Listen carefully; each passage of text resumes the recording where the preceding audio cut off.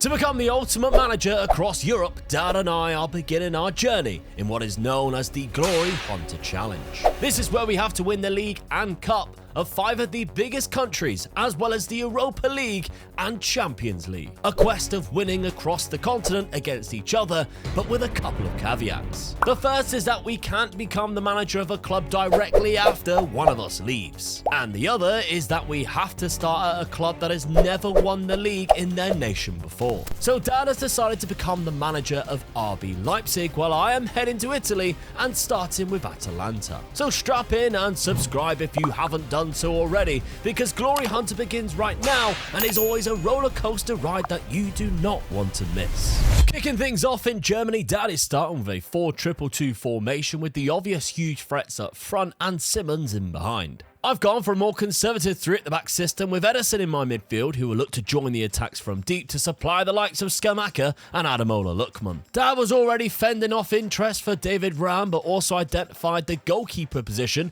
as something he needed to improve, so he brought in Diogo Costa from Porto. I was also targeting a Porto player in João Mario, but Juventus beat me to his signature, meaning it was back to the transfer market to find an alternative. And so I went for my second option in Kenny Tete of Fulham, in that right wing-back role on the right-hand side. I also brought in Robert Andrick to cover my defensive midfielder roles for just £15 million. And Dad was doing the exact same thing with Mandragora from Fiorentina. Season preview puts my Atalanta team down in 7th place at 25-1 to win the Serie A this year. Meanwhile, Dad's Leipzig side has a slightly better chance in 4th place at 14-1 to win the Bundesliga. However, I imagine my chances were even worse when on the opening day of the season, I suffered a 2-0 loss to newly promoted Como. Thankfully, in the following fixture, we picked up a 4-0 win against Empoli to hopefully get us back on track. Meanwhile, Dad started unbelievably well in Germany in an emphatic 5-1 victory against Gladbach on the opening day of the Bundesliga, followed by an away 3-1 win against Freiburg with another comfortable victory, but all was not perfect for Dad, as both of his first-team goalkeepers had picked up bad injuries and will miss a significant period at the start of the season. And that could be enough to cost you in a cup or league competition as we race to fill our trophy cabinets against each other. Well, Dad, we're here again with another Glory Hunter series. I've been looking forward to this. Yeah, it's your favourite one, isn't it? Yeah, it is, yeah. Yeah. Now, we decided to start off at a team that hasn't ever won their league title. So, you picked RB Leipzig. Yeah, there might be a few people who could sort of go against me for this, but hey, that's what I've gone for. Yeah, I mean, that probably out of all of the leagues that we're in is the obvious pick, I think. Yeah. In terms of the best team in their league, never to win it. Yeah. They are probably the highest up there. I, of course, have gone for Atalanta. Now, again, quite a good team in the league, but I would say nowhere near the top in terms of you got both Milans, you got Juve, Napoli, all that. Oh, you got more teams in your league that can beat you, but you've still got a good side, I feel. Yes, very good. So that's how we are starting things off. I'm in Italy, Dad is in the Bundesliga in Germany, but of course, maybe our paths will cross. I'm trying to keep you away from me.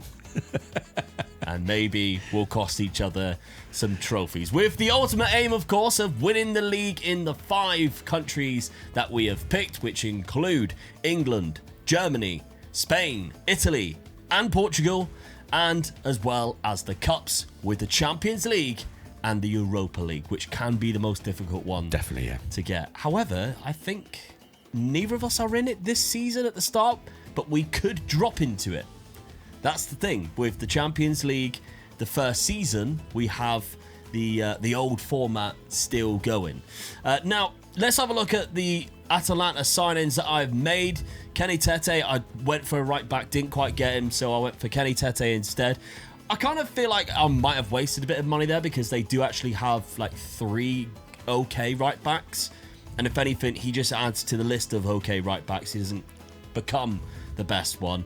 With Robert Andrick, another £15 million signing, who I needed a bit more depth in that DM role, which is the reason why I signed him. His mental attributes are fantastic. Yeah, I do like good it. tackling ability as well. Also, it makes Leverkusen worse, which might not be a good thing for Dad. Well, might be a good thing for Dad. Definitely. Might not be a good thing for me. Tactically, I've decided to go with what they suggest is actually their best shape. I'm not, I don't actually mind a 3 at the back lately as well. And I was quite happy to kind of go along with that. This is the best 11 that you can see on screen right now. Actually, it's changing a little bit, but Ruggeri has got a bit of an injury there, as has Ederson, so I'm missing 2 key players at the start of the season. And it shows in the results. I lost to Como.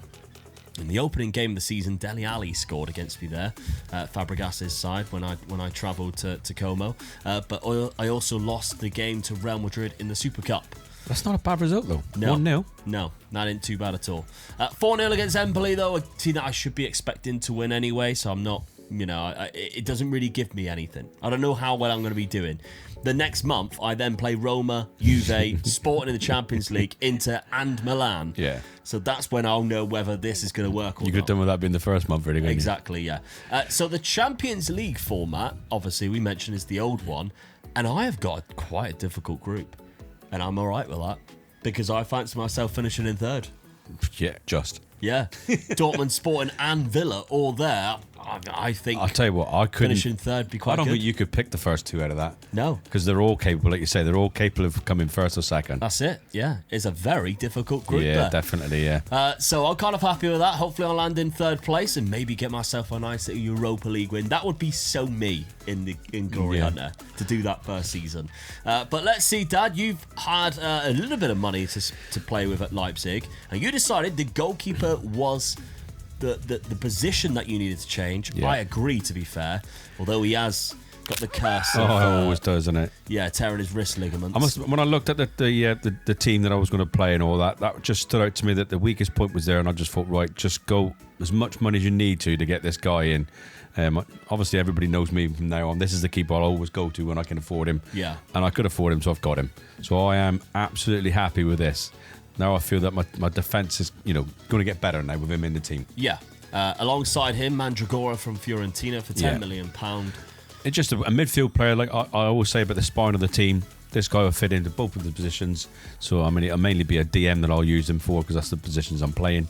But yeah, I'm quite happy to get this guy in with the money that I had left over. Yeah, which, you mentioned DMs. You're using 2 of them. Yeah. Going for a classic 4-2-2, which is very much RB Leipzig as well. We're sticking to the status quo of what these teams are used to playing right now. And I think that's smart in Season 1. Yeah. You don't want to sort of like chuck things away because it only takes you getting sacked once early on, and you've really screwed yourself in Glory Hunter because you cannot get yourself another job, and you have to start way further down.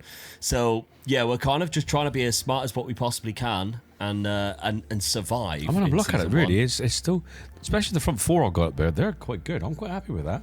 Really good. Cause a few teams a few troubles, so I'm happy with that. Yeah, everybody sort of knows how good Leipzig's team is. I mean, I've improved the only weakness I feel in the team, and I've improved it with the keeper. Yeah. Schedule, you started off well as well. Gladbach 5-1, who you always say is your bogey side. Yeah, my bogey team in that league for some reason. Yeah. But yeah, I'll shove the bits with that. Yeah. So, good start to the season. Yeah, I'm not conceding many goals, so no, he's doing his job already. But in the Champions League, you also might drop into the Europa League. Yeah. Because you have a group of Real Madrid, AC Milan, and Brest. So you might make a tit of yourself. Yeah, I was just going to say, as long as I don't make a tit myself, I'll come third. Yeah. And I'll be happy with that. Exactly. So Real Madrid and Milan are obviously in there, 2 big teams in Europe that could cause you trouble in the Champions League to drop into the Europa League. But that ain't a bad thing when it comes to I'm not going to go very far in the Champions League, so I'd be happy if they do cause me problems, and I'll drop into the Europa League quite happily. Yeah, because Europa League becomes a lot more difficult to win once you go into the new format. Because you can no longer drop into it. You have to find a team which is finished that low down in the league to qualify for it. And that is obviously very limited positions compared to the Champions League. So there we go. That's our teams. A little introduction there. And of course, you know the challenge. So let's get season number 1 underway with Glory Hunter and see who starts the best. With the season underway, it was already interesting to see how both of us were struggling in the Champions League. However, Dad benefited much more from this than I did, as he was finishing in 3rd place and qualifying for the Europa League with just 5 points. Whereas I finished in 4th place despite being on the same points as Dortmund in 3rd and a better goal difference, but losing out on head-to-head and being eliminated completely. Dad's Leipzig side, though, was being eliminated from the DFB Pokal in just the 2nd round, thanks thanks to an extra-time Gladbach goal. His league form was suffering too as he slips to 10 points behind Bayern Munich in 6th place at the turn of the new year, which means he's really pinning his trophy hopes on the Europa League with Lyon to play next. My Atalanta side though hadn't lost face of a trophy this season as we are doing incredible stuff in the Serie A, with a lot of the thanks going to Ademola Lookman, of course, a former Leipzig player who has 14 goals in 17 league games this season, helping us top the league table at the halfway point, 1 point ahead of Milan in 2nd place with a very close chasing back. But just when things were going well, Manchester City came through and activated Ademola Lookman's release clause to snatch him away in the middle of the January window. Not only do we have Milan chasing us in the league as well, but we have them in the quarterfinals of the Coppa Italia, where we were eliminated thanks to a penalty shootout after AC Milan equalised in the 121st minute of extra time. Dad's Leipzig side cruised past Lyon in the Europa League and then faced Ajax in the round of 16, defeating them 5-2 on aggregate. Another confident victory against Bilbao in the quarterfinals, and Dad books himself a semi-final clash against fellow German side Dortmund. His league form, albeit had some bad results, had improved, and RB Leipzig were sitting in a much more respectable position. The loss of Lookman didn't seem as bad as what I thought though, because Skamaka was still scoring and Retegui stepped in with the goals too. And with a huge win against AC Milan and great results elsewhere in the league, our consistency has pulled us away from the others where we were on the brink of lifting the Scudetto. With the league just out of reach for Dad though, he really poured his eggs into the Europa League basket with a massive 3-0 first leg win in the semi-final, a 2-2 draw in the second leg, and that was enough to breeze through into the Europa League Cup final, where if he can defeat Spurs, he lifts one of the hardest trophies to obtain in the Glory Hunter Challenge. Another 3 goals from Retegui, and we are celebrating, as with games to spare, my Atalanta side has won the first trophy, and we are crowned champions of the Serie A. Dad was hoping I wouldn't be the only one celebrating a trophy, as he took on Spurs in the Europa League final that had end-to-end actions in both halves and required an 85th minute Leipzig equaliser to take the game to extra time. However, the Premier League side just had too much for Dad's defence, and they couldn't prevent extra time goals from Heung-min Son or Pedro Paulo to stop Spurs from lifting a European trophy. It just had to be Spurs. Why them? Why them? They take me to extra time as well. Oh, and my mate Heung-min Son is done the. Yeah. Oh, I don't extra believe time it. goal from Heung-min Son. Yeah. It looked like you put yourself back in contention because you went 3-2 up at one point. Yeah. Richarlison equalised. That's the one thing I can't believe. Well, and actually Richarlison put them 3-2 up, and then Nopton actually scored the equaliser to take it into extra time. But Tottenham Hotspur has prevented you from winning the Europa League. The hardest one to win, I think. That'd have been so Glory good Hunter. the first season to get that out of the way. I'd have been really worried. I would have been really worried. I would have. But it had to be Spurs. It was all Spurs. the teams and all the leagues that could stop me. It had to be Spurs. Yeah. Come on. I mean, as we mentioned, the Champions League group, I fell fourth. Like Dortmund finished in 3rd place. I obviously finished in the bottom. I've gone to the group stage there, which meant I didn't even get into the Europa League or the Champions League. I was just out of the competition completely. Yeah. You defeated Lyon in the knockout playoff round to keep it going. We've seen a big win against Ajax there, the quarter-final win against Bilbao, and you think the run is there, knocking out Dortmund in the semi-final as well. That's a good result. Yeah, and then you see Tottenham beat Liverpool, and you think, God, it was written in the stars for you to pinch a cheeky win. They couldn't be Spursy then, could they? No. Exactly.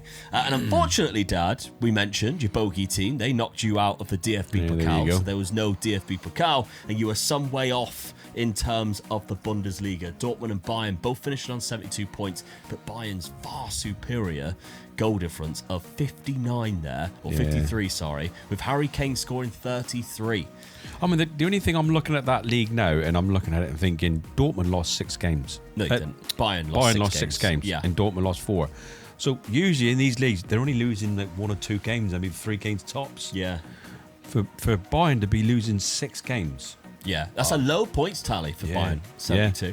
So it's a bit disappointing, really, that I wasn't a bit closer. Yeah. Because that's when you got to quickly get in there and do something. Yeah. When they are losing games like that, so I'm a bit disappointed, really. Well, I'm really disappointed with Spurs beating in the final. For first season, I would look at that and think, I'm happy with that because I've done well. I've got 3rd position. nowhere near in the cup, and then to find out I lose to Spurs, I mean, really, in that cup as well, the Europa League. Openda did well, 26 goals. That wasn't bad. You were actually quite lucky because at one point you were down in 6th. Yeah. And I think the only reason why you were keeping your job was because of that Europa League run. 100%. And it wasn't until like a late surge in the league where you managed to just get above and finish in 3rd. Which I think it's like bare minimum for Leipzig. Yeah. I've seen people be sacked for finishing in 3rd place before. Well, they are a team on the up, and they've got the money there, they've got the support there, so they want to win this league, don't they? Yeah. They want to be successful in the next few years, really. So yeah, like you said, I think I was lucky there. Yeah, it was one thing keeping my job there, getting to that final. Speaking of winning the league, though, we head to Italy. I don't know how I done it, but I walked the league. 12 points, and you lost 6 games as well.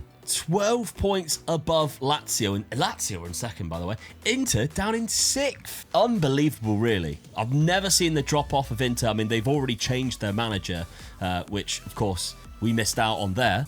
But at the same time, he's only been in charge for 20 days. It's not really a job that we would be going for in the first season. Would be a little bit, let's move straight away. No. I was never moving because I was already on course to win the league. 88 points. I was sailing past when the Inter Milan job came up. Clean sheets, done you let your keepers at top? Yeah. 19 clean sheets in the league. 19 clean sheets. And if we're looking at statistics, I had the fewest conceded in the league, 29, most clean sheets, and I was still 2nd in terms of most goals, which is obviously a great combination.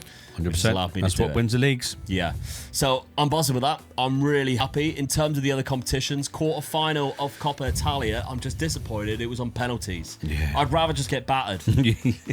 Because then it's like, I mean, Milan did go on to win it. Fair play to them. They beat Juve in the final. So if I did knock out Milan, I'd have had to have faced Juve anyway in the final, which you just never know how that's going to go. No. And in the Champions League, as we mentioned, I didn't even get out of the group. The final is actually being played still between Barcelona and Arsenal. That's still to be played. Come on, Barcelona. Come on, Barcelona. But let's look at the transfer budget then. So I'm going to stay in Italy because I've still got to win the Coppa Italia.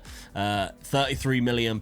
It's not too bad. I mean, if we're looking at my team as well, goals wise, 26 from Scamacca, 17 from Di Catalere, 13 for Retegui. I mean, I'm a little bit disappointed to lose Adamola Lookman in the January window there. He moved for 29 million because he was on course of being my top scorer. 14 goals in 17 games. Massive. So I've got to replace him. Yeah. But I haven't really necessarily been given the money to do so. But that's absolutely fine. We'll get that sorted throughout this summer. We'll replace him quite nicely. But Dad, let's look at your side because goals-wise, it looks like you've got that covered. Your strike force is strong. Openda, Sesko, Baumgartner's even come in with 20. Yeah, that's good. Yeah, Xavi Simons has got 17 goals with 18 assists. That's brilliant, yeah. Huge amount of goals. Yeah, so like I said, the top 4 I was quite happy with, really. So, yeah, I'm quite happy with that. So, maybe just sort of tinker again with the defence a little bit more. And maybe the DM. Yeah, all right. Well, you got £65 million to spend. So you think you're going to stick with this system or change it around?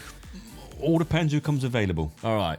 I'm not going to deviate too far away from that. Yeah. You know, we'll always be jumping in with like 3 up front and things like that. Not at the moment.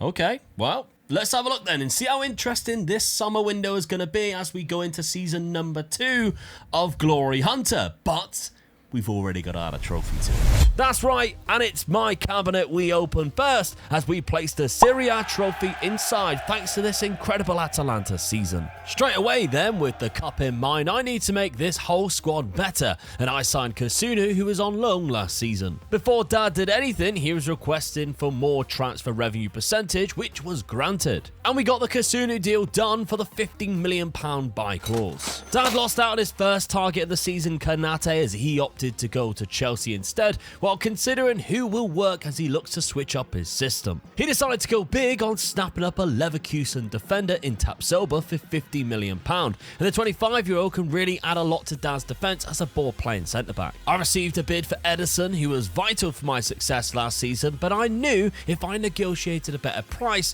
I would be happy to let him leave, and Arsenal accepted the counter-offer. Eventually, with him going, that really pumped my transfer budget up, and I now have £91 million for a replacement as well as a striker. Speaking of strikers, Dad brought a favourite to his club as Esposito joined his Leipzig side. But with a striker in mind for myself, I had just enough to bring in Kamara from Villa, who was a more defensive-minded midfielder. And I spent £36 million up front and a possible total of £66 million on Matheus Cunha from Wolves, who had been relegated, a player that can slot in behind the striker or as a natural centre-forward with Scamacca this season. With Dan's budget spent, he finally settled on a system, and the season preview just before all the things kicked off this season seen Leipzig sat in second behind Bayern. I was happy with the system that won me the league last year, so I decided not to change anything, and my 2 new signings are in the squad, but we are still being underestimated down in 5th place. But we are picking up a win in the opening fixture thanks to a really good Cunha assist. Dan was also really happy though with his start to the season, as he won all 4 of his opening fixtures. Well, Dan, it's been a good start to the season for you. Really pleased with that. 3 wins from 3. Yeah. Also through to the DFB Pokal second round. Always glad to get that one out of the way, but you should. Got Leverkusen though. Yeah, that's the big problem there, isn't it? Yeah, and away as well. So yeah. I could be knocked out so early and I'd be so disappointed already. Exactly. But the transfer window that you have was actually rather quiet one, I thought, compared to what you're normally like. Yeah. Tapsoba coming in for £50 million. So I made him a little bit weaker. Yeah. Buying one of their best defenders. Well, I said I'd have to sort of strengthen my defence, and that's the guy that I was doing it. So I spent most of my money on him. Yeah. And I had a little bit left over, so I thought I'd get a young striker in, and we all know that I do like him. Yeah. So that's what I've done. I've just got him. I know he won't get in my first team. They're too good for that, but if I get any injuries, he's the guy that could be just doing it for me. Mm-hmm. So, 19 years old. He's a lot of potential still to I was play. surprised I got him out. I was surprised Inter let him go, because other games that I've gone through that I've tried to get hold of him, they don't release him. So I was quite surprised, really. Well, tactically, you have switched it. Not by much, just a player coming down from here, down to that left-hand side. I just wanted to move someone and just make it a little bit more, I'm going to say attacking, but I didn't attack, but I wanted to be giving the forwards more. Yeah. So I've put him out on the wing, this guy. And a supplier. A supplier. That's what I'm looking for, yeah. So I'm looking for more suppliers, and that's the guy I got it. And in the, I'm sort of like strengthening all the balls down to the left-hand side as well. And I wanted to lock this young guy in the... Seevald. Yeah, I wanted to lock him in. I felt that he just... Like you always say to me, he needs a bit of play time, so I'm going to give him some. Yeah. And I'm going to lock him in. Hopefully it works for me, because he can be a really good player. Yeah, absolutely. Good start to the season. I think smart move, to be honest. Tapsoba comes in and actually improves the team, so he comes straight into that. And when you're only given £60 million, you don't really want to sell anybody. No. It's just a case of, all right, just get one person in. Yeah. But, okay, let's have a look. Atalanta, league champions, by the way. I've also weakened by Leverkusen's defence. Do me a favour for the cup game, £15 million. Yeah, Casuno. I couldn't turn that down. £15 million. I think that's really good, because he could also cover on that right hand side for me should I need to. And I'm playing for it at the back, so I need a majority of centre backs, of course. But the big summer selling was Ederson. The decision to sell Ederson, I in the nam whether it was a good idea or not. I felt like I could do it because bringing in Kamara for roughly the same price, 2 very different types of player, but I think he gives me more solidity in the midfield than Ederson, who's more attacking. And then Cunha comes in as the replacement for Lookman, who I think is a better player, and can also play there too.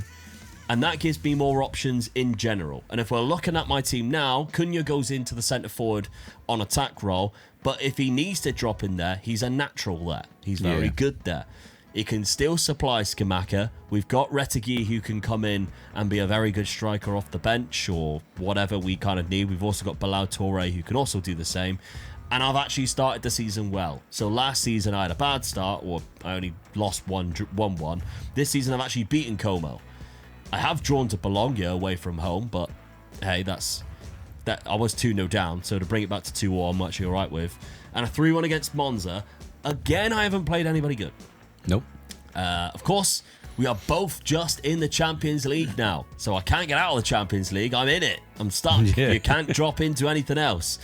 We're also playing each other in that Champions League phase. So on that final day, but I think both by then we should be secure in terms of at least a playoff. Maybe we're fighting for the top 8. Yeah. Which would be quite nice to do, because your Champions League fixtures are well. I think yours is slightly easier than mine. You've got Bayern to begin with and Man City, but Atalanta there at the end. I Yeah, think yours is I slightly think you're right easier there. I than think mine. we both should qualify. Whether it's Yeah. in the top 8, I don't know. Yeah. I don't think anybody's going to be winning the Champions League this season, though. No. In season number 2. I think it might be a bit of a stretch, but we're both going for cups. Yeah. And you're going for the league as well. So let's Yeah, make I'm a this little an bit behind now. interesting one. Do we finish season 2 with any silverware? It wasn't long before Dad was coming up against Bayern, but still couldn't prevent a loss, as well as taking a heavy loss to Borussia Dortmund in the league as well. But one game Leipzig did manage to win was when we crossed paths in the Champions League, in the final match of the league phase for us both, as Dad's side stomped my Atalanta team 3-0. And that actually cost me from qualifying in the top 8 as we both slip into the playoff match. In Italy, however, we are still flying and surprising everyone with how good we really are. Sitting top of the league by 4 points, but it's the cup we are really concerned with this season, and it's AC Milan again in the quarterfinals. Dad was facing a similar task as he drew Dortmund in the quarters of the DFB Pokal. But in Dortmund, they stepped up and Openda bagged a brace, including the winner in a 3-2 win to the semi-finals. And I was shocking Milan 4-0 as we absolutely battered them to go through to the semi-finals against Inter Milan, which of course in Italy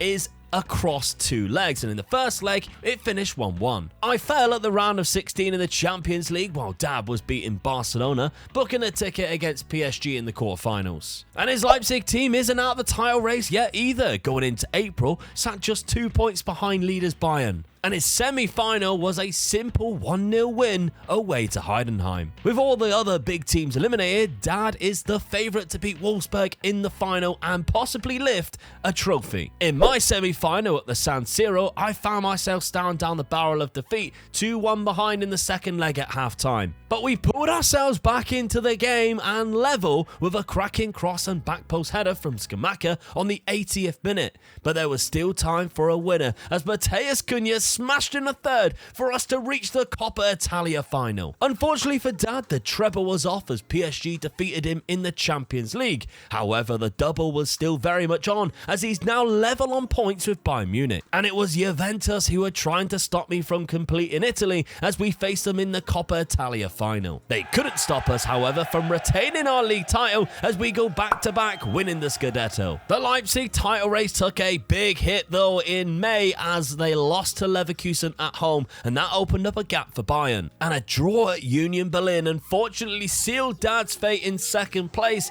as Bayern Munich now lift the Bundesliga title. But it's cup final time and my Atalanta side start the game so well, scoring within 5 minutes, and they sealed the Coppa Italia trophy for me, thus completing Italy with a 75th minute second goal. Leaving me with nothing left to win in Italy, and I already have my eye on a next job as a vacancy has just popped up. Before that though, this is Dad's turn to try and win some silverware. However, within the first minute, he finds his Leipzig side a goal down. And it stayed that way until midway through the second half, when eventually Lois Openda smashed in an equaliser. Another nearly 20 minutes passed with the score still level until that man Openda found the net yet again to give Dad's side the lead. From then on though, it was comfortable as a minute later Xavi Simons gave them a 2-goal lead. And finally, in the 87th minute, Lois Openda is bagging his hat-trick and securing Dad the DFB Pokal for his trophy cabinet. Well, Dad, you had your first trophy to your Glory Hunter cabinet. I needed that one.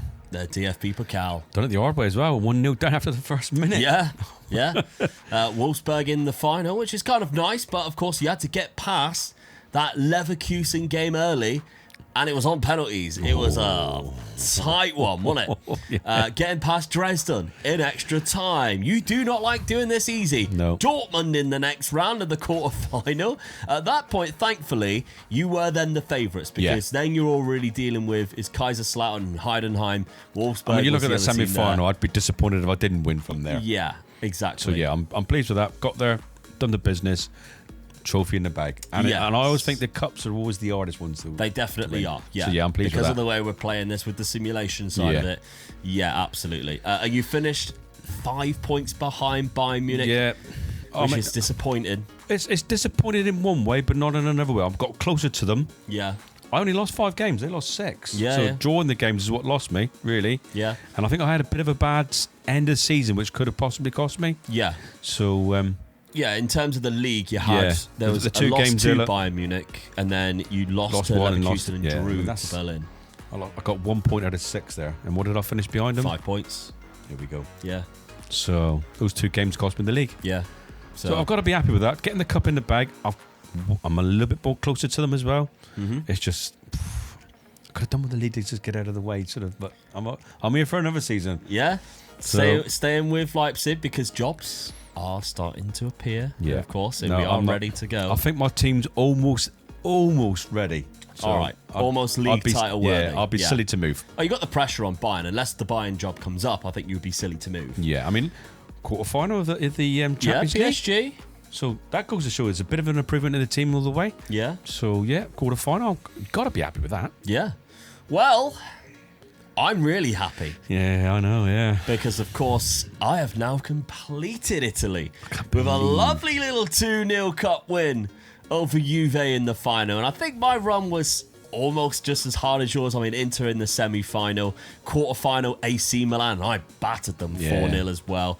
Like, this is a really good run. Modena in the third round, but from quarters onwards, it was a tricky cup tie all the way. So to lift it, I'm buzzing with. You're bound to be get Italy out of the way the first 2 seasons. Yeah. Job done. See you later. Yeah. Back-to-back league wins as well, by the way. Yeah. I did only just do it that one fluke season. Back-to-back league wins plus the cup, domestic double. All is great for the reputation because now that I need to move, I need to have a good reputation CV. or a good performance, a good CV for clubs to go, yeah, you're probably the right guy for us to take over our club. Round of 16 by Manchester City. That was when you were actually eliminating Barcelona. So a nice little win there for you. 7-3 on aggregate. Yeah, cool. So it was a great win. I got absolutely hammered. stomped, and after being 1-0 up in the first leg too against Manchester City. But that's absolutely fine. Champions League for me is something that I can get to. Yeah. Because when the big clubs really come up, that's when you go, this is the season where I need to start targeting the Champions League. When you're at the Manchester Cities or the Real Madrids, Barcelonas. Right now, I'm not in that position.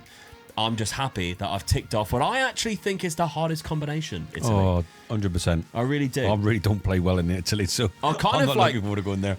When I first decided to be Atalanta, I thought, yeah, that's a good team. Then I thought, I've really shot myself in the foot here because Italy's probably the hardest combination to win. Yeah. Coppa Italia and Serie A because of how many good teams there are. But I've got the job done early. And that means I can resign as Atalanta manager. But then you might be thinking, well, what if there's no jobs? There is one. There is a job available for me right now that I think would be a great move to go to. And I'll be joining Dad in Germany. Because Borussia Dortmund and Eintracht Frankfurt, but Borussia Dortmund moreover, is available. Oh, they've got such a good side as well. They've barely lost any players. So the last 2 seasons that we have played, they haven't lost any of their first team. Last season, same points as Bayern Munich. Yeah. This season down in 6th. And oh, look, they've qualified for Europa League as well. So that, you can bet your bottom dollar, I'll be applying for the Borussia Dortmund You job. fell in something and come out smelling of roses, haven't you? Oh yes, but I had to get the hard work done because I added another trophy to my Glory Hunter cabinet. Let's add them to both of our cabinets, in fact, and see how our progress is going. Yes, with the intrigue of the Dortmund job on the horizon, it's time to check off Italy with a Coppa Italia win. Meanwhile, very close to both, but at least Dad gets to cross off one of Germany's trophies this season, as the DFB Pokal is added to his Glory Hunter cabinet. The first season ended with a surprise win for me as well, as I took Atalanta to the league title, securing the only trophy that year in the cabinet. But season 2 seen Dad get a trophy of his own in the DFB Pokal, as his Leipzig side were very impressive. However, I was matching that with a domestic double of my own, lifting the Coppa Italia and therefore completing Italy in just 2 seasons. And with Dad still having the Bundesliga to win in Germany, a job at Borussia Dortmund has also cropped up that has piqued my interest. So as much as I've enjoyed my time at Atalanta, it's time to resign from my post and seek out my new club. And that all starts with applying for the job at Borussia Dortmund, as I could slow down Dad's progress as well. Dad is obviously staying with Leipzig and is already offering out players, but being careful where he sells them to. But he knows he needs to strengthen, and that's why Coyote comes in for that right back position. His attempts to get rid of some players to raise more funds is proving to be tricky though, as players are rejecting clubs coming in. Klosterman is gone though, and that's £33 million to add to the pot, with more to transfers in to come. And his next signing, Trevor Chalobah, joins the club for over £60 million from Chelsea, which potentially bites Dad's backside. And that's because Chelsea then have the money to activate Benjamin Šeškel's release clause, and he is completely unwilling to sign a new deal with Dad's side to stay there. Other players are leaving as well, though, to keep raising Dad's budget. And when Šeškel eventually departs, leaving Dad with nearly £120 million in the transfer budget for new players. Finally, though, some news as Borussia Dortmund invite me in for an interview for their manager vacancy. Dad's options to replace Benjamin Šeškel started with Victor Gyökeres at Sporting, who of course is a fantastic replacement. However, he really liked the look of Sekou Mara at Strasbourg too. And Mara's comparison to Benjamin Šeškel is rather impressive, which makes Dad's decision an easy one. Meanwhile, back in Italy, Jose Mourinho is taking my job at Atalanta. Juventus then give Dad another heart attack as they activated Tapsoba's release clause. Thankfully though, he opts to actually stay at Leipzig with Dad and commit his future with a new deal. I finally get the news through though, and I accept the offer to become the manager at Borussia Dortmund, joining Dad in Germany. And with a very similar team to what they start off with, I look to use the same system that was so successful in Italy. Dad brings in Gyökeres as a left-sided option, but there's a problem with his striker target Mara, because Bayern Munich have also put in a huge offer for Mara, and he eventually decides that would be a better move for him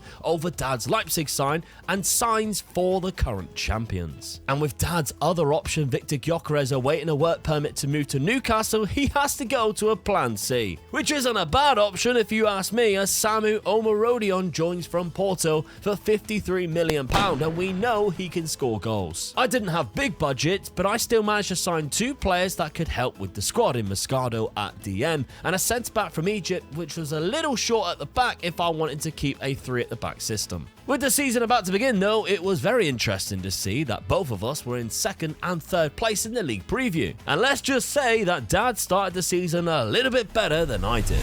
Well, Dad, here I am in Germany. Oh, I don't know. I was hoping you weren't going to get that job.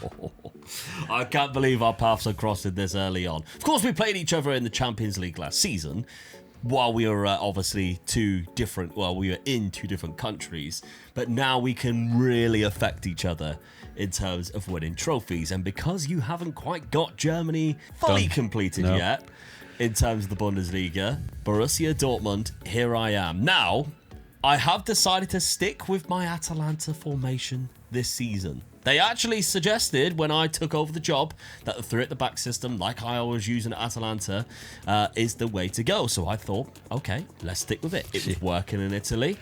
This is a very underperforming side at the minute. I have brought in a couple of players. Nobody that goes straight into the first team and directly changes the way we play or anything like that. But we do have a first team player coming in Mohamed, who's the Egyptian centre-back from Lille. We used to sign him quite a lot when he was at Nice, I think. Yeah. I think it was where we used to sign him quite a lot. And Gabriel Moscardo, who's going to be just a really good backup, a young player, depending on how long I'm going to be in Dortmund for. Long time. Who can help me here. To sort of grow and develop, because we do have a couple of Asian players in that DM midfield role with the likes of Emre Can and Sabitzer, who are both in their 30s now. 31, Emre Can's 32 or 31, 32 this season, both of them. So gives a little bit of legs in there. Yeah. I have started the season quite poorly, though, it must be said. I lost to Mainz on my opening day of the Bundesliga, and I've drew away to Augsburg, which I feel like it's my German bogey team. I always seem to drop points against them. But I did beat Wolfsburg 3-0, so there is some good signs. That was probably your hardest game, I felt. Yeah, definitely. Yeah. Definitely, out of the 3. Champions League fixtures. Well, not in the Champions League, of course. Europa League, I meant. There actually are some difficult games there. Monaco, Porto, Napoli.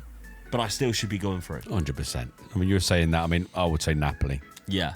And remember, really, because nobody now can drop into this competition, these are the only teams I have to defeat. Yeah. But we are looking at the likes of Chelsea, Manchester United's in there. Roma, Napoli, of course, Villa. They're always quite good in these competitions. I think they got to the final of it previously. So there are some difficult games in this that I might have to play should I get very far into that. Dad, you had a very active summer, though. Unfortunately for you, You lost Benjamin I Sesko. can't believe it. I lost him. £73 million going to Chelsea. Yeah. Not in your plans this summer. No, it wasn't. I was quite happy with my front two, so I'm disappointed with that. But, Yeah.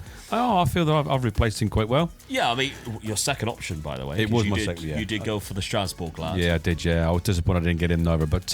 Went to Bayern Munich as well. That's even worse, wasn't it? Yeah, that's...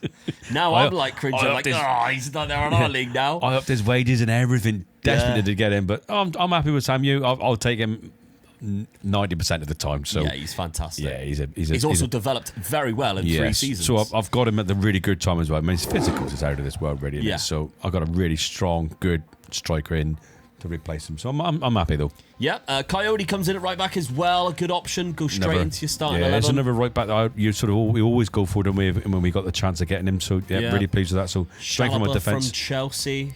And to be honest, that's my defence. I feel really good now. Another centre back I've got in, right back I've got in. I've got the keeper in as well.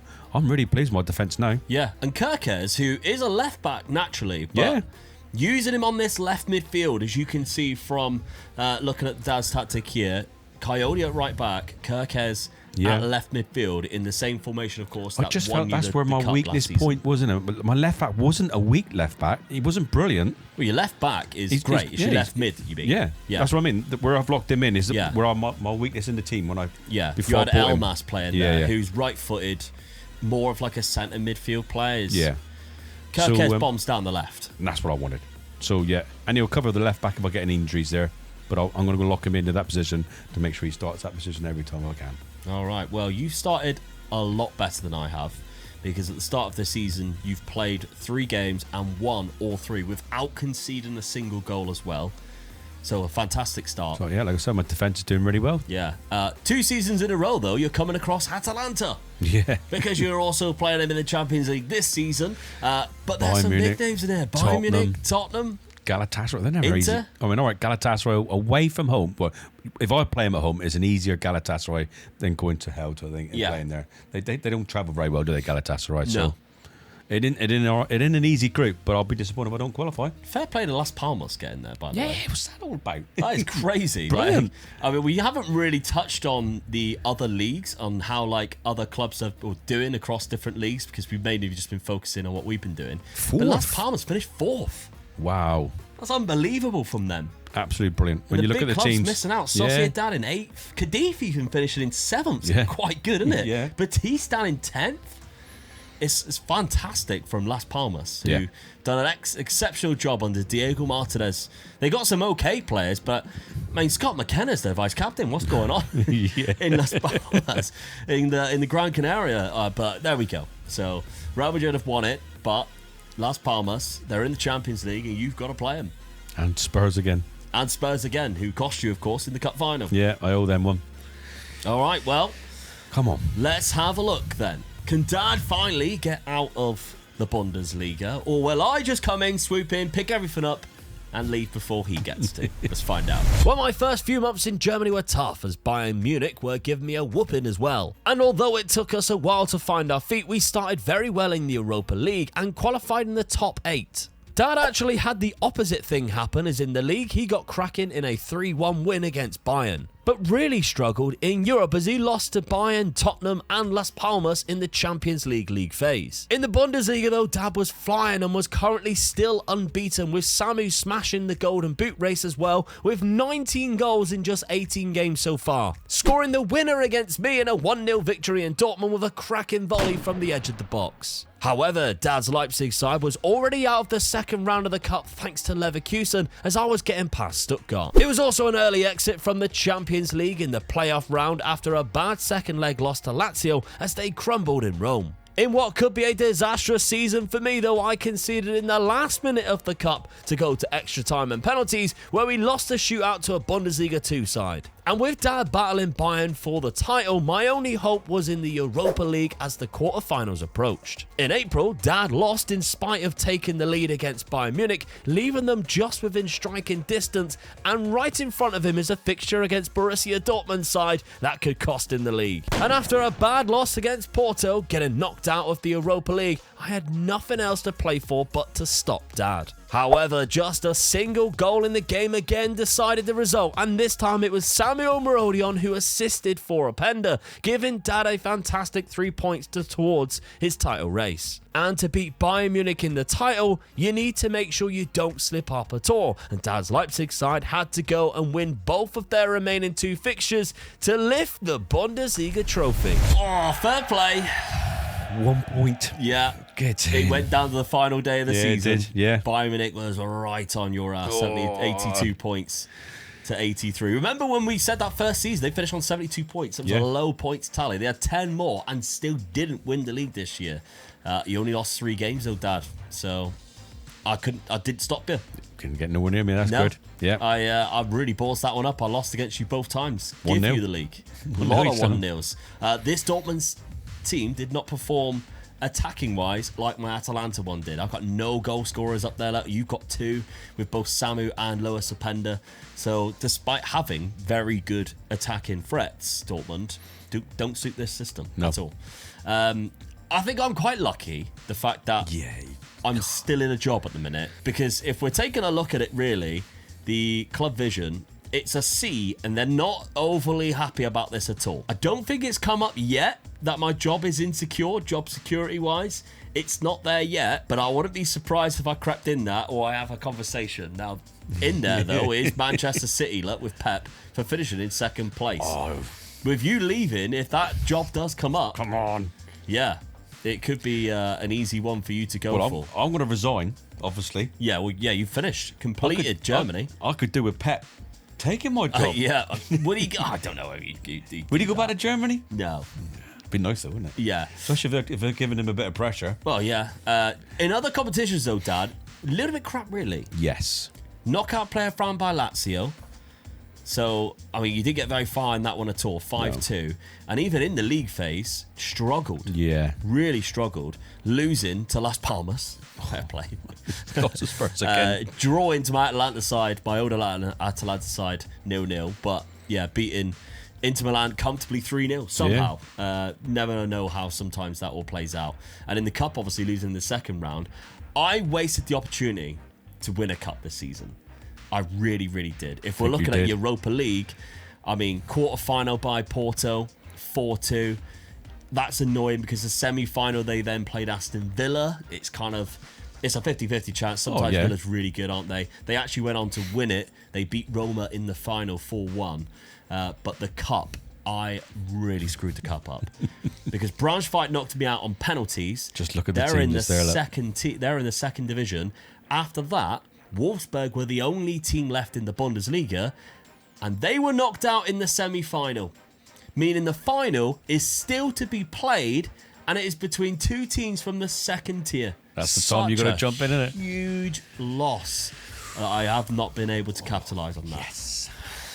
So, no trophies for me to add to this season in season number 3, but Dad, there is a trophy for you to add, which is probably going to lead to also a resignation letter. 100%. Germany, ticked. See you later. Off we go. Yeah. That's right. Still in very good time. Dad completes Germany in just 3 seasons as he adds the Bundesliga trophy to his cabinet.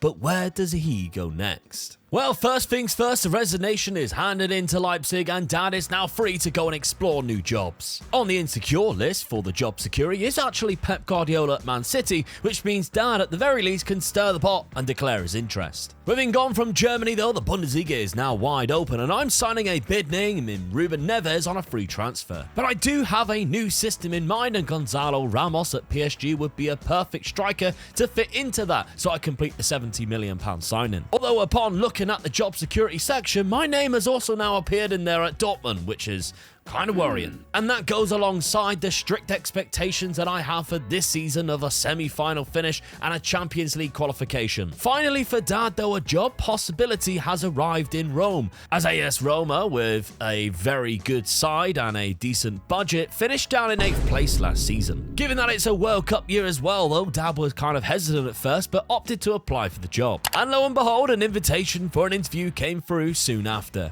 An interview that Dad clearly smashed as he was then approach to become the new manager of the Serie A side. And the first signing in the door is his old assistant manager from Leipzig. At Roma, he's looking to deploy the same shape as his Leipzig side with a couple of tweaks that was so successful, while I'm opting for a 4-3-3 approach this year. His first signing on the pitch though was a striker in Lorenzo Colombo, £16 million for the young Italian goalscorer. A marquee signing though was Batterina from Bologna. The Croatian midfielder possesses such an attacking threat and worth the £37 million that Dad paid for him. Finally, Dad completed the spine of his club with a new signing at centre-back from Genoa for £25 million.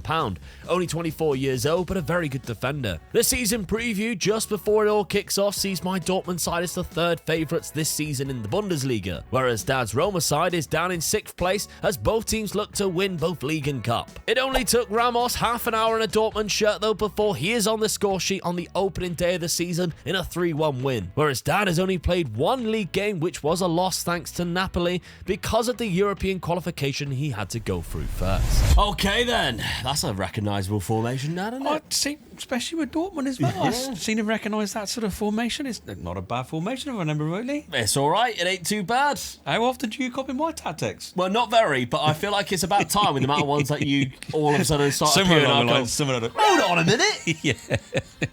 So, yeah, I know how good this can be with Dortmund, Yes. and I've only added great players to the roster to, I think, make it even more achievable. The addition of Gonzalo Ramos, a world-class striker according to this, who just wasn't getting game time at PSG. Yeah, it's cost me £70 million, but I think in the long run will be worth it. I felt like Guirassy and Adeyemi weren't scoring enough goals last season. He's the guy who Yeah, can do definitely, yeah. I mean, when he went to PSG, I thought that was a big surprise, big mistake, because they had him on loan the first season, part of the season, loan to from buy, something January like or that. something. Yeah. I thought he was a fool going in there because it was nowhere he was going to get in the team. No, that's So, it. but there you go. So, He is a good striker though. Neves coming in on a free transfer as well. Really good to hold down in that centre midfield. 100%. So, not too bad at all. Playing Julian Brandt in more of a deeper role as well, instead of him behind the striker. See if we can get him more involved. But yeah, no big names going out, so I kept hold of my strong core, just changed the system, add a couple of players. We started off a little bit weird because we got a great win 4-1 away from home against Hamburg and a nice 5-2 against Heidenheim, but losing in the 96th minute to Union Berlin, who also scored in the 75th to equalise, is a bit like, that's just really frustrating. I gotta say, I love a late goal. Yeah. That's late. But we are playing, of course, in the Europa League this season. Yeah, Feyenoord, Basel, Manchester United's in there. There's a couple of tricky ones, but I should be going through. 100%. The team that you got now, you should be really close to winning that, I think. Yeah, absolutely. I mean, we're looking at the teams that are also in it that could, of course, cost me. There's one that begins with R. Well, Rangers. Oh, yeah. No. The bloody rats, they're appearing. Look. It's took them 4 seasons, but there they are. Come on, Rens. So, Sporting, Porto, 2 big Portuguese sides in there. Of course, Manchester United could cost me. Outside of that, though, sometimes like there's a big Italian side that drop in there, a big Spanish. I'm looking down there. There's another team that stands out, and I'm thinking, how did they get there? Leicester. Yeah. Where? There. You just went past them. Leicester City, yeah, fair play. From the Championship. So they won a How cup have they then. done that? They must have won the cup. Yeah. Fair play to them. 2026, they won the FA Cup. Whoa. So Leicester City in the Europa League during their time in the Championship with Iraola as the manager, I think that was. So the Bournemouth manager. So that's quite funny, actually. Fair play to them. Don't really see them as a contender, I must admit. But those are the contenders that I do have to face. Let's see, Dad, your new side. You moved to Italy. Yep. We've got Roma. Happy with that, or is it kind of like, I'm settling for Roma? It was one of those things, really. They come available before the World Cup had finished. Yeah. And I was imming and amming whether to wait for the World Cup to finish to see what cropped up. And then I just thought, well, if nothing crops up, I think you're screwed. I'm screwed, yeah. Yeah. So Roma was one of those things. I went for the job, had the interview.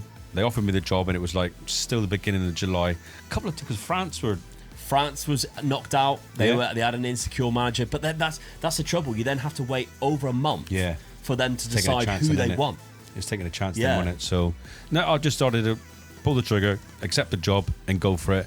because they didn't have a bad side, really. No. So, and you've added to it. Yeah. They sold a couple of players there, which gave you a bit more of a transfer budget because the likes of Lindelof was there. Yeah. Lorenzo Colombo has come in from AC Milan. Good striker, which is where I felt that the two strikers they had there, I didn't think were excellent. They could just do with a bit of backup. So I got this guy in. That was just sort of like, and for that money, I thought it was a good price as well. Yeah, he's left-footed, which always helps when you're playing two strikers. Baturina as well comes in. That's most money as well that you spent. Yes, it was, and I bought him his position to be on the left. Yeah. That's where I've mainly bought him, really. So he was the best player that I could get to play in that position. So that's where I spent the most of my money on him. Yeah. And then bringing in a centre-back, an Italian centre-back from Genoa. I always look for Italian players first before I'm in Italy. Yeah. So, yeah, I mean, I haven't come across this player before. I don't think I've bought him before. But he's good. Yeah. Happy with that? Sticking with the Leipzig formation. Well, like you did when you went to Dortmund. You Yeah, he didn't learn from my mistake, did he? Yeah. Yeah. So I felt, right, I'm going to try it as well. And Bova is a player that I always play in sort of DM position, so I wanted to lock him in that position as well. Yeah. So he's good in there. I felt I had a good enough side. Well, you hadn't started very well. You only played one game. Yeah. Lost to Napoli 1-0. I lost to Napoli, and Napoli are a good side in that league, so it didn't really sort of let me know how I got on. And then I won against a team that sort of I feel that I should be winning in the Conference League. Yeah. Which we haven't even seen the draw for that yet, so we don't know who you're playing. But no. I mean, we don't count it towards Glory Hunter anyway. It's just nice to have the trophy to say you've won something for reputation purposes, trophy purposes, to keep your job purposes. I'd be disappointed if I don't get to at least the quarterfinal of that tournament. Oh God, yeah. Absolutely. All right, then. Well, let's see if that happens. Could I be lifting the Europa League? Could Dad be lifting the Europa Conference League? There's plenty of trophies up for grabs in season number 4. Let's see if we get our hands on any of them. Well, Dad's 6 games in the Conference League went well and he avoids the playoff round. My Europa League campaign was even better as I smashed through and won all 8 games. But that wasn't surprising when you see how good we were in general, even beating Bayern Munich away 2-1. In fact, other than a draw to Augsburg, we had won every single game since, and we're already opened up a big gap at the top of the table while still in all the other competitions. Dad's form domestically wasn't quite as good in Rome, as he found himself in 9th place in the Serie A and out of the title picture already, but did reach the quarterfinals of the Coppa Italia. But in a crazy contest against Juventus, Dad thought he pinched it in the 95th minute, only to lose in the last minute of extra time. And after defeating the Greek side Olympiacos in the round of 16 of the Europa League, I was then drawn against Rennes, and we all know what's going to happen next. Yes, a 95th minute equaliser taking the game to penalties, where of course the goalkeeper pulls off some fantastic saves. And we were eliminated from the Europa League competition despite being 3 goals up in the 88th minute of the second leg. But anyway, Dad was still going strong in Europe though, just a second leg to play in the semi-final of the Conference League, and he could be looking at another cup final against Spurs. And speaking of finals, I have one in the DFB Pokal, but it's Bayern Munich who meets me there, while I also only need one more win to wrap up the Bundesliga and add another trophy to the cabinet. And I did that in style, defeating Bayern Munich of all clubs a couple of weeks before the cup final 3-0 to go and become champions of the Bundesliga with hopes to do the domestic double. Before that though, Dad had his cup final for the Conference League in Germany, funny enough, and his second one against Spurs in his managerial career so far, and within 12 minutes the score was 1-1. It went to extra time though, where Brennan Johnson's penalty sealed the win for Spurs, and Dad can't quite believe his luck. But then came the game that could dictate whether or not I move on from Borussia Dortmund this summer, as we play for the second trophy that I need to win here in Germany. However, it wasn't looking good when we found ourselves 3-0 down before half-time. Second half came around and we had started to mount a comeback, getting one after just 10 minutes and even got a second. Could this really happen? Well, no, because Bayern Munich scored a 4th and the dream was over. I was so close from just ticking Germany off in one season, well done, Bayern 2 Munich. seasons, but did Harry Kane score? In one flow swoop. Yes, Harry. But yeah, so annoying to lose to Bayern Munich in the final, especially after last season when you see the 2 teams that got to the final last year. Yeah. Oh, yeah, Just definitely. Very irritating. And it's the best 2 teams get to the league. Yeah, in get the league to the final this time round. Because I absolutely walked the league Absolutely walked it. If we found a tactic that works. For 88 points, 9 points clear of your Leipzig winning side last season, with Samu still scoring all the goals. Ramos got 18, but average rating was dominated by my guys. Adeyemi and Neves both getting 18 assists. Like, we had a blast. I mean, you look at that, you can see why you've won the league. Because sometimes we look at it and you think, how did we win the league, didn't you? But definitely you won the league there. Yeah, only losing 2 games all season. Phenomenal stuff. Not against the top 2, no. And of course, the bloody rats of Rennes. Can you believe it? That they're the ones who cost me on penalties as well, which makes it even worse. I even mentioned earlier about the penalties. Get in, Rennes. Oh, I can't. But Leicester getting there, by the way. Yeah. We mentioned only in the Championship, they did really well. Yeah, they did, yeah. Because then Manchester United went on and played Rennes and lost to them as well. Couldn't believe it. Guess who's just won the Europa League? Bloody Rennes. Oh, so I'll tell you, mate. They're a hell of a side. You've got to do a challenge with them. You got to. Do you know what? I would, if I could, I'd cash in my league title win to finish in second, just so that Rennes didn't win the Europa. Not for me to win it. I'll go out the next round. I'd rather win nothing this season for Rennes not to win anything. I can't believe they went on 1-8, you dirty, horrible rats. And the fact that they knocked me out, just on even penalties better. As well. Get in, Rennes. Right, round of 16, obviously I knocked out Olympiacos, was nice and easy. I didn't play in the knockout playoff round. Got through that quite simply, actually, because in the league phase, I was unplayable. Yeah. 8 from 8. I beat Karabakh 10-0, 8-1 against Ljubljana. Like, there were goals flying 8-1, 5-1, everywhere. 5-2, I went to Feyenoord. 5-0. I went to Rotterdam, beat them 5-0. That's a hell of a result. Yeah, beat Man United 2-1. I was flying through. 40 goals. The highest after me in terms of goal score was 22. It was unbelievable. And I only conceded 6. It was crazy. Rennes are right behind you, though. Oh, yeah. So you can see why they've won it. So fuming with that, but that's one ticked off. I thought you would be in the Bundesliga. I was hoping you were going to be in that league a little bit longer than what you are now. Well, it still might be. You still got. That's hard. Yeah, I might still. That could take me another 4 seasons. Who knows? Just hope they're buying. Hope they're buying to start buying good. Well, Bayern Munich came in 3rd place. Yeah, there is a job right now. That is Bayern Munich.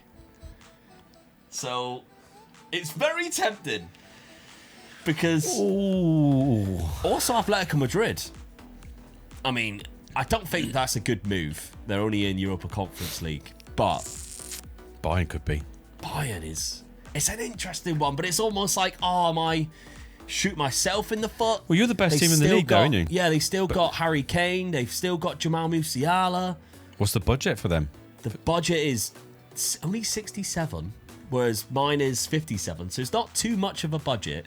I know I've got a tactic that works with this team. You've only got a little. They're flying as well. Look. Yeah, you only got to tinker with it, really, and you just. I don't know. You could buy one player. It's a tough decision.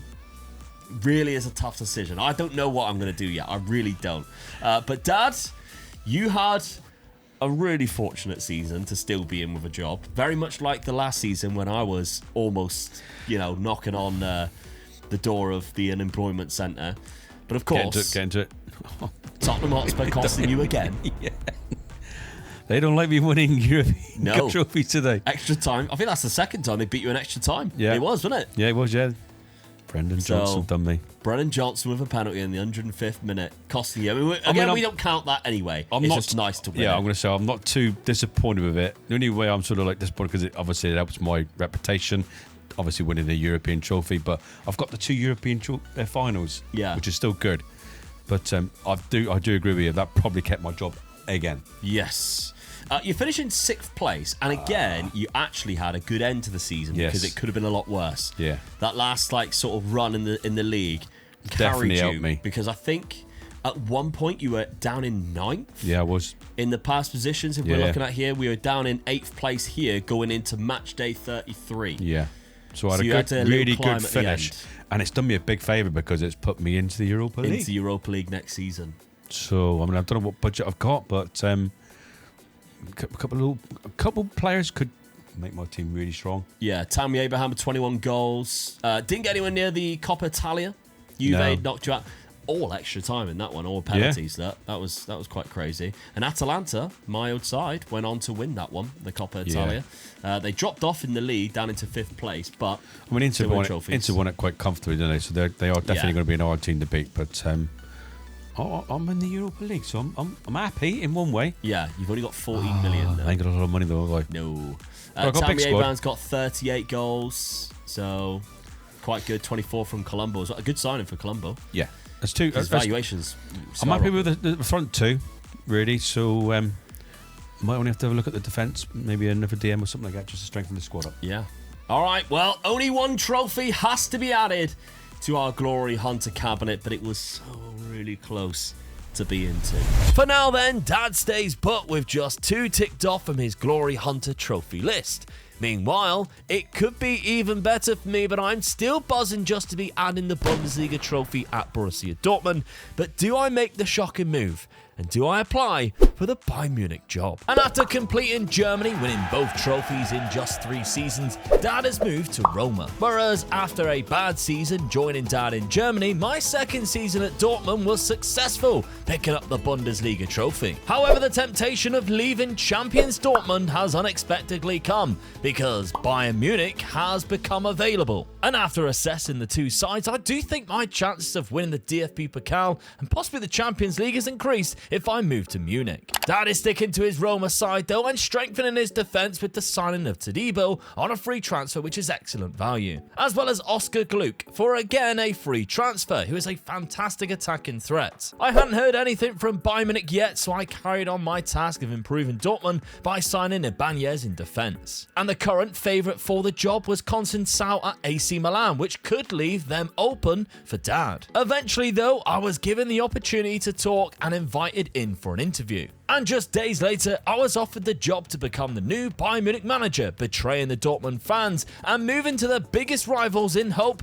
of DFB Pokal success. The first thing I did was bringing in £64 million signing of Nicolas Dominguez as a defensive midfielder to increase the squad depth. Hilariously, Dad was offered an interview at Dortmund, which of course he declined. And he was then signing a 32-year-old Simeone for £25 million, which as we know is very much unlike his usual transfer business. Followed by a 33-year-old Fabinho, but in this case, the value of the transfer was much more reasonable. I had a big offer that I had to accept for Kim Min-jae at centre-back from Al Nassr, and that's because I had a better replacement in mind. And so, for £72 million, I signed Mickey van der Ven, who I think is better and covers 2 positions. My final signing for Bayern Munich was Jan Couto at right-back, who has the attacking threat I'm looking for my full-back positions in my new system at Bayern Munich, which was a classic 4-2-3-1 using attacking fullbacks, and the side I have here at Bayern really suits this too, although I do have a couple of injuries where key players such as Musiala and Kimmich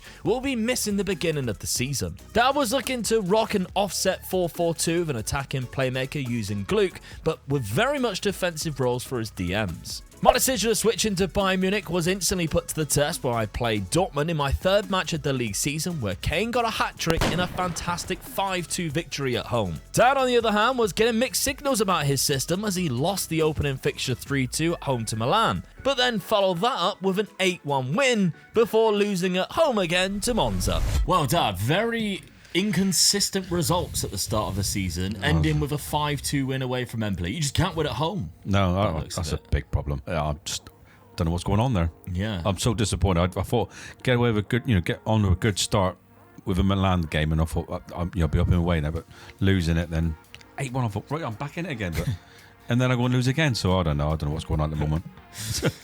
2 from 2 though, not too bad. But obviously for the league, it's got to be better. It's got to be better. So speaking of leagues, I won the Bundesliga last year with Borussia Dortmund, but I am no longer with Borussia Dortmund, of course. I'm at Bayern Munich. Thoughts on my switch? Good move, bad move? What's your opinion on it? Bayern are always there or thereabouts every season, so I think it's a good move. Yeah. With only the cup to win in Germany. They're always there or thereabouts in it. So you just know that I just know you're going to win it. That's how I feel.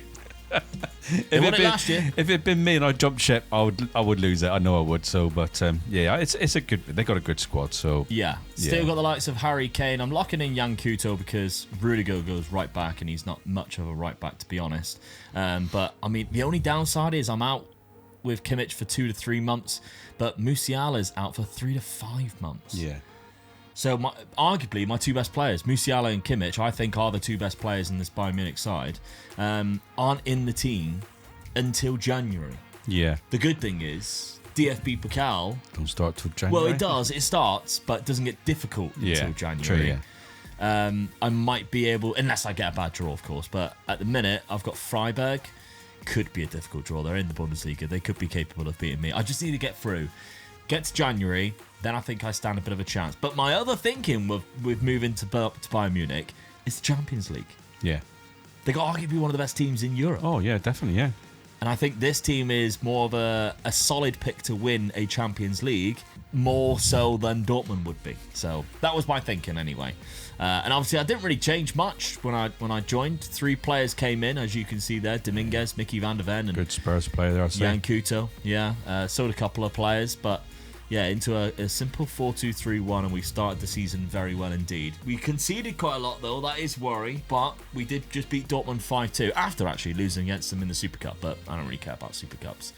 5-2 is a good win, isn't it, really? Yeah. So it was a good start to the Nice season. hat-trick for Harry Kane, so yeah, good start.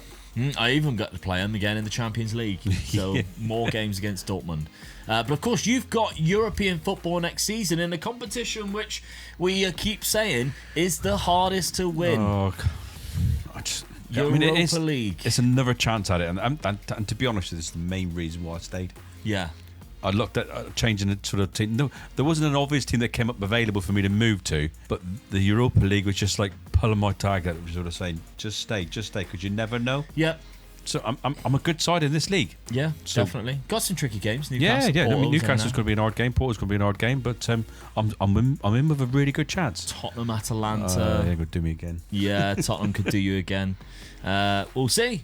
Let's Yeah. have a look then. Let's see if either of us can get further in Europe. But of course, we've both got cups to win. Dad, you've also got the league.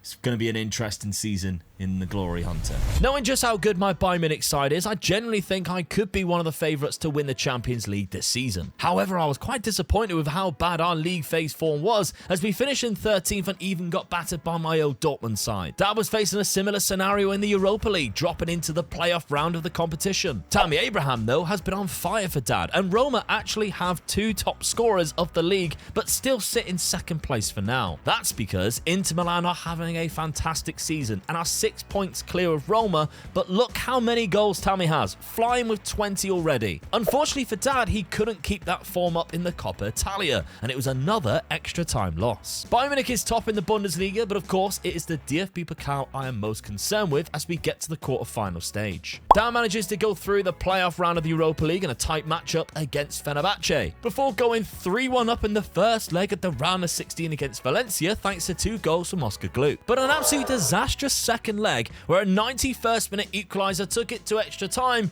where Valencia pinched the winner. And after getting through the playoff round, I then faced Borussia Dortmund again in the round of 16 and knocked them out, going on to face Manchester City in the quarterfinals of the Champions League. My Munich side then beat Wolfsburg in the quarters of the DFB Pokal, and we have a date with the second best team in the country in the semis. Before then, I unfortunately got a taste of what Dad's been going through recently, as a very late extra time goal from Manchester City knocked me out of the Champions League. Dad had nothing to play for in Rome after Inter Milan were crowned champions with 4 games remaining, as Roma still have the 2 top scorers. But the semi-final of the DFB Pokal was the most important game of my season so far, and boy did my guys show up as we destroyed Leipzig 3-0, booking our ticket in the final to face Mainz. Before then, we were crowned champions of the Bundesliga for the 2nd year in a row with 2 different teams. Dad's end of the season after Inter was crowned champions was really bad, and they sneakily fell into the Europa League qualifications next season. However, I was too concerned with completing Germany, and an unexpected turn of events with a real bad kit clash Mainz took the lead, and it wasn't until the 92nd minute of the match before Harry Kane managed to equalise for us. This sent the game to penalties, where thankfully we were clinical and our keeper was fantastic, and we very unconvincingly won the DFB Pokal to add the trophy to our cabinet, completing our second nation of 5 in our Glory Hunter quest. Well, it went down to penalties, but I got the job done. Of course you did. And a huge kick clash, by the way. I don't like the fact that we were wearing white and they were wearing red and white. Like, that's a bit worrying. But we got the job done. Harry Kane saved our bacon then. 92nd minute equaliser to take it to penalties. And our keeper saved 2 of them. So, fantastic stuff. That is Germany, for me, ticked off. Another one done, and I'm still struggling in Italy. Yeah. So, yeah, I'm off to my next country. Oh, dear. Unfortunately, I couldn't do the Champions League at that point. Manchester City were too strong for me. Real Madrid went on to win it. But, hey, I'm not too worried. We did win the league quite comfortably again. Dad, it was kind of a mediocre season, which was over by... Very early. End of April. Yep. Coppa Italia, that's a disappointing one. Oh, definitely. In the third round. Sassuolo to our 10th, but to get that draw and be eliminated at that early stage. Round of 16 by Valencia. I was there about halfway through the season, then I just started dropping off again. So yeah. Oh, yeah, you were. To be fair, even towards the end of the season, you were sticking in like that second and third place. But Inter Milan was just running away with it. Yeah. They won the season with 4 games left, and you can't catch them. No. Round of 16 in the Europa League, you were up against Valencia, chucked it away, which is disappointing. Newcastle, as we highlighted, went on to play against Tottenham in the final. And 1-2-1. They lost that banging final, didn't they? Why can't they lose the one they played against me? Yeah, so Newcastle and Real Madrid are the European champions this season. What are you thinking in terms of this squad? They're scoring goals, 28 goals for both Colombo and Tammy Abraham. I think in the Serie A there, you had the 2 top scorers. Yeah. So that's not the you problem. are scoring. Yeah, conceding goals, or leaking goals too many, I think. Yeah, if you was conceded, like, you're not even on the list. Yeah. Or a clean sheet should joint 5th. So I think just probably make the midfield a little bit stronger and definitely look at the defence. Yeah. Possibly a goalkeeper as well. So that's if I stay. It's that thing again, isn't it? Look where I finished in the league, and it's that Europa League spot again, isn't it? And I'm thinking, oh, do I just stay? Because I'm building a good side, and I'm just outside of. I don't know whether you are really sneaky here, because towards the end of the season, where you were 2nd and 3rd place in Champions League spots, you then lost to Venezia, Juve, Inter, and secured yourself a nice, comfortable finish in 5th place in Europa League next season. You're saying I lost against Juventus and Inter. Look where both teams they finished. Both of them finished above me. Yeah, Venezia finished in 15th. Yeah. So you snuck into Europa League there, to make sure you're playing in that competition again next season. Smart move. It's the hardest one. Oh, definitely. If I can get that one under the bag, so I'll be happy as Larry. But because job-wise right now, it's only Napoli, which finished below you, and there's no like insecure clubs that I think you would be interested. Well, there isn't any because you've done Germany, so there isn't any insecure clubs. If you look at that, I'd be silly to leave. Yeah, because I'm sort of like I'm almost built a good side. Yeah. Just a couple players out of having a good side that can definitely challenge for this league. Yeah. Which is all I'm interested in. The Europa League is a bonus if I get it. Yeah. But I've got to get out of this league. What could happen, though, is when I leave, somebody big takes my job. Yeah. Somebody big comes in for the Bayern Munich. What I've got hope for, really. The merry-go-round, as we call it. That means that I get the job. But anyway, Matisse Tel's my top scorer, which is a bit unexpected. He played from the left-hand side. I was expecting it to be more Harry Kane, but he only got 18 goals and not that many assists either. Eventually, when Joshua Kimmich came into the side, he still played 39 games, to be fair. He played really well. But Jamal Musiala only managing to get 18 games after his bad injury. That's a shame that I never really got to click with Jamal Musiala, because he is one of the best players to play with on look how bloody good he is. And I got half a season with him. Disappointing. And he's still cheap as well. Yeah, he's still under the good. 100 million. Yeah. Do I go to a club that has that money? Very much doubt it, because there's nothing available right now. But when I do leave, there could be. We've already added the trophy to the cabinet, so now I've just got to resign and move on. You're not thinking about staying and go for the Champions League again? No, what a stupid decision that would be. Honestly, no wonder why I'm in the lead in this. That would be dumb indeed. So my first port of call is to resign from Bayern Munich and look for what's next. But this for Dab was positive, because in a way, I have nowhere to go yet, allowing him free reign at transfers like Emile Smith-Rowe, although he was having to delay certain signings waiting for departures of other players. But once Battaglia had left the club, Dab was able to bring Calafiori back to Rome and complete a massive transfer for the Italian. Finally, some manager movement for me though, as Arteta leaves Arsenal to take over Bayern Munich, leaving the Gunners wide open for a Megalut to swoop right in as the new gaffer. They finished in 3rd place last season and have really improved their side with some good signings. And when I was offered an interview, I was buzzing to hear the transfer budget of £200 million.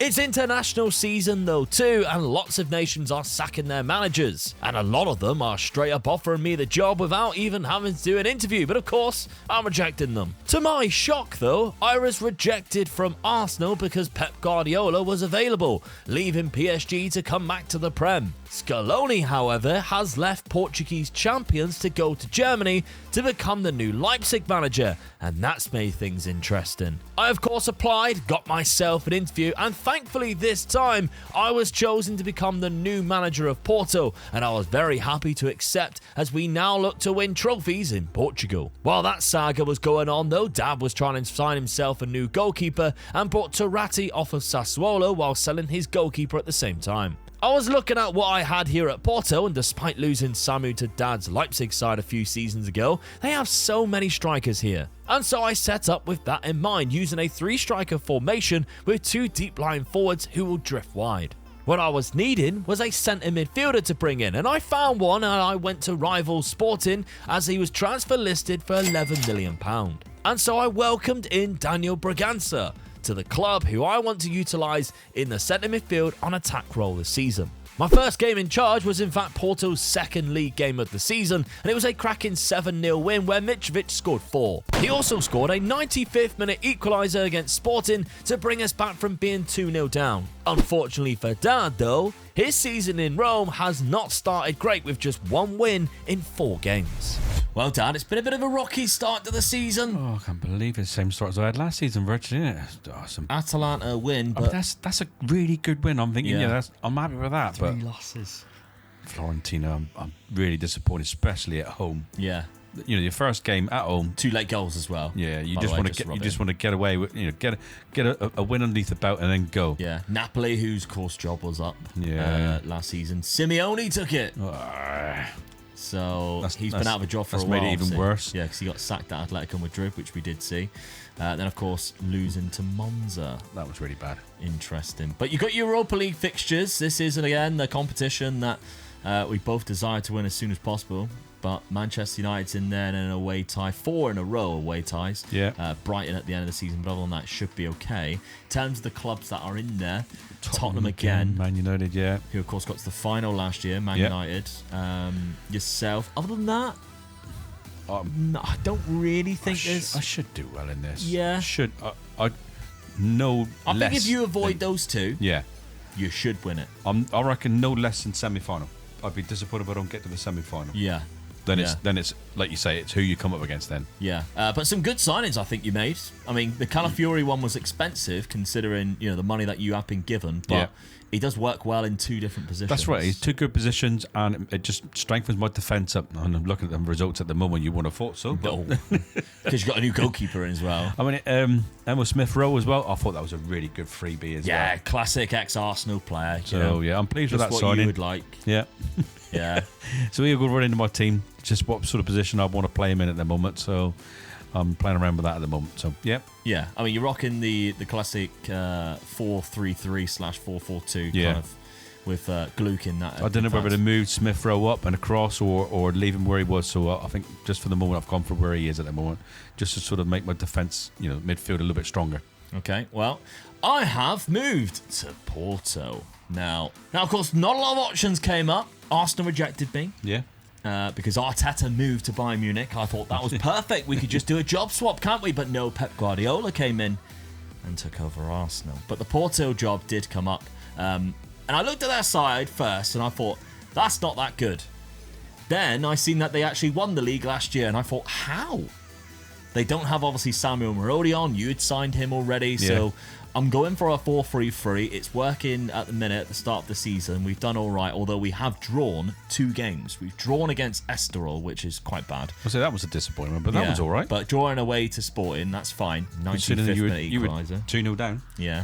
Good comeback. So not too bad at all. We are in the Champions League, so I don't get the blessing of course, being in the Europa League. I doubt I can win the Champions League with Paul. I mean, I have done 6 extraordinary things on Football Manager, but I don't think that's going to be possible. And we only signed 1 player, and it was a Sporting player in Daniel Braganca. There was no money here at the club. I'm locking him into that left-sided centre midfield on attack position. But the rest of the team, I mean, I've also locking in Ilkana into here because really I think this is kind of going to be what it will be when I do lock him in, is have Demirovic up front, because Ilkana's quite young. He just needs some good game time. I think Demirovic is a classic pressing forward type of striker, and we all know about Mitrovic there, who can be a bit of a monster too. He is, yeah. So the likes of Sean Longstaff's here. What a player. Yeah. We don't even have Diogo Costa. The side has been stripped away. There's only the bare bones of what was a very good Porto side here, and I don't think they've replaced very well. But hey, with a good system, I still think we've got players that we could potentially win a cup and challenge for the league, and that's my aim this season. So hopefully you fail. Well, we'll see. Let's see if anybody picks up a trophy this year. Well, Dad will certainly be happy with his league phase campaign in Europa League as he avoids the playoff round. Whereas in Portugal, domestically, I couldn't be happier with my new side, remaining unbeaten for the rest of 2028 until we played our first game of the new year in the Cup and lost on pens. We were doing very well in the league though, and 8 points clear, but also top in the league phase of the Champions League, only losing to Inter Milan and even beating Liverpool. Speaking of Inter Milan, that's who Dad has next in the Coppa Italia, and who is also top in the Serie A, while Dad's Roma sits in 7th. Unfortunately, Coppa Italia quarterfinals was as far as Dad could get thanks to Inter Milan, but he cruised through to the round of 16 of the Europa League and into the quarterfinals to face Brighton. However, the round of 16 was as far as I got in Europe, despite our good league phase, as Newcastle knocked us out 3-1. I was still unbeaten in the league though at this point, and still very confident to go on to lift the Portuguese title. And a win at the end of April against Boa Vista was in fact enough to be crowned champions with just a few games to spare. Annoyingly, however, we couldn't go unbeaten as we lost against Benfica towards the back end of the campaign, but I'm still happy as it's another trophy to add to our cabinet. With Inter being crowned champions of Italy, Dad's sole focus was on the Europa League as they progressed into the semi-finals and find themselves 2-1 down after the first leg. But a second half goal in the second leg for Roma took the game to extra time, which has not been in Dad's favour recently in this journey. But this time, however, Baldanzi's goal in the first half of extra time gave them the lead, and Pellegrini's second secured Roma's trip to the final against Manchester United. With the final in Hamburg, a tight contest, seeing Ugarte pick up a weak second yellow card and put Manchester United down to 10 men. And this is where Roma capitalised, scoring the only goal of the game to go on and lift the Europa League trophy, much to Dad's delight. Well, Dad, you got the hardest trophy done. Oh, that's a big Brucey bonus for me there. Yeah. Oh, I'm so pleased with that. That makes being at Roma worth it. Yeah. Just getting that one trophy in the bag. Yeah, absolutely.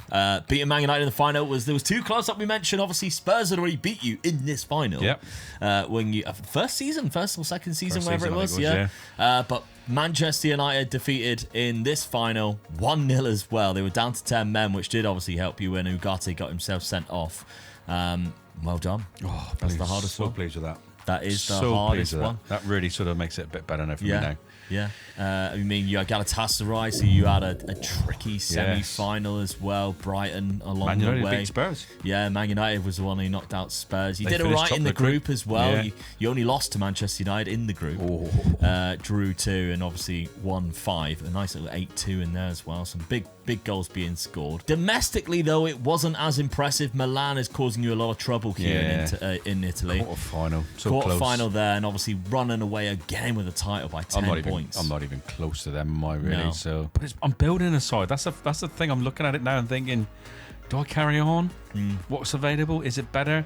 Do I just try and get Italy out of the way? Yeah. I mean, that one there's such a big Brucey bonus for me. It's just like I'm thinking, there's one big trophy that I know you could really struggle on. Yeah, I've got it in the bag. Yeah. Because when I eventually move away from Rome, I could pick up a big side. Then I just concentrate. Don't on the have to worry about it. Yeah, you don't have to worry about it at all. No, that's a huge one, really. Yeah. So I don't know now. So that's massive for you. Now, you mentioned other opportunities. There might be some. Is there? We'll have a look. But Porto. My first season in Porto, I thought I was going to do it all in one go, and then somehow this Aruca side knocked me out on penalties in the Taça de Portugal. I won the other cup, but we're not counting that one. I know I can runner up in that one, but I got to the final anyway. Round of 60 in the Champions League, but I ran away with the league itself. Yeah. Only losing one game, which was to Benfica, so I do have another trophy ticked off in Portugal. I need you to struggle in one of the leagues just for like 2 or 3 seasons, like I've been doing. So like, Yeah. you just seem to be going there, bang, thank you very much, off I go again. At least I got that big one in the bag. Yeah, and I can't even get to it unless I move club. That's right, yeah. But I'll be silly to move club right now because of obviously needing to go for that Portuguese cup. Oh yeah, you and got business to finish over there, which is helps me out a little bit. Yeah, I could do with you losing silly games like that. That I had all 5. Yeah. Most clean sheets and most goals. Like Yeah. this was an easy league title, just really bad in the cup. I'm disappointed with that. But yeah, I mean, not a bad side really. 30 goals for Mitrovic, but he is leaving at the end of the season. He is joining Al Ahly, unfortunately, so I am going to be losing 30 goals and 15 assists this season. That's Yeah. something I need to look at replacing. But I had loaned out Gomez this season, who has got a lot better just from that loan alone. In the same country, 19 goals and 2 assists at a worse club. So that's not too bad. I've also got Danny Namasso who can step in as well. So if I haven't found a replacement, I've got options. £19 million though does suggest that I have enough to bring somebody in to Portugal. Good for that league. Absolutely, to fill in that gap. Now, in Rome, Dad, obviously we mentioned the goals that you were scoring last season. Not as much this season. No. Despite having a trophy, 24 goals, 17 for Colombo. But it ain't bad. It's nearly there. Yeah. Nearly there, I think. If you're looking at, obviously, your transfer budget, you're not getting anything. They're not supporting me at all, mate. No. So I've got to create my own transfer. I mean, my midfield's good, and I feel if I move Smith Rowe up now, my forward line is almost there as well. It's just, it's just my defence really. I just feel just a little bit weak, possibly left back. Yeah, Tavares isn't the best. No. If you move that Calafiori to that left-hand side... Yeah, that's what... So I could possibly do with a really good centre-back, really. And look at that position. Reggie's bad, and obviously he fills all 3 positions. Yeah, I mean, he's good for that. I mean, if I could get another one in his position, then I've got him as a very good backup for all 3 positions, like you say. So that's what I'm looking at the moment. That's if I stay. But would you stay? That's the question. Yeah. Because there are 2 teams that have popped up, and there's also an insecure club that I think piques both of our interests. And that is because the jobs that are available are Tottenham Hotspur and Atalanta, with Arne Slot's job at Liverpool after they finish in 6th as also insecure. So do we make the move? Well, before we make that decision, we've got to add trophies to our cabinet. Yes, my switch to Porto sees another trophy added to my Glory Hunter cabinet, with just the Taça de Portugal left here to do. But Dad might not be picking up any Italian-based trophies yet. However, the Europa League is done, and something he doesn't have to be concerned with no more. Last couple of seasons, I've managed to complete Germany just like my dad did as I switched to Bayern Munich while he was still in Rome. And that meant I could make the switch to Portugal, where I picked up yet another trophy. And that makes it my 5th for my Glory Hunter cabinet as I won the Portuguese league. Dad, on the other hand, possibly picked up the hardest trophy yet. as he managed to lift the Europa League with Roma, but still hasn't won anything in Italy domestically. And there is temptation to leave with Spurs becoming available and looking for a manager, and Liverpool's job is insecure. However, after looking at this Spurs team, he's decided to stay put at Roma for now. And so I began by improving this Porto side by bringing in Simican on a free transfer, and he will instantly improve my defense. But there's more value in this free transfer market too, and I then bring in Jakub Moder, who again improves the midfield. Followed by maybe the best signing yet, as Yves Bissouma has joined me on a free transfer after leaving Spurs. Just for good measure too, I picked up an Italian right back to give me more options in the fullback position. Dad is also finding gems in the free transfer market as Monchu's coming in for this midfield, but he has also made the decision to sell Tammy Abraham to Manchester United, and £36 million he hopes to spend that money in other positions. Although the centre-back Branthwaite, who he wanted to bring in, the board has blocked a transfer offer, so he's had to go back to the transfer market and go for his second choice, which is Fatau instead. And thankfully, the board has allowed him to buy the Brazilian for £30 million.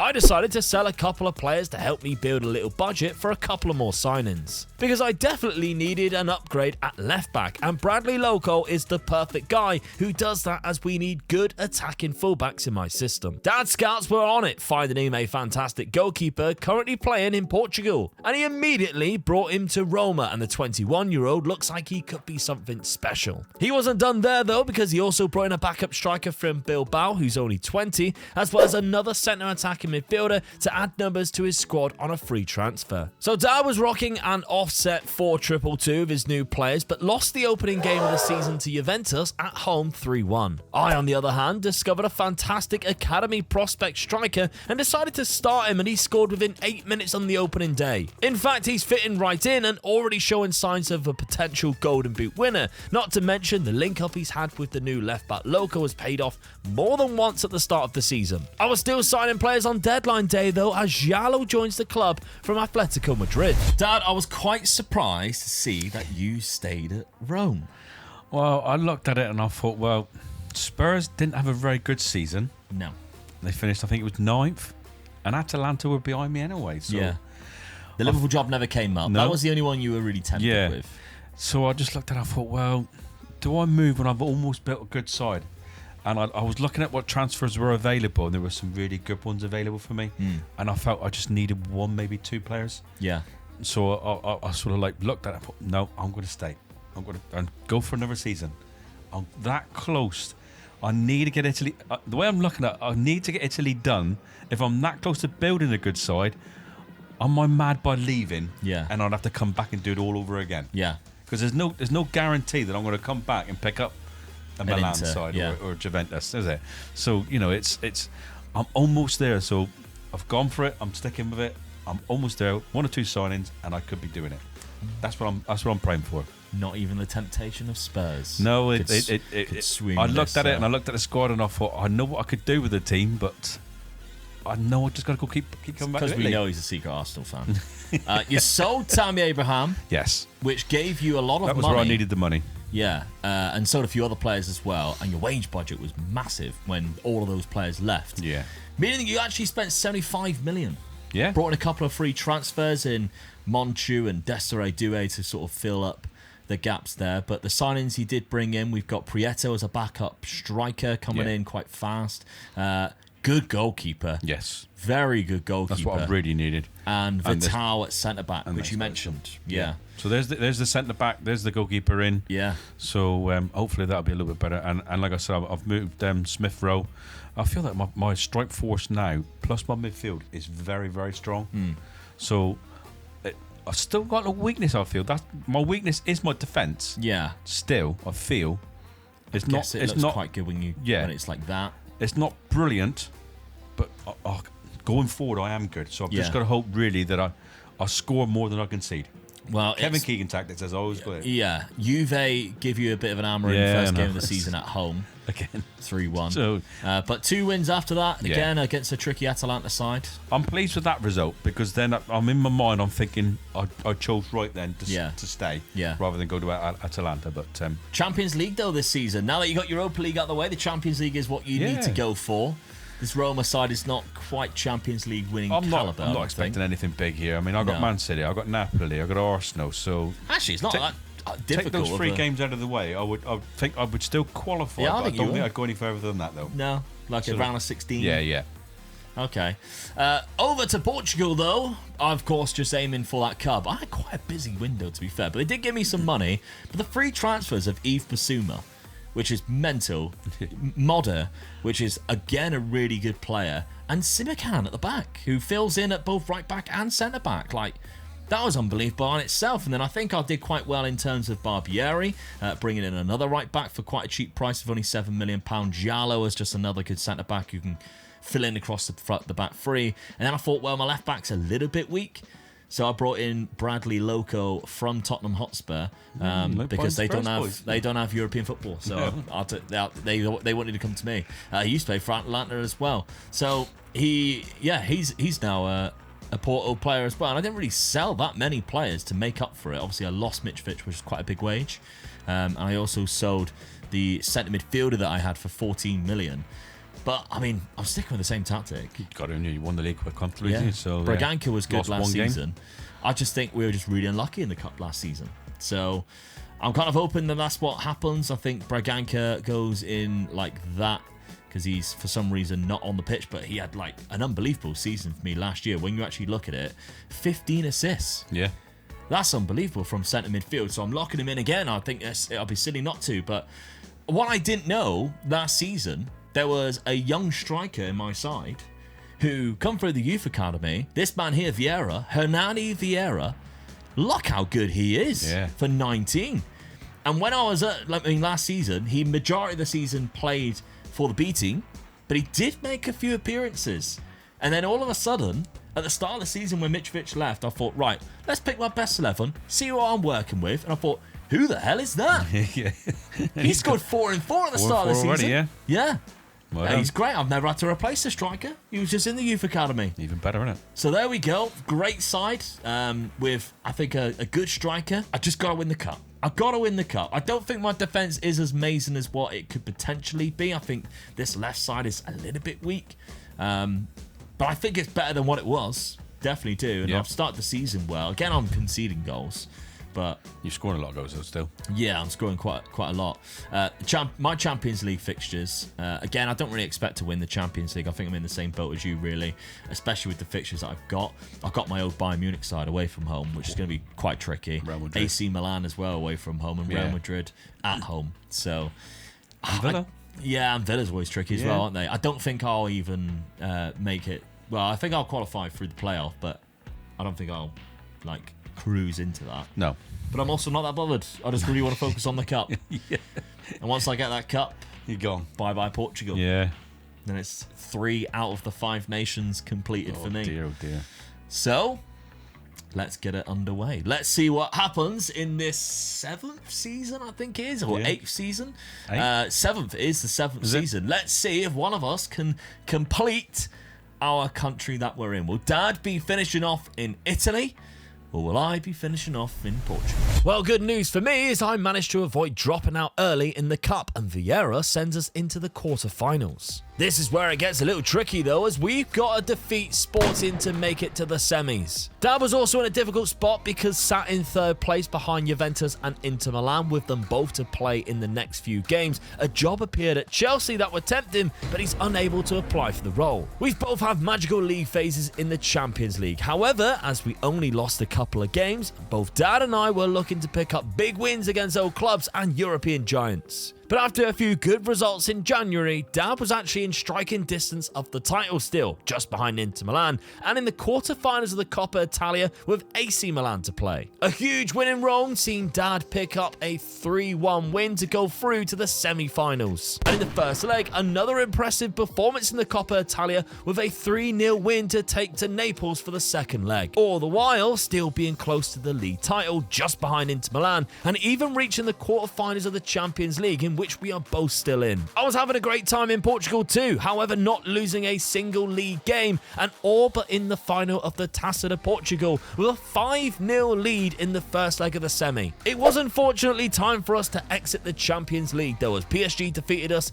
in Paris 7-2 on aggregate. Dad was getting through his quarter-final, defeating Juventus in style to go through to the semis of the Champions League against PSG, who just knocked me out. And with this all to play for after drawing the first leg 1-1, he could progress to play Benfica in the final, and they've just battered Barcelona 3-0. It's a trophy I've already won, but this season I pulled off an invincible league campaign, which I'm rather proud of. Big results in Italy, as Dad secures his place in the Coppa Italia final, as well as the Champions League final too, thanks to a penalty shootout where PSG failed to score a single penalty out of 3. However, Barcelona pulled off the unthinkable, winning 4-0 in their second leg, securing themselves in the final as well, which is also set to be played at the Olimpico, Roma's home ground. Before the finals though, a bad result against Milan, where Dad's Roma side conceded 2 late goals, has cost Dad the Scudetto, as Inter Milan are crowned champions of Italy again by a single point. And in the Coppa Italia final, Dad's side takes the early lead with a penalty in the second half, but Inter Milan pull things back level as the game goes to extra time and penalties. But this penalty shootout went on for ages, as every penalty was scored as Inter put themselves 10-9 up, with Roma to take next. But the next player to take a penalty was Roma's keeper Turati, and he was the first to miss. Meaning Dad has had a second trophy stolen away from him at the death this season, thanks to a Milan side. So Dad's season truly goes down to this Champions League final against Barcelona. Before that though, it's Taça de Portugal time, and it's Porto versus Benfica. A win and I complete Portugal for the Glory Hunter, and unfortunately for Dad, this Benfica side just folded, like their second leg semi-final against Barcelona in the Champions League, as I destroy them 4-0 to comfortably go on to lift the cup and tick off another nation in the Glory Hunter Challenge. Over to you, Roma, to cause an upset. Well, within 10 minutes, Dad thought his Roma side took the lead with a very well-worked finish, but unfortunately the linesman's flag was up and he was indeed offside. But Roma chucked everything at Barcelona and had a huge chance to score, but Ter Stegen made an unbelievable save. And when you miss your opportunities like that, then prepare to be punished, because in a fast break move in, Barcelona opened the scoring through Gakpo. Once again, Roma continued to pile on the pressure and found an opening with Colombo scoring, only for that to be ruled offside too. And so despite having the ball in the net twice, Dad's Roma side failed to score a goal that counted and lost in the Champions League final. Well, I cannot believe how close you came. Oh my God. What a season, but what an awful season.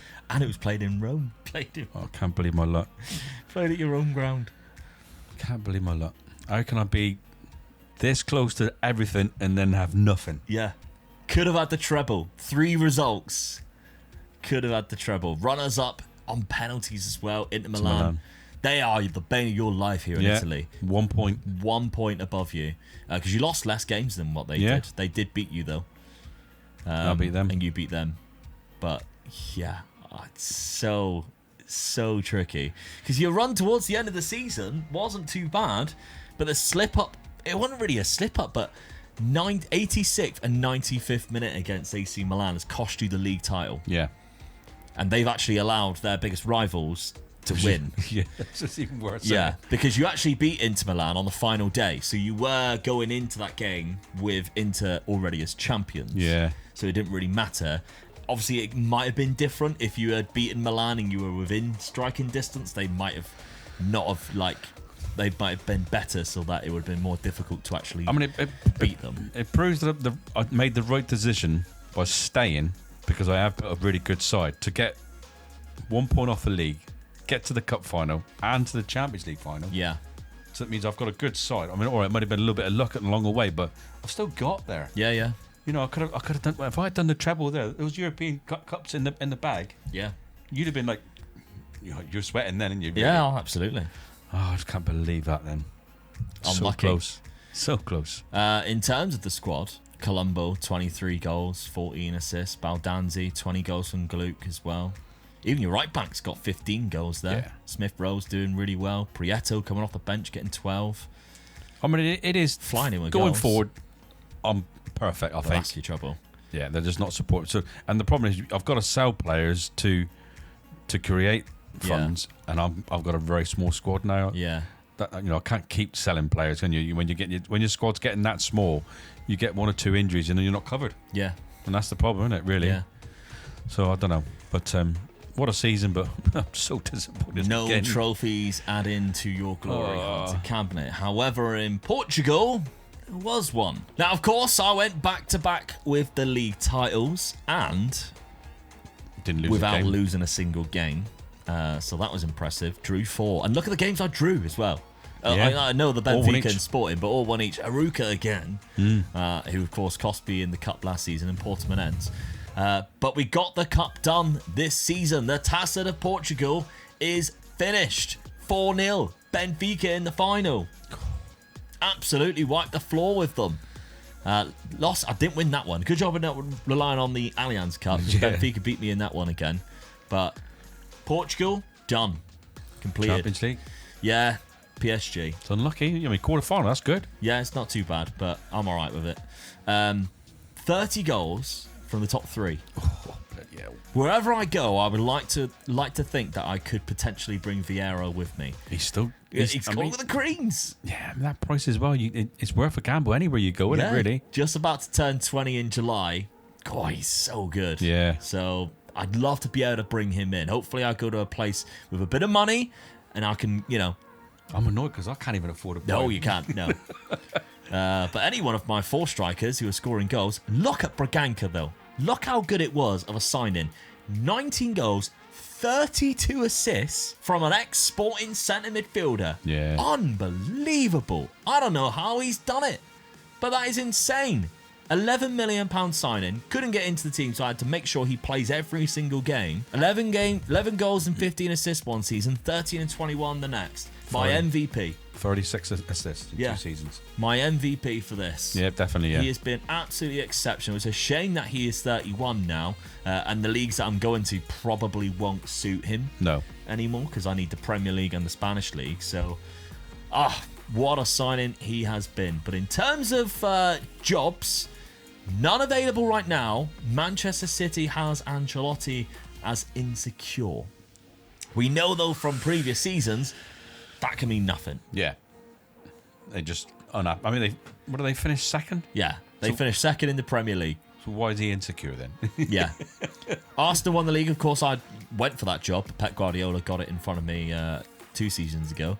But there we go. And then in the Spanish leagues, Real Madrid won the league with Barcelona finishing just behind him in second with 99 and 96 points. And right now, Hansi Flick hasn't moved. No. So I mean, those that's- jobs ain't going to come available Very rarely. unless one of those teams drops below 4th, I feel. Yeah. Marco Silva's in Which there isn't at the very minute. often. But he's been there for 3 years, and Yeah. he's won 7 cups and 4 leagues in 4 seasons. So they're not going to get rid of him then, are No, they? he's a multiple Champions League or just one? Just one Champions League, but multiple leagues, multiple cups. You can't see him moving, especially when he's winning the thing No. with players like Kylian Mbappe. So right now, Spain, I think, is kind of off limits to me. I think it might have to be a Premier League club, but I genuinely think I could be waiting. I reckon I could be waiting halfway through the season. I could do with you being like out the whole of the season. Yeah, just a complete season Yeah. write-off. That'd be really good for me. Yeah, but I mean, your plans to stay, I guess. I'm very close, and I mean, Yeah. you look at what I've just done. I'd be silly to move again. Yeah. I know I keep saying it's the end of the season, but I have got better. I mean, nearly won the treble, and it would have been the big treble. Yeah. So I'm so disappointed, but that close. So yeah, I ain't going anywhere. I'm staying.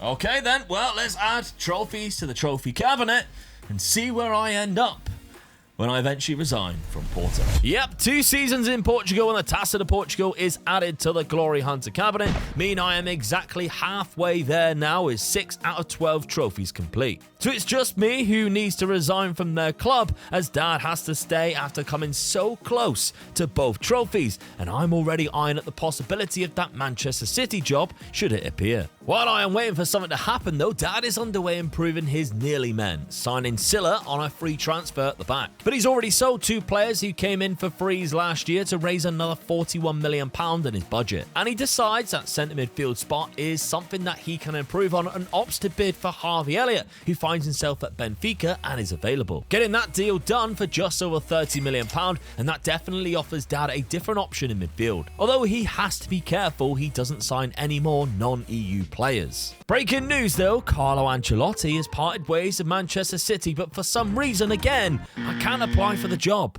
And it turns out that Roberto De Zerbi has already been lined up for it as he leaves PSG. But the guy who takes over at PSG is Thiago Motta, who was the current Manchester United manager, meaning that job is now available and actually there to be applied for, which of course I do. And they aren't too bad either, finishing in 3rd place last season, but the finances aren't exactly great. Dad's still improving Roma though, signing another centre midfielder while this is all happening. But there is an interview for Manchester United though, and at this stage I am confident and I do indeed get offered the job, and of course I accept, and we are heading to Manchester. The basis of this side is similar to the original going forward, which is why I'm opting to take the most out of the wingers and overloading that left hand side. Defence is okay, but the keeper is not. We are close to the season starting though, and the season preview doesn't favour us much at all in 6th place. Whereas Dad's nearly treble winning Roma side is also down in 4th place as he looks to win something in Italy this season. The first game of the season for me, however, was Pep's Arsenal, as we took the 3 points with a classy goal from Ahmad. But of course, Pep was playing his mind games and was being salty afterwards. Dad's opening fixture was fantastic as he defeated Como 7-0 at home, with debutant Harvey Elliott scoring a screamer. Remember as well, he sold Tammy Abraham to United. Well, I sold him on again for £10 million a couple of seasons later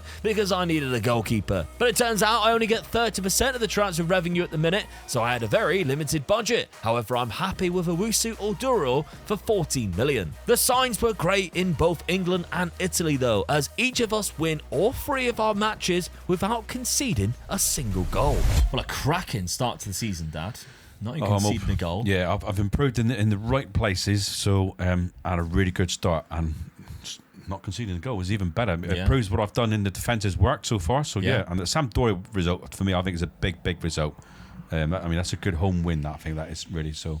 Harvey Elliott scoring a goal as well for me, so he's up and running as well. So I'm definitely pleased with that. Yeah. The one thing I was disappointed with last season is that goalkeeper I bought to play didn't play as many games, did he? Played 3 games. Yeah. So I mean, I've got rid of the other goalkeeper. That's where I've made a bit of money. So he went for 20 million. Is it Martin he was called? I'm locking him in this time. So well, I don't have to lock him in because he is my best. He is my best keeper. So so that's even made that position even better then, really, without even having to buy a player. So yeah, fingers crossed on this one. I've started well. He looks like he could be world class. That's right. Yeah. Because you know as well, like he only played 3. He played 1 game in the league last season. Yeah. He also played in the Champions League final. Yeah. Which is mental, isn't it? He played 1 game and then plays in the Champions League final. But I'm so annoyed with myself I didn't lock him in. Yeah, but he was. I mean, he's valued at that much. Yeah. Despite only playing 1 league game last season, which tells you he's got to have a mental potential on this. Yeah. That's one little key thing that you can always work out, that this guy's going to be world class. I mean, that's where you get annoyed, really, because you put it, when you set up a game like this, you set it up for my best 11, and he was in my best 11. Yeah. And then when the season goes, your assistant changes it, and you think, yeah. So, but this why you're making the bold move for locking Harvey Elliott. Because he wouldn't have been there if I didn't lock him in. And you look at his credentials there. He is a very good centre midfield player. Yeah. So I just feel that he sort of like gives me a little bit more. So that's why I've locked him in. Okay. If we're looking at your best 11 then without that locked in, you can see Bold goes in, which is the reason why Dad switched it. And he is a good Bold's player. good, but Harvey Elliott's just slightly better. I just think going forward he'll give me a bit more, Harvey. So hopefully that's. But Silla goes in, which allows Calafiori to go left. I think that was a free transfer as well, wasn't it? So that's a good one. Yeah, and Calafiori goes to the left, which is what I wanted. My right back's quite good. Yeah. So I feel that I've strengthened the defence and the midfield, which I feel this could be the season for me. This could be the treble season. This could be I've done better for the money I've got. I feel I've done really well. Yeah. And I've improved the side. I can't ask for no more than that. No. Speaking of money, guess who doesn't have any? Manchester United. And look where I've ended up. Yes. Now, The Manchester City job was really annoying because that became available. Carlo Ancelotti resigned. Yeah, resigned, or yeah. retired, in fact. And then you could not apply for it. And I hate it when the game does it, but it had already set in stone that De Zerbi was getting that job. Yeah. So it was just a case of whoever got the PSG job. Now, if we look at the Manchester United managers, Thiago Motta was the Manchester United manager. He is now the PSG manager. So I kind of benefited from Carlo Ancelotti retiring in a way. He did in a way, yeah. But it wasn't the Manchester City job. It was Manchester United. And Manchester City have a lot of money. Man United have none. And they have 30% of the transfer revenue. So when I was selling Tammy Abraham, who of course used to be your player, for £10 million, I was only getting £3 million of it.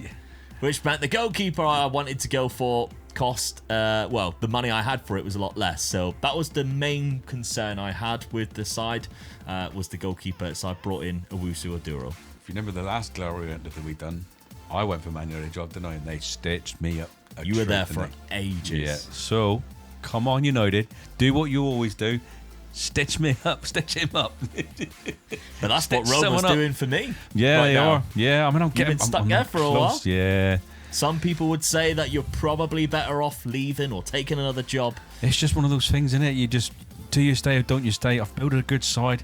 I've got to start all over again if I go back there. So I'm biting the bullet, I'm staying, and I'm going for it again. Okay. Well, let's see whether I have to stay a long time in Manchester. Now, I'm going for a bit of an unconventional tactic, but I have used similar stuff with Manchester United before and done really well with it. And the reason why is because of the wingers that I've got in the side. Now, usually Manchester United set up like this. There aren't very good centre midfielders. What I do have is an abundance of really good wingers in the side. We've also got the likes of Højlund and Marcus Leonardo, both fantastic strikers on the game. So I was tempted to go 4-2-2. But then that means leaving out one of Rashford, Garnacho, or Diallo. Garnacho's probably the worst one out of the three, but still decent. Rashford looks great. Diallo is one of the best Diallos I've ever seen. Yeah. So I can't really leave any of them out. Defense is a little bit concerning, but again, I've got no money to change anything around. And my bench isn't amazing. We've got Kobe Mainoo, we've got Leonardo. Samardzic could be considered a really good centre attack midfielder, but I see him more as a replacement for that centre mid or left mid. I don't like him as much in that centre attack midfield because his finishing's quite low and composure, etc. Yeah. So I'm happy with the way that this sits because then Marcus being a little bit narrower kind of acts like a second striker anyway, allowing Garnacho, and it allows for overloads. And it started very well at the start of the season. I also have not conceded a goal. And I've beaten the likes of Arsenal, who won the league last season, with Pep Guardiola, and Tottenham 2-0. So, could it be happening? And Eagle Eye viewers might have already seen, but we are playing each other in a couple of games' time. In the Champions League, I've also got the Dirty Rats of Rennes. But Roma is my first game in the Champions League. We're both going for the Champions League, so that makes it a very interesting one to see what happens. So I wonder who wins that one and maybe picks up a bit of a head start and maybe could win the Champions League. Let's find out. Yes, both sides went into the game still unbeaten. However, it didn't stay that way, and unfortunately for Dad, my Manchester United side was way too good for his Roma team on the day as we blitzed through the match at Old Trafford, winning 3-0. Domestically though, Dad's Roma side was really enjoying themselves and actually sit top of the league at the end of January by 5 points, only losing 2 games, albeit one of them was a 5-0 loss to Juve. Both sides were enjoying a Champions League phase campaign too in the top 8, meaning we can both avoid the playoff round, and there's some impressive wins in there too. The Premier League has actually become a 2-horse race between Manchester United and Spurs, who have a game in hand and 4 points behind, but the rest of the league are trailing. While Dad is into the quarter-finals of the Coppa Italia against Napoli, I have got to the 5th round of the FA Cup where Newcastle stand in my way. However, after fielding basically my strongest 11 by my right back, it was an embarrassing 5-0 defeat at St James's Park.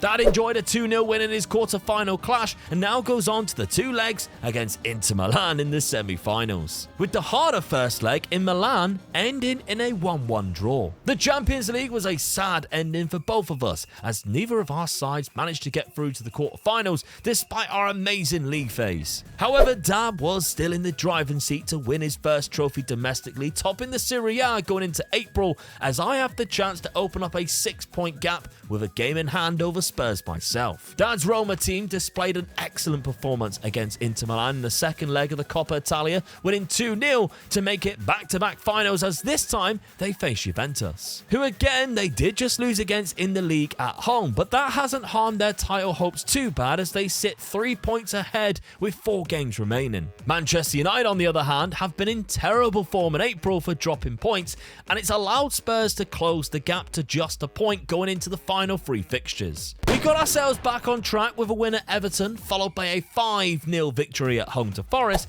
which gave us a big advantage going into the final day because Spurs dropped 2 points in a 0-0 draw at Brighton. Our goal difference made it almost impossible for Spurs to win, but we got a draw on the final day, meaning we finished just 1 point above them and are crowned Premier League champions in my first season at the club, which also makes it the first Manchester United side to win the Premier League since Sir Alex back in 2013. Dad's Roma side, though, was also about to make history, as it's been 30 years since they won a title and they just kept on winning in the Serie A, recording 7 straight back-to-back wins at the end of the season, going on to lift the Scudetto by 5 points as Dad finally manages to win an Italian trophy. But could he do the domestic double? Well, after taking the lead in the first half, he stood every chance of winning the Coppa Italia, and until Juve equalised with a back post header, it was all looking good, and then 2 minutes later, the same move down the right-hand side wasn't stopped again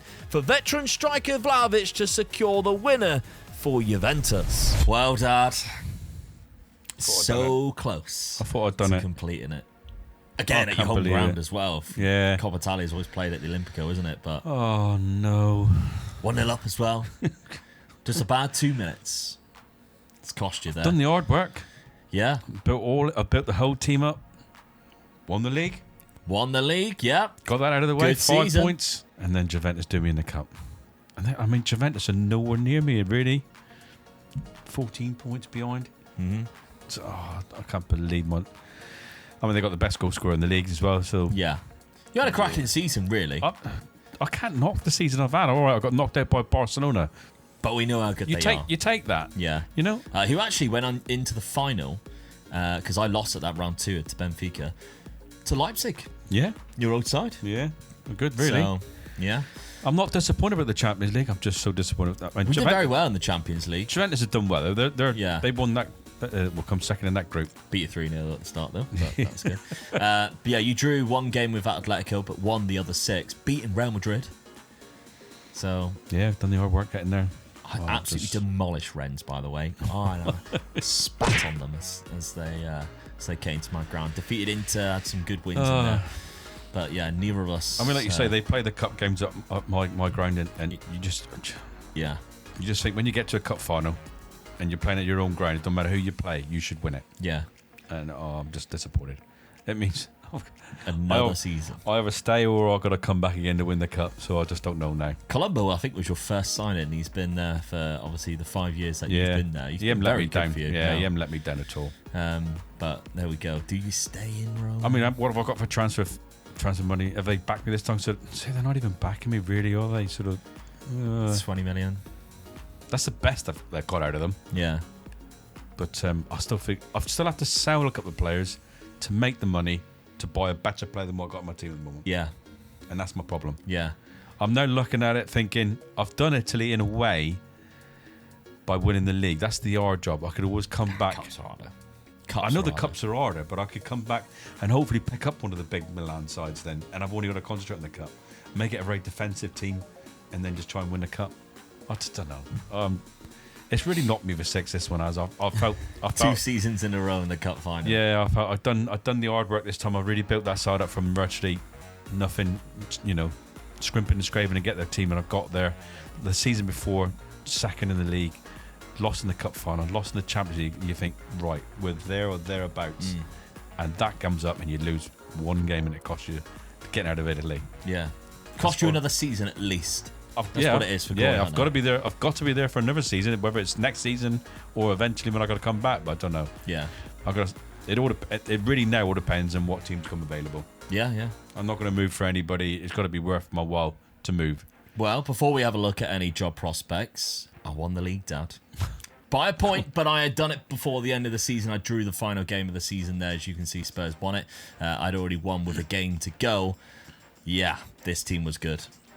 I underestimated this team because last season they finished in third, and I was like, oh, okay, they're only 5 points behind. Then I looked at the side and I was like, ooh. They didn't look that good of a side. No. I mean, you even said it before the season started. The defense was not that good at all. No Bruno either. Obviously, No. it was long gone of Bruno, who was their best player. They never really replaced him. You've done what I call the Kevin Keegan tactics. You scored more goals than anybody else. Yeah, 102 goals there, which was great. And if you look at the profile of the league, Rashford had 20, Højlund had 17, only Haaland had more. Yeah. But I mean, we had the joint clean joint sheets. top. Yeah. So that's saying something. That tactic did work, but it didn't win me the cup.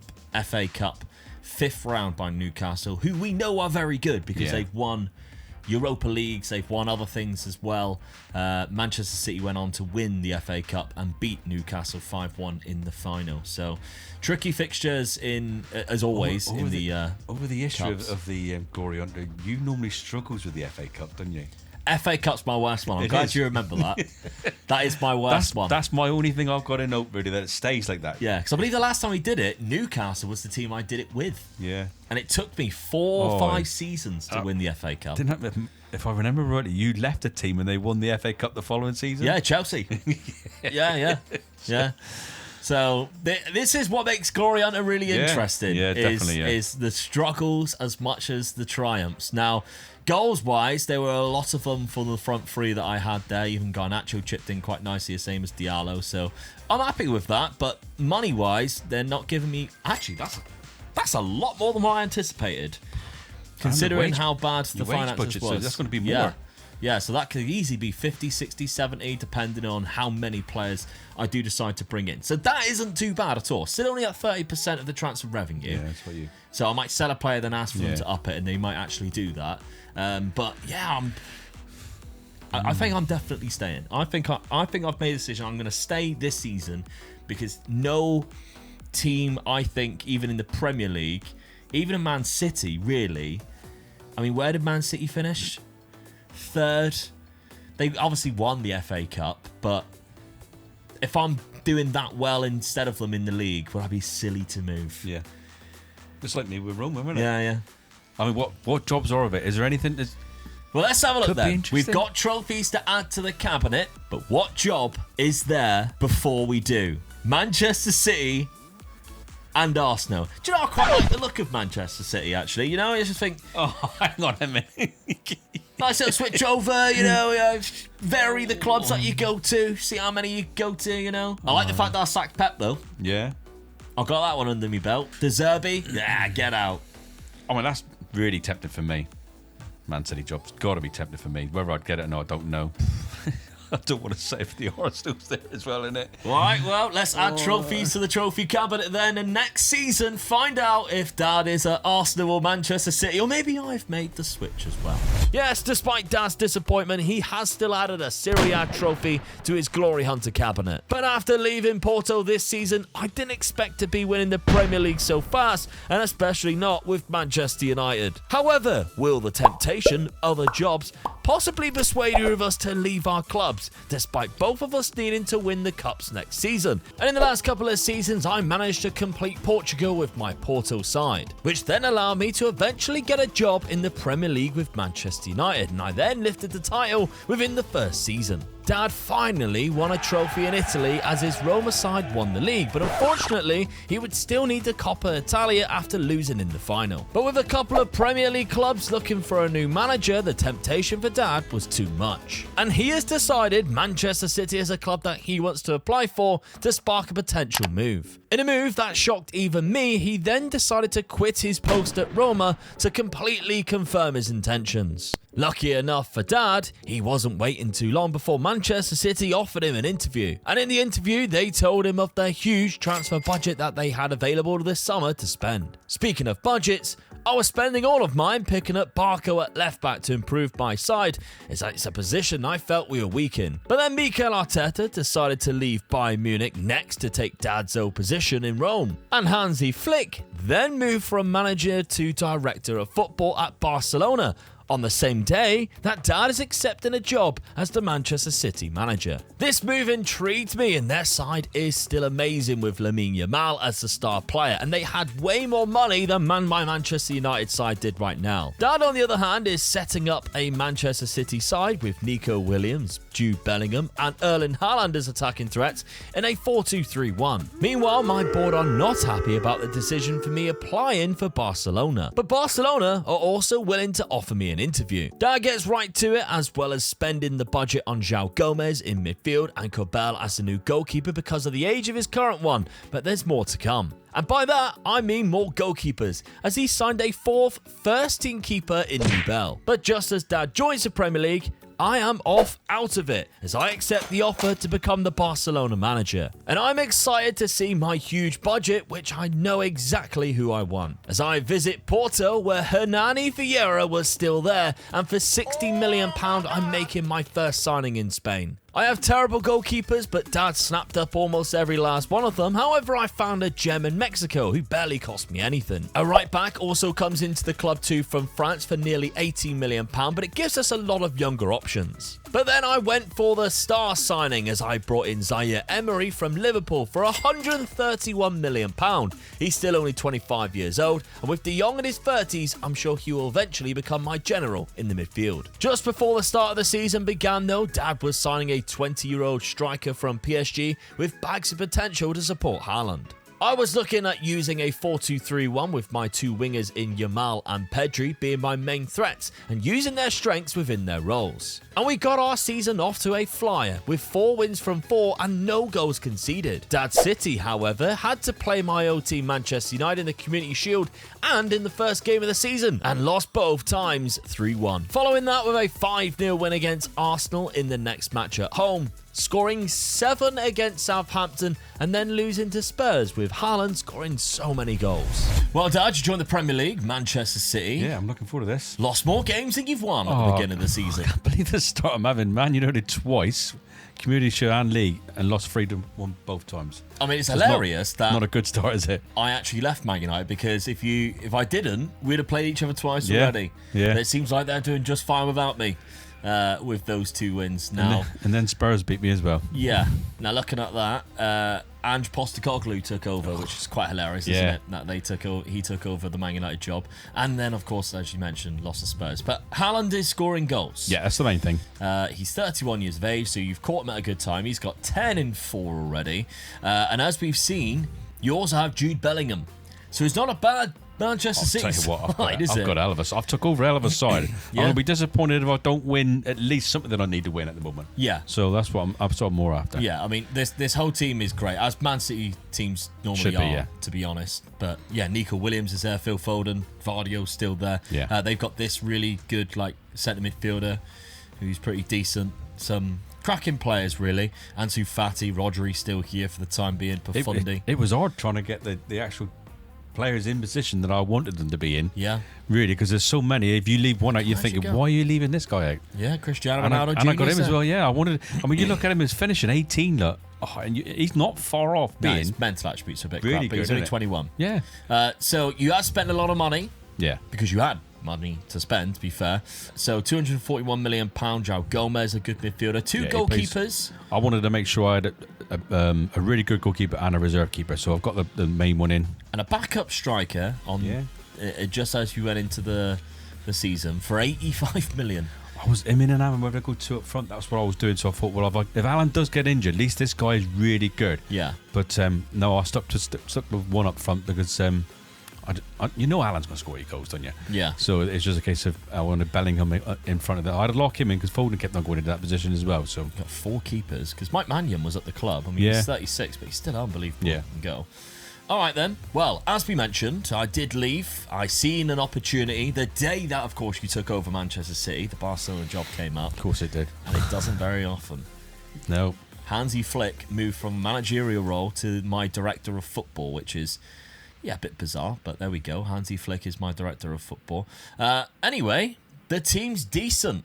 And I've brought in an old friend of mine, Hernani Vieira. Now, he has picked up an injury, because usually that happens to me anyway, whenever I make new signings. But I'm also going for a 4-2-3-1. Hernani only cost me £60 million, which I thought was great. Yeah. You've got loads of goalkeepers. I signed one for $8 million from Mexico, and he looks quite good as well. Yeah. So he's coming as well. I spent big on one of the best right backs that I could find, although attacking wise he's not amazing, but defensively he's great. And Warren Zaire-Emery, £131 million from Liverpool, but he doesn't even go into my first team, I don't think, because I've got De Jong and Gavi still there. There's still a very good Barcelona side.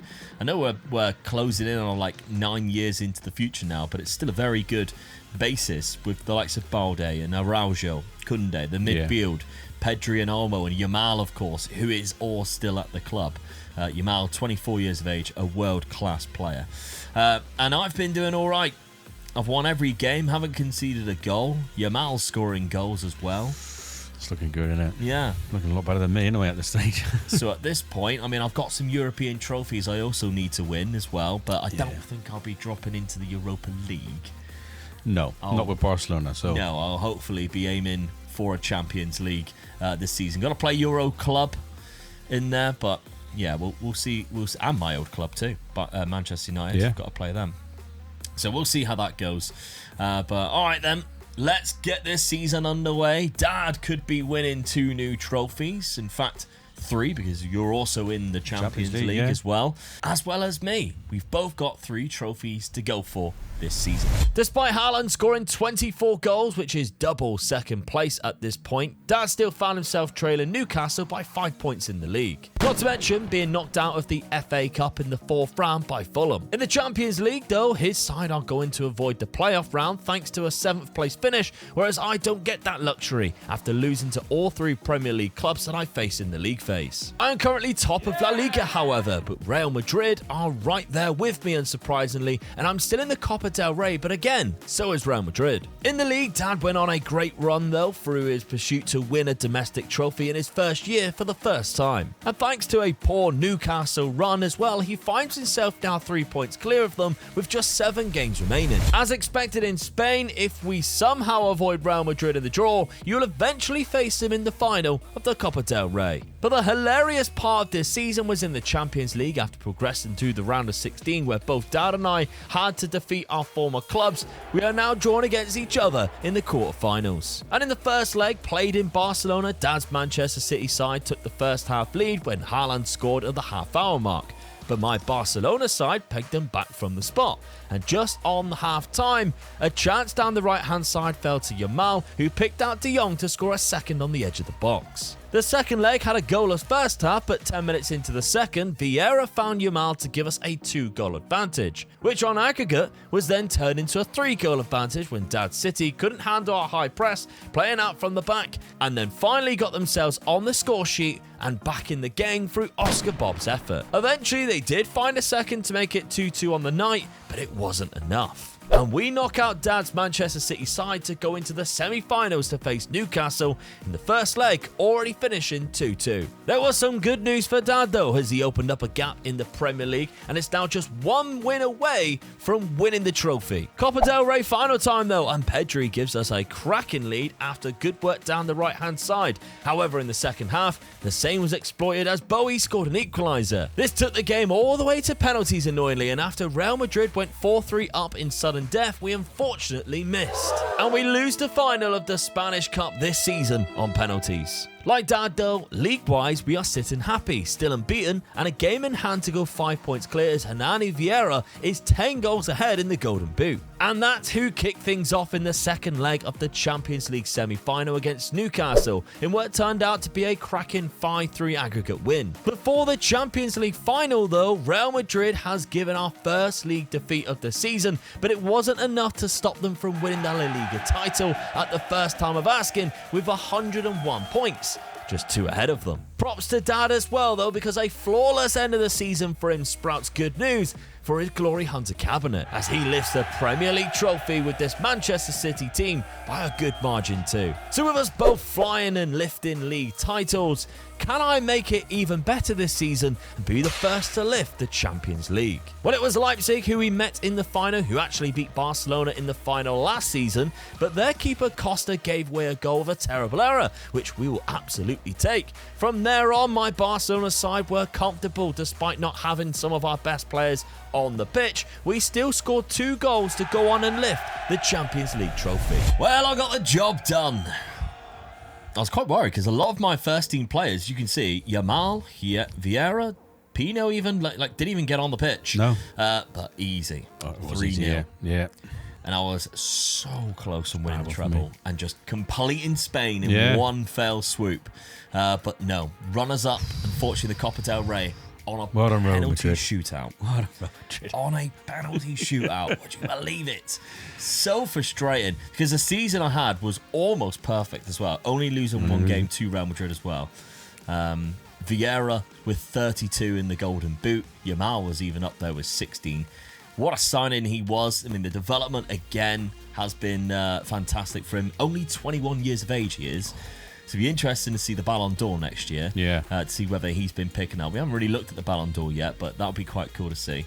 And assist-wise, De Jong was 16 with Yamal of 14. So both of them have done really well too. The only game they lost, was it against you? Yeah. No, I didn't beat them. I drew against them. So Bilbao was the only team.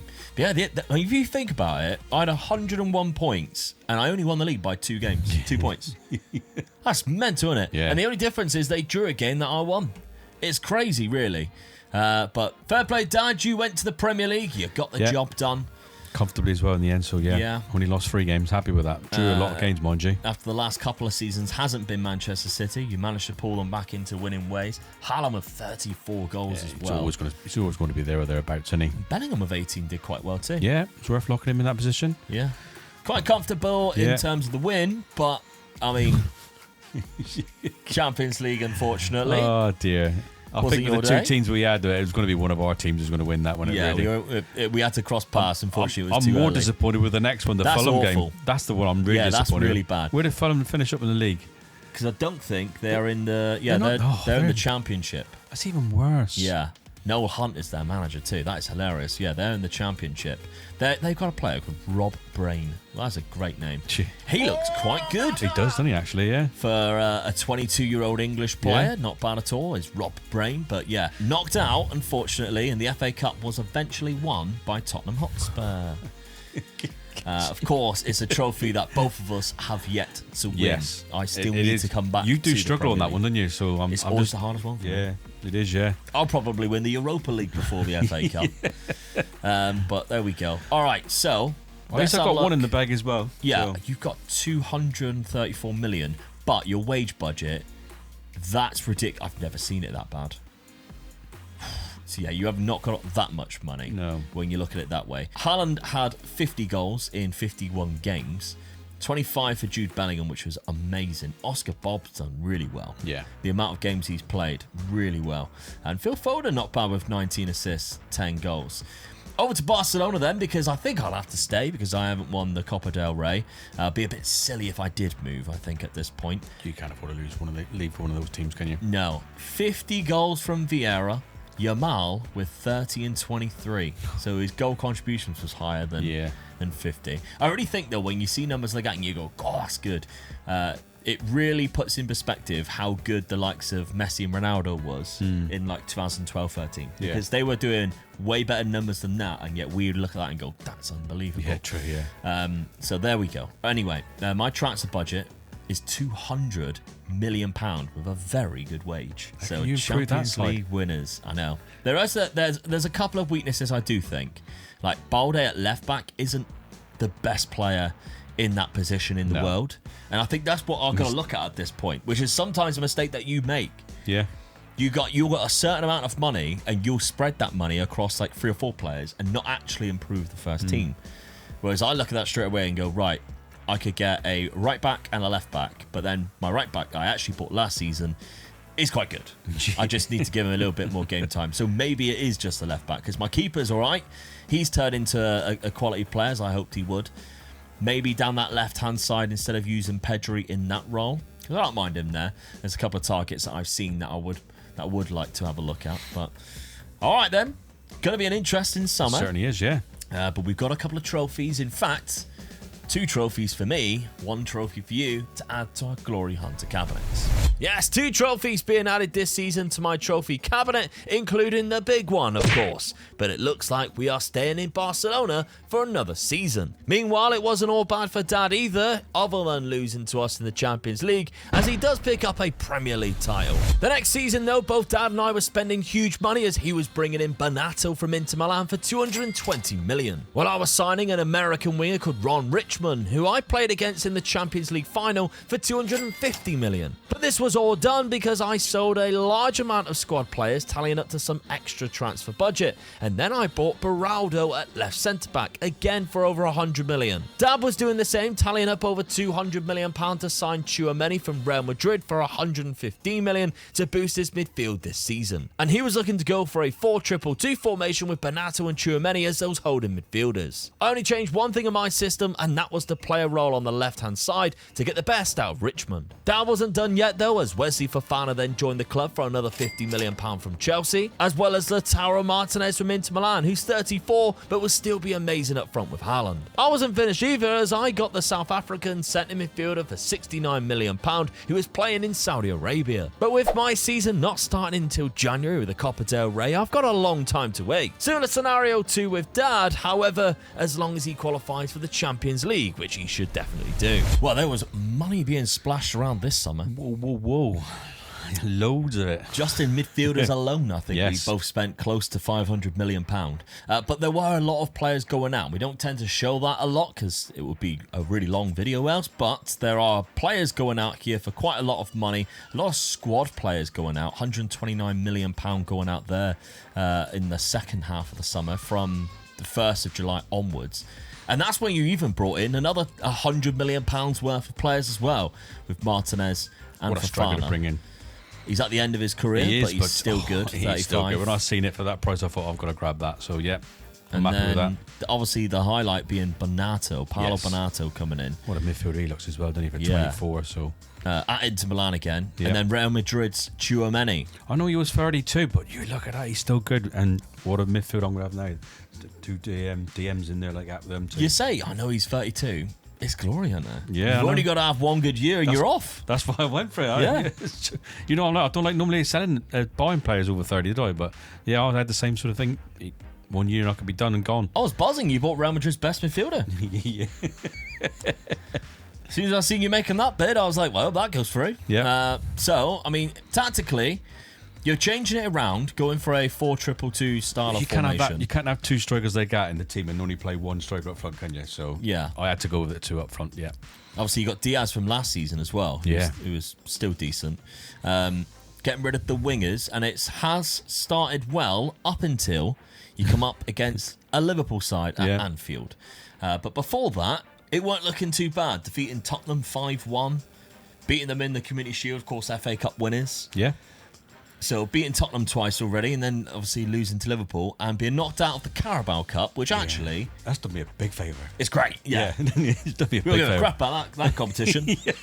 That's actually really good. So all that does is just give you extra games, which you don't want to happen. That's right, yeah, definitely. So if we're looking at the Champions League for you, Dad, because you're still I pursuing know, I've just that. seen one of the teams I've got there in PSG. That's not going to be an easy game, is it? So Liverpool's in as there well. too, who's just done, yeah. PSG and Liverpool, that's the 2 hardest games I've got, so I should comfortably be in that top 8 or 9. Yeah. Yeah. But outside of your qualification, which you should easily qualify for anyway, we've got nothing to do until January. Neither of us need to win the league. It's all about just doing well enough to keep our jobs. Yeah. So, I mean, let's highlight the transfers that I made, because as we mentioned, there was a lot of money spent. If we're looking at just since I've been in charge, £659 million there and £69 million, naughty number, since then. But again, I sold a lot of players too, £116 million there, and they gave me a lot of money. Ron Richmond from the United States of America. Bought from Leipzig. He moved from Actually, he actually started in Germany. So, which there is a weird, American-German connection, I always find. There's quite a few Americans playing in the Bundesliga. I don't know whether it's something to do with, the US military. Probably. It's got a lot of bases in Yeah. Germany. But £250 million I spent, which was 10 times more than what Leipzig paid for them 3 seasons ago. 250 million. But, like I say, when you've got that money, all you do is you just got to find 1 or 2 players that make that side better, and that's what I thought he does. That left-hand side, he is a better player for me than Pedri. He's a world-class talent. Ryan Richmond, only 23 as well. Beraldo, I always spent on Beraldo. I can't believe you spent this much money to Rennes. Yeah. I gave that much to Rennes. I would have thought you'd have looked at that and gone, no way am I giving you that money. Well, I was kind of hoping that he would just naturally go in my left centre-back role, and he actually doesn't, and it's really weird. Not Ronald Araujo, the old Rennes player in there, Thiat, normally goes in there. So I'm actually making sure that Beraldo plays every single game, as well as my other new signing, Bengu. Now, this is going to be my long-term replacement for Frankie de Jong, who is 34, something like that now. A South African 24-year-old player who the only reason why I don't think gets in there now is because he's only accomplished in the DM role. Yeah. But he is a world-class midfielder. Yeah. With agility of 20. And he's 5'11". I'm 5'11/6 foot, depending on whether I'm hot or cold. And you expand in heat, don't you? Yeah. So I am incredibly not agile at all. Especially considering I'm a professional wrestler. I couldn't imagine what it would be like to be that tall and being that agile and that fast. What a super athlete he is. But I bought him from a Saudi Arabian club, Al Riyadh. He came through Stellenbosch originally. They got him for quite cheap, but £69 million. He got 15 assists last season. So I'm going to just lock him in, play him as many times as possible. The only little change I've made is that inside forward instead of the advanced playmaker. And again, I've started okay, but I have lost a game to Valencia away from home. Don't matter for me. Who cares, yeah. Don't matter. No. My season don't start until around about here when we start playing that Copa del Rey. So let's get the season underway. Let's get to those cup games. Hopefully Dan can qualify. Well, hopefully for him, he can qualify for the Champions League. And let's see if we're in for a second half of the season, which is going to be very interesting and full of trophies. We both qualified from the league phase of the Champions League, although again I wasn't in the top 8 and even lost really badly to Real Madrid, but Dad does well to avoid the playoff round. FA Cup was a close one against Fulham again, but back on track against Bolton to go through to the 5th round. If I wish to win the Copa del Rey though, I will be facing Real Madrid in the quarter-finals, and that's only if I manage to get past Huesca, which I embarrassingly failed to do. But what makes it even funnier is Real Madrid also lost to a second division side. Typical. Dado was having a cracking season as he remains top of the Premier League by 6 points, into the quarter-finals of the Champions League, which I'm already out of, and in the semi-final of the FA Cup that he really should be winning, given the remaining teams. Meanwhile, with Huesca knocking me out of the Cup and my old side Porto in the Champions League, it's just La Liga left for us, and we are already 12 points clear of Real Madrid with just 8 games to go. Dad City smashed through Derby County and will go on to face Southampton in the FA Cup final at the end of the season. But a cracking 4-2 win on aggregate over Newcastle in the Champions League sees him go through to the semi-final to face my old club Porto, who knocked me out of course. But with the first leg played in Manchester, Dad's side put on a confident performance and got themselves a cracking 3-1 lead going into the second leg, with that also being a great performance in Portugal, and it's a Champions League final against Manchester United of all teams, as 2 of my old clubs clashed in the semi-finals, with United winning 2-1. Before that final though, Dad was securing back-to-back Premier League titles, but what about what's going on in Spain? Well, again, it's back-to-back league titles for my Barcelona team, but a bad year for Glory Hunters. We didn't even come close to winning a new trophy. But Dad has a chance to add 2 trophies to his cabinet this season, starting with the FA Cup, as Wembley witnessed a Manchester City side in such reign of form completely outplay Southampton, who only registered 1 shot on target, and it's Dad who lifts the FA Cup with a 3-0 win. But a Champions League night in Budapest next, and what a matchup it was, as the Manchester derby, Manchester United score first after just 20 minutes. They were then reduced down to 10 men, but it took City 40 minutes before they finally managed to equalise in the 78th minute. But the drama was just getting started, as a second goal by Haaland gave Dad's side the lead until Barco smashed in a penalty on the 90th minute. However, there was still time for one last goal, scored by Dad's new signing Tchouaméni, who in the 94th minute secures the win. Well, Dad, you got the Champions League season completed. Get in. So that's both European trophies Yes. now ticked off for you. That's a big 2 ticks for me there. Yeah. Really big. Very dramatic in Budapest, Yes. by the way. That last sort of 78 to the 95th minute would have been very interesting to watch. Interesting, the ones who scored for me as well. All the top players as well. So they performed when I really needed them to. Yeah, they got the job done for you in the final. Yeah. Rico Lewis is actually player of the match, which I found hilarious considering the goal scorers on the pitch. Yeah. But he must have had a good game. But The big one. the big one as well for you, the FA Cup. I'm pleased with that one. 3-0 against as Southampton well. in the final. Yeah, they've done all right to get there. Yeah. They are in 11th place. So it's not, we need to remember where we are in the world. It's 2023 now. Yeah. 2033, sorry. So we're like 10 seasons in. Southampton are an okay side. But yeah, you defeated them in the FA Cup. Still, Two big it's trophies. a treble. 2 big trophies there I've just put in my cabinet. Yeah. Ooh, get in. Are you going to stick around? Oh, nothing to stick here for, is it? No. Everything's done in England. See you later. Yeah. Off your pop. I'm chasing you now. Really chasing you You now. caught up that. Yeah, that was a big season with you not winning anything. So, Yeah. wow. Yeah. But yeah, I mean, a bit of a bad season, really. I mean, obviously, I was only good for one thing. Yeah. But 4th round by Huesca. What's most hilarious is I would have faced Real Madrid in the next round. The draw had already been made before I played my game, and they also lost. So it was one of those things where it was That's unbelievable, there isn't it? on the table Yes, to win. it was. Because Sporting Gijon, who beat Real Madrid, got to the final and lost to Atletico Madrid in the final. So I would still have to face Atletico Madrid, who are the 4th best team in there. But yeah, there we go. It was a Big bad one. season. Yeah. Still won the league, 10 points as well. So, I mean, you should be winning the league with that team. I'm surprised you lost 4 games. To be honest with you. Job-wise, we're all good, but they didn't lose against Real Madrid, though. That's the main thing. Beat them once and drew against them in the other game. I'm still going to stick around. There's no point in me leaving. No, I could have really done with Real Madrid having a bad season in the league as well as not winning anything else. Yeah. That would have been really good because they might have sacked their manager then, but Yeah. they're not going to sack the manager come in second, are they really? No. Yamal got more goals than Hernani Vieira in this season. That might have been the cause of a bit of a drop-off, possibly. He got 50 goal contributions again. Bengu was a good season, 17 and 12, really good. Beraldo's done all right.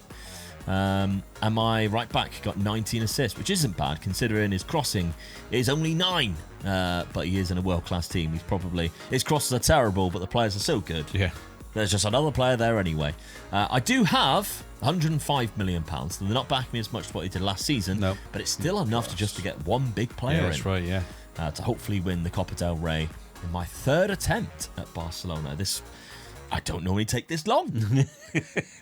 I think this is the longest. I don't think I've gone. Maybe it's just changed into my favour now. I have not gone into a 3rd season with a club yet. No, you haven't, no. Because Atalanta was only 2. Yeah. And then obviously Dortmund was 1, straight to Bayern Munich, over to Porto, done and dusted in 2, Manchester United with 1, Barcelona going into the 3rd season. Bloody hell. All right, so it's going to be a sayonara for this Manchester City side, who's done very well for you. Didn't let me down, did he? Haaland, 51 goals there, lovely stuff. Martinez, good signing really, Yes. did 28 goals. Finishing touch that was really for that. Yeah, some big names in there, getting some great goals for you. You would have had 168 million, but again, the wage budget was a bit too much, so probably wouldn't have been. Yep, don't care. But what you do care about is the jobs. What jobs are available? Jobs right now, there isn't much in terms of for you as an opportunity to go to. No. Sociedad finishing in 8th place is just like a bit too much of a step down. Yeah. That's too much of a job. I'd rather just sit and wait rather than go there. Yeah, because if you're looking at that, I mean, Sevilla was another one. They're even lower. Yeah. If you're looking at their team right now, their key player is a goalkeeper, and we all know how much you have a goalkeeping fetish. But I don't think he's good enough for you to want to go to. Obviously, we know about Mikel Oyarzabal. He's coming towards the very end of his career, Yeah. so you're going to be saying goodbye to one of the big players there very soon. Is it a good enough place to go to? That's Don't a definite think so. no. Yeah. So you might just be waiting around ever so slightly a little bit for something to either come up here or Italy is another one. We can't forget that you've got to go back to Italy. I've got to go back to Italy for the Cup. Portugal for I both need Portugal for both, yeah. And I need Spain for both. So I'm just going to sit here and just see what comes up and hopefully something will pop up. The good thing is you don't have to worry about any European competition, so it doesn't matter where they are in. No. Whereas I'm always now looking in terms of, all right, where did you qualify? Yeah, you knew that Europa League, don't you? Yeah, because it's going to be harder for me to find a job that I think is suitable to go to if they're in the Champions League already. And I'm going, oh, all right, because I need the FA Cup. So if I ever win the Copa del Rey, I would have to go back to England as my main team. Yeah. But do I find an English club in the Europa League, or do I find a Europa League team that's not in England? I might not have the possibility to do both. That's what I got to hope that you can't do. I'm hoping you can't get an English side that's in the Europa League. Yeah. Because then you've got to do another season somewhere else after that. That's it, yeah. If you win it. But right now, I've got to stick in Barcelona. Dad will be on the move. But where will he go? Well, it's time for you to stick around, because anything can happen in Glory Hunter.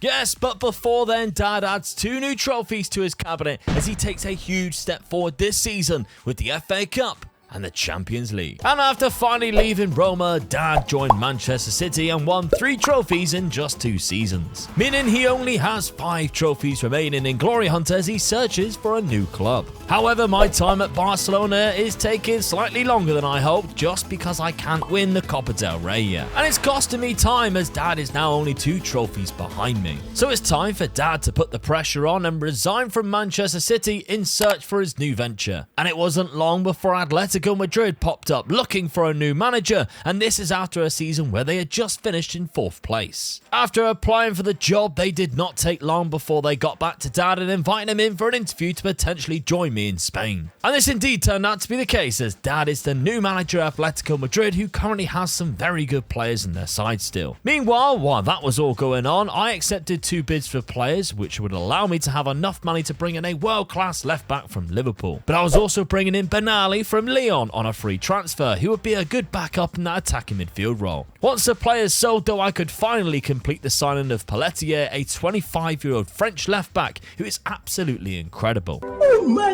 god! Dad decided to stick with a familiar tactic at Atletico Madrid with the 4-2-2 narrow, and he has some fantastic talents up front, such as Ferdi from Turkey. A position that he was weak in was defensive midfield though, and that's why he spent £19 million on Barletta from Argentina, who instantly improves that dilemma. More signings came through next though, as Ivan Rodriguez from Celta, a Spanish centre-back who is left-footed, at a very good price. As well as Marcelo Hernandez from Manchester City, his former club, a striker who will go into the rotation. Although I started the season well, my second match against Real Madrid unfortunately ended in an away defeat. Dad began the new season at his new club with a great win, but we faced each other in just the 4th match of the season. And after a goalless first half, my Barcelona side took the lead through new signing Benali. But Dad could have had the game won himself, but his Atletico Madrid side missed 2 penalties, including the second in the 98th minute. Well, Dad, at Atletico Madrid, Do you know what? I gave you a nice little welcoming present. Yeah, I look at that game and I'm not disappointed with that game, really, because I look at the team that you've got, and I've only lost 1-0. Yeah. So I've got to be happy with that, really. I've just come to this team. I'm just starting to build them. I've had a good home win against Valencia, away win against Valencia. So I'm not too unhappy with that result, really. All right. I don't think I'm going to win this league with the team that you've got at this present moment. No, not while I'm here. So I've got to hope that I can spawn a cup. Yeah. And then you get knocked out like you did last season, or comes some silly result, because it always happens in these cup games, isn't it? Just silly results, and I could do with that happening and going my way, really. I mean, you've made a few signings, £48 million spent. I'm like with the spine of the team, so I've got a really good spine of the team there, midfield, defender, and a striker. So of strengthening the good positions, which is going to help me. So you just never know with this. Good value for money, that striker as well. Yeah. £12 million. That was a good buy. Obviously, a player from your old club. Yeah. Who, did you sign? No, you didn't sign him. He's been there for a while. But yeah, it's great money for him. Now, obviously, you're going for very similar to what just won you the treble. Yeah. In terms of that. And this- we're looking this at guy- this guy here. And Well, yeah, thinking, the striker I had there, I can't remember who it was now. Julian but Alvarez, That's isn't it? right. Yeah, he was coming to the end of his career, so I just thought I'm going to take a chance because this guy could be really good. And you always tell me, didn't you? Stick him in, give him the play time. Mm-hmm. This guy could be good if I do that. So I'm taking a chance. Yeah. I don't think I'm going to win the league, so it's worth taking the chance. Yeah. So that's Okay. what I've done. I've stuck him in. Well, if we're looking at Barcelona, I stand every chance of winning the league, but it's not what I want. No. It's not what I'm looking for this season. I got my business done early as well. I only brought in 2 players. One of them was a free transfer in Nabil Benali, who scored the winner against Dad. But also, then I brought in £173 million worth of a left back. I mentioned maybe last season, might be in the season before, of just picking off one position and possibly my left back was fairly weak. I look at that guy and go, that's the best left back in the world. And I think sometimes you've got to, when you see them, if you can afford them, you've got to grab them very quickly. Because they don't come up very often, do they? You're always looking for a left back or right back. Yeah. Fullback's definitely the most difficult. £173 million. I think that's worth it. Now, looking at it tactically, he obviously goes straight in there. My left side now of Pelletier and Ron Richmond is got to be one of the best left-sided I've ever built up, to be fair. I'm only really thinking now, possibly my weakest position is maybe Darvic, but he's still really good. Yeah. It's not like he's bad. So hopefully Vieira can have a better season what he did last season. He's already started with 6-4 compared to, his first season was phenomenal for me. So that's what I needed to get back to. But again, it doesn't matter for me how I get on at the start of the season. I've already lost to Real Madrid. And actually, when I lost to Real Madrid, I was like, and then I thought, actually, that's quite good. Because Dad, it's another person against Dad. It's another team against Dad. Yeah. So I need. But then battering Real Betis 8-1, and we've seen how good they were last year. Weird. So again, my season doesn't really start until January. Yours is just begun with you need the league and the cup. So, well, let's get cracking then. Dad's joined me, and this time I haven't ran away to another league. I stuck at it. Let's see if it affects me big time or whether or not Dad's a little bit out of his depth still.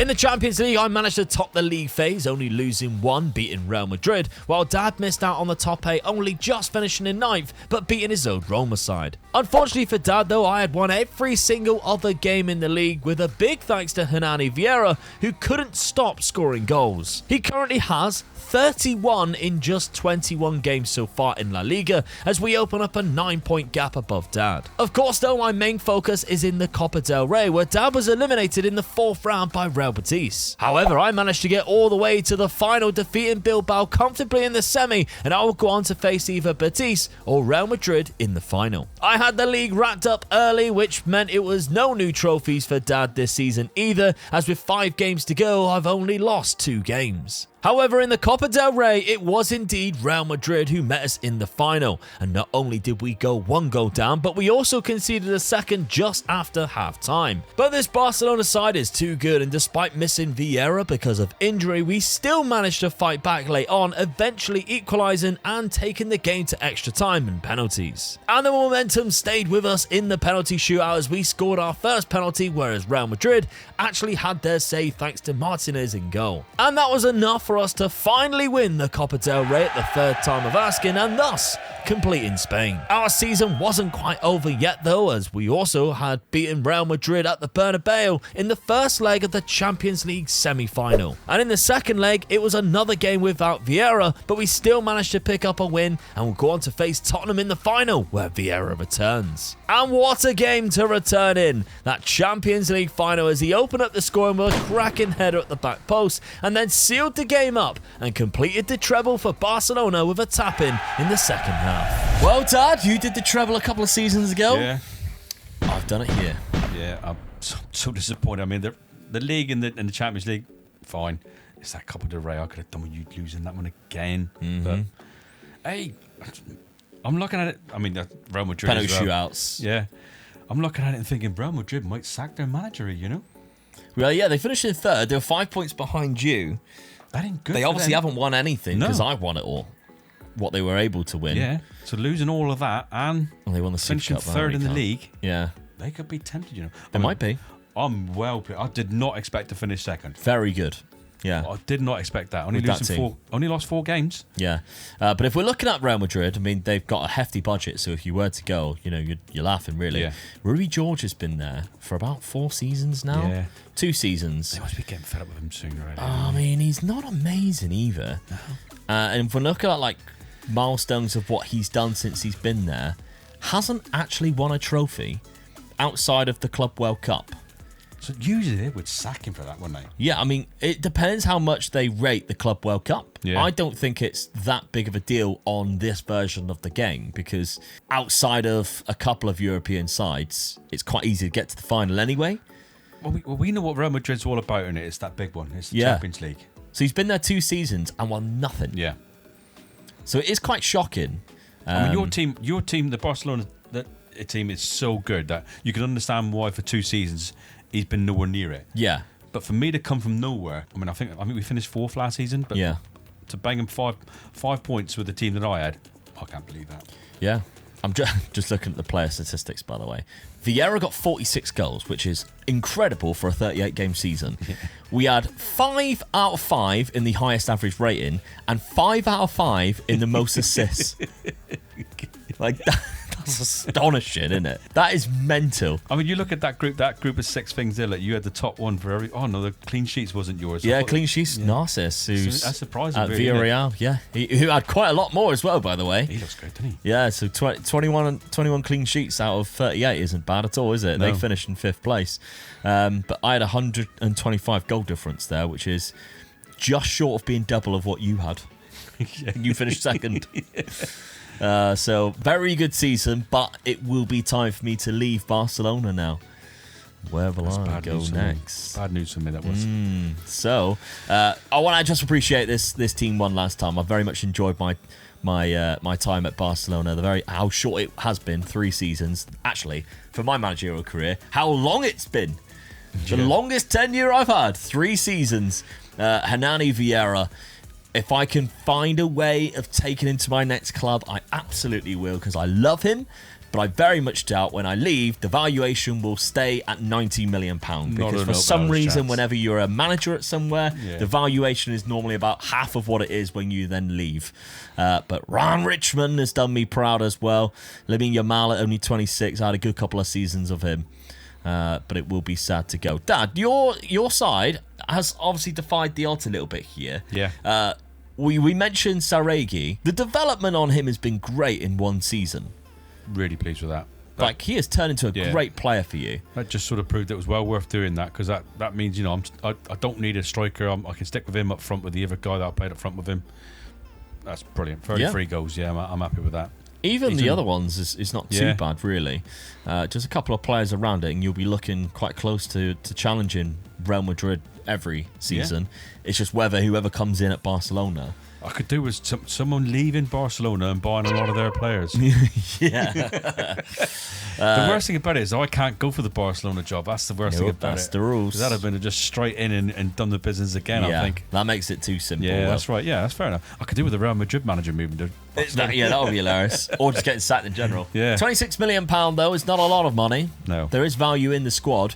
But what about jobs? Obviously, I'll be looking to leave. I could cause a bit of a managerial merry-go-round because the Barcelona job doesn't come up very often. Right now, though, there's 2 jobs there. AC Milan. I don't need to go to Italy. I got that done in 2 seasons. And AC Milan, you actually do, though. Yeah, I do need to win the cup. Yeah, Roma's still doing well, though. They still won the league. I can't believe it, Roma's. Because that job came up last season. Yeah, You had it an did. opportunity to take it. And I looked at it. Do you know, out of the 2 teams, they looked awful, the team that they had there, compared to what... Vincent Kompany took over, by the way, which was quite funny. And they won the league, so He left I stayed away from him. Atletico Madrid. And I took his job. Yeah. So there we go. Yeah. But anyway, the other job, the Chelsea job in the Premier League, in 7th place, gets me Europa League football. I can't believe... I'll tell you what, you have had some luck with jobs coming available, haven't you? I call it skill. No, I call it luck. Because when I've come available for another job, what teams come up then? None. I've had to scrape through it. You stayed at Roma too long, and that's your problem, not mine. What could I have gone to though, really? There was so many jobs that came up that you could have gone to. Not that good. The Liverpool, the Spurs job came up. You turned that one down. They went on and won the league, I think, a couple of seasons ago. They won a Champions League. But yeah, if I do decide to go for that Chelsea job, which you got to think if I start applying for that job, I should be able to get it. You walk into that place, I think.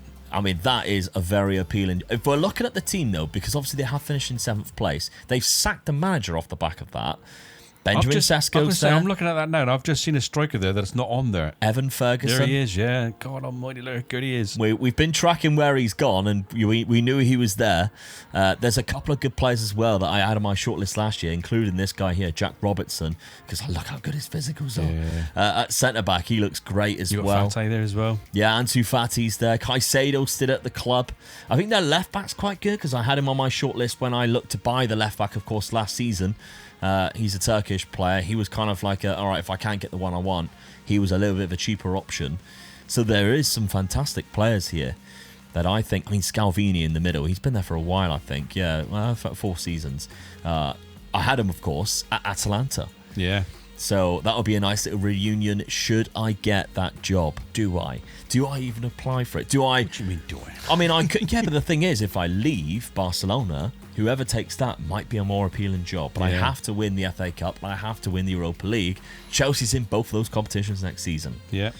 So, let's see what happens. Before I even make that decision, it's time to tick off the Copa del Rey trophy in my Glory Hunter cabinet first. But immediately after that, it is time to resign and see where our next adventure will take us. Another glance at this Chelsea side though, and I decide it's good enough for me to at least apply for and send in my CV. Meanwhile, Dad is changing his system and locking in the 3 up front that he loves so much. Which means he needs more strikers, so he brings in Becker for just 15 million. A free transfer also came at centre-back, who joins his side too, as well as 2 more free transfers later on as an attacking midfielder and a new goalkeeper joins the squad. But he is looking to sell a number of players too to make even more signings. It isn't long after that though that I'm finally being invited in to interview for the Chelsea job. And as you can imagine, after the treble I won last season, I was offered the role rather quickly as I returned to the Premier League. And we are going to be implementing my Porto system with free strikers and free midfielders. Arteta then decides to leave Arsenal and take over at Barcelona,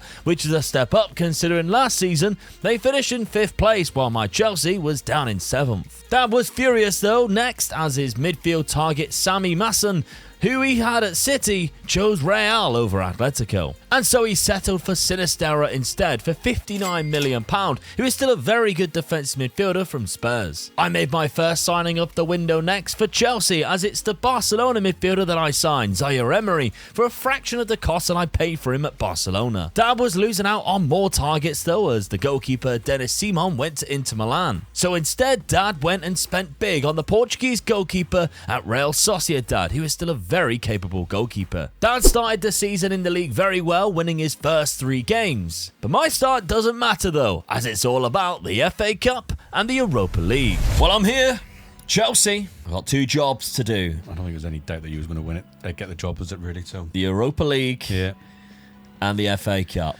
Don't have to worry about the Premier League. The team's actually quite good. I've been rejecting a few offers for players that I think, maybe I should have sold them. But I've decided to keep hold of the majority of them, despite them being some of them that are like 33, 34, and probably would lose their value completely next season. yeah.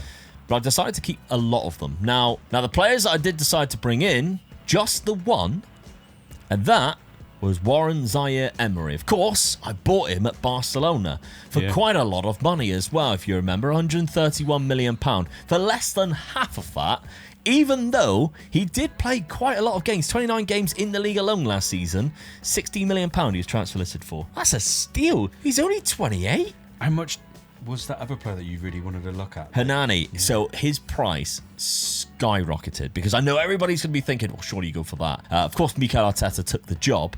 Ryan Richmond is still there as their key player, but Hernani Vieira, you're looking at now. They stuck over 100 million on Yeah, over 100 million. His price over doubled. Yeah. what we were looking at when I left the club, which is exactly what I mean. And I don't think it's because he signed a new contract or anything, 2033. No, that's when I signed him. Yeah. Or when I last signed a contract with him. So he hasn't only got a new contract. It's just the valuation of when you're in charge compared to when somebody else is. And unfortunately, Mikel Arteta has took over. And he has been everywhere, by the way, in this save, because he has followed us quite a lot. Yeah. He's been at Arsenal twice. Bayern Munich, which of course I think was like the job he took after I left Bayern Munich. Roma, when you left Roma. Yeah. It's been like non-stop just following us. He got the Arsenal job again, and then Barcelona now. So it's quite interesting. Quite interesting how that all played out. Now he's, of course, against you. But I've started the season okay. Tactically, I'm going for the same tactics as what I had at Porto. And the reason for it is I quite like the look of the three strikers that I have. Sternal, Ferguson, and, of course, Ansu Fati there. There's a good amount... and Sesko coming off the bench, by the way, ain't bad. There's a good enough amount of strikers to play that role. With Zaire Emery coming into that midfield three, which is absolutely solid now. Yeah. Another player that I didn't highlight before was this guy, the defender. I mean, look how good his physicals are. It's unbelievable. 25-year-old German. But we're looking at, Dad, what you've got. You signed quite a lot of free transfers to kick things off, but then went big with two players. Sinistera, because you missed out quite a lot of targets, actually. Oh, that was unbelievable. Ones I was trying to get, and they just kept on going to other teams. So, yeah. So one Sinistera was the second choice. Yeah. But he has good potential. Yeah, I mean, he's a young lad, so 24, so yeah, it might be worth sort of locking him in that position and see how he gets on as well. Yeah, and then Eduardo Santos, the goalkeeper. Seaman was obviously your first choice. Yeah, he was, as it always is. He loves Seaman, just my dad.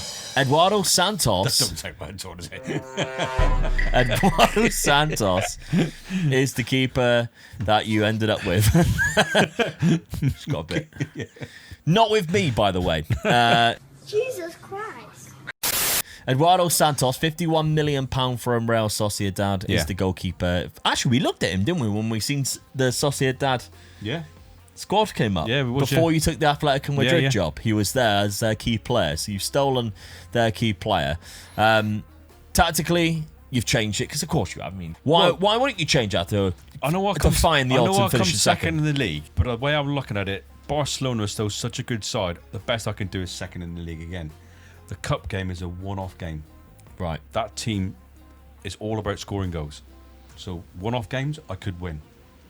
The league is over a season. That team won't win the league over a season, and neither with my old tactic. Yeah. I reckon that the second place would be the best I could get with the old tactics still. Yeah. So that's what I've changed it for. I've got 3 good strikers there now. Yeah. So, and I've locked the guy in midfield, so I'm hoping that he's not the best midfielder. As you can see, Bamba was. Yeah, Bamba goes in there. I don't rate Bamba at all. No, I didn't. So that's why I've locked this guy in. So I'm hoping really that is a good midfield I've got there. Very strong midfield. The defence is a little bit sort of dodgy, but going forward, I'm quite good. So I'm just hoping one-off games. Fingers crossed. Yeah. I got a chance. Okay. Well, let's look at things in terms of I've got to win Europa League still. That's the only fixtures we can see right now that potentially affects this season going forward.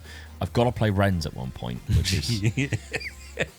They always show up and somehow muck things up for me. They do, yeah. So come on, Rennes. Yeah, so I've got them at home. Should absolutely batter them you should do, and really, laugh them all the way back to the airport. But the rest of it... You got no problem there, have you? No, really? I should go through. Yeah. Comfortably. If we're looking at every team in the competition that caused me trouble, I mean... There's not many there. Well, there's a top one that is my old club. Yeah. Manchester United, who probably could cause me trouble. 100%. United is your biggest problem there. Yeah. After that, you're going to lose a silly game. Yeah, Ange Postecoglou's there. Yeah. Still. They've still got basically the same team as when I left it. They've actually improved it in some ways. So they got like Burrito, who's come in and looks really good. But yeah, they haven't lost any players that I brought in or there was there that, makes such a big difference. It's still the basis of a very good Manchester United team there. So we'll see. We'll see. I think it's going to be those two. Yeah. Right. Well, I've got 2 trophies left. The FA Cup, the Europa League. Can I get at least one of them ticked off? Hopefully, it is the Europa League, because if I don't finish... If I finish below 5th, I'll either get sacked or... If you're going to lose out on one of them, I want you to lose out on the Europa League, because I think that's the hardest You've got to go finding a team for that one. Yeah, which, by the way, has been played at the Newport Community Stadium, which was built in 2025. I don't know whether this is actually like planned in real life, but Newport have a 43,000-seater stadium, and it's not for Newport County. It's weird, that, isn't it? So, I mean, I've been to Newport. There's not much going on there. I No. wrestled there a few times. My old tag partner come out saying, "What's happening, Sheep Brothers?" And I was like, "Oh no!" Like he does. Yeah. So there's not much going on there. I don't know how they're going to fill a 43,000-seater stadium, but anyway, they've got it for Europa League final, which hopefully I might be able to get to this season. So let's find out. Let's get this season underway and see if I can tick either that or the FA Cup off. Well, things started very well as I was top of the Premier League, qualified with a game to go in Europa, but have Manchester City in the League Cup final and in the 5th round of the FA Cup. Unfortunately for Dad, my Barcelona side is still dominating Spain with an unbeaten start and 10 points ahead of his Atletico side. And that Barcelona team is also who Dad has in the semi-final of the Copa del Rey. My FA Cup was put into jeopardy by an early red card with my left back being sent off after just 25 minutes. Even still, we held on valiantly so well until the end of extra time, until they finally scored in the 113th minute where Manchester City knocked us out of the FA Cup. And that's actually really annoying considering I just smashed them 9-1 in the other cup final, and that game was literally played 3 days before the FA Cup tie. Despite losing to Barcelona in the first leg of the semi-final of the Copa del Rey, Dad was still optimistic, and he had every right to be, as Atletico's side put in a really good performance to beat Barcelona and progress through to the Copa del Rey final. The final itself wasn't played much long after, and it was against Girona at the Nou Camp, but Girona took the lead in the first half. It wasn't until the 77th minute where Dad's side finally found an equaliser, and with momentum on their side, they pressed for a winner and succeeded to lift the Copa del Rey trophy. I was on a different quest though, as I looked to lift the hardest trophy to win in Glory Hunter, the Europa League. And I was progressing comfortably through to the quarter-finals of the competition against Werder Bremen, and I have been drawn against Frankfurt in the semis, in which we got the job done in the first leg with a cracking 3-0 win with 2 goals in the first 15 minutes, wrapping up the tie and cruising through with a 0-0 draw in the second leg, but against Manchester United in the final. I secured the Premier League title as well, while Dad was trailing Barcelona by 12 points after they only lost 1 game all season. The final of the Europa League was so important, however, because if I lose, my Chelsea side won't be in it next season for me to try and win it again, and that's why I absolutely got terrified when United took the lead and went 3-1 up after just 23 minutes through Kobe Mainu. But I wasn't going to let my old team ruin my chances that easily, and we got ourselves back into the game and went into half-time with a score 3-3. After a half-time rollicking, my Chelsea side came flying out the traps and Caicedo bagged his hat-trick to make it 4-3, while Badiashile scored our 5th and the final goal of the game to see us lift the Europa League trophy. Well, Dad, I went to Newport. The stadium's lovely, by the way. Yeah.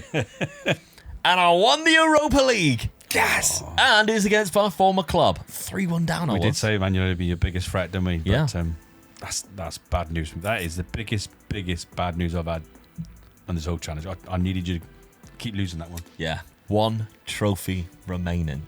That's all I need to complete Glory Hunter. It's funny because it's always the FA Cup, isn't it? It's always always the last the one. bloody FA Cup. But I have not got the job done. Unfortunately for me, Manchester City knocked me out My old team, in come on. the 5th round on extra time as well. Went on to win it. Yeah. But I have won the league by 10 points, which tells you that I'm on the right path. Yeah. Won Europa League, won the league. Just the FA Cup to go. Evan Ferguson matched Erling Haaland's 28 goals there. Ansu Fati and Ferguson also had the 2 highest average rating. We are looking very good indeed. Just a couple of players and possibly we could be in for a very good cup run in the FA Cup. I have only got £17 million though, and I don't know whether that's because finances are just, they are terrible.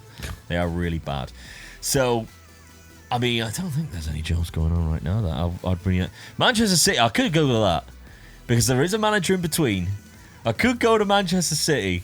They still got Bellingham, still got Haaland. Oh, no. Because Pep Guardiola, by the way, went there after you did, spent 2 years and got sacked after winning 1 league and 4 cups.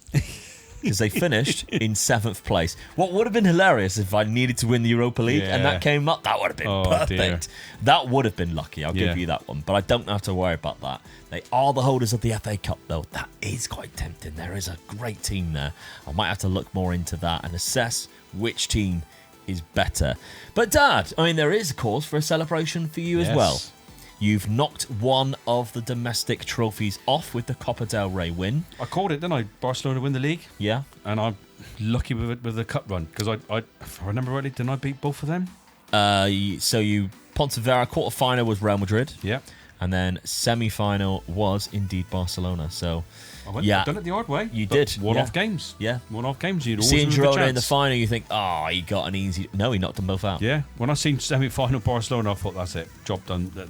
They're going to just wipe it with me. But no, I've done them. So, yeah, I'm really pleased with that. That's a really hard one to get in when you're not one of the two top teams. Yeah. I mean, you stayed in second as well. Yes. You're still splitting them. Yeah, I was there most of the season. I mean, I've still done them by 5 points from Real Madrid. Yeah. So it's 2 seasons I've done Real Madrid by 5 points. And they've still got Rui George. They still won't sack him. Come on. You were checking it. Yeah. He was ready to make the move from one Madrid to the other. But when you see the players that they've got there still, and you're thinking, I'm going to just jump in there. They got the money. Kylian Mbappe's 36 and still there, by the way. Look at that. And Endrick is 28. Endrick is nearly in his 30s. Yeah. His hairline will finally match his age.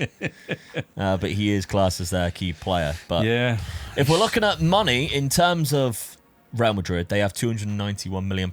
Dad, you only have 125 million.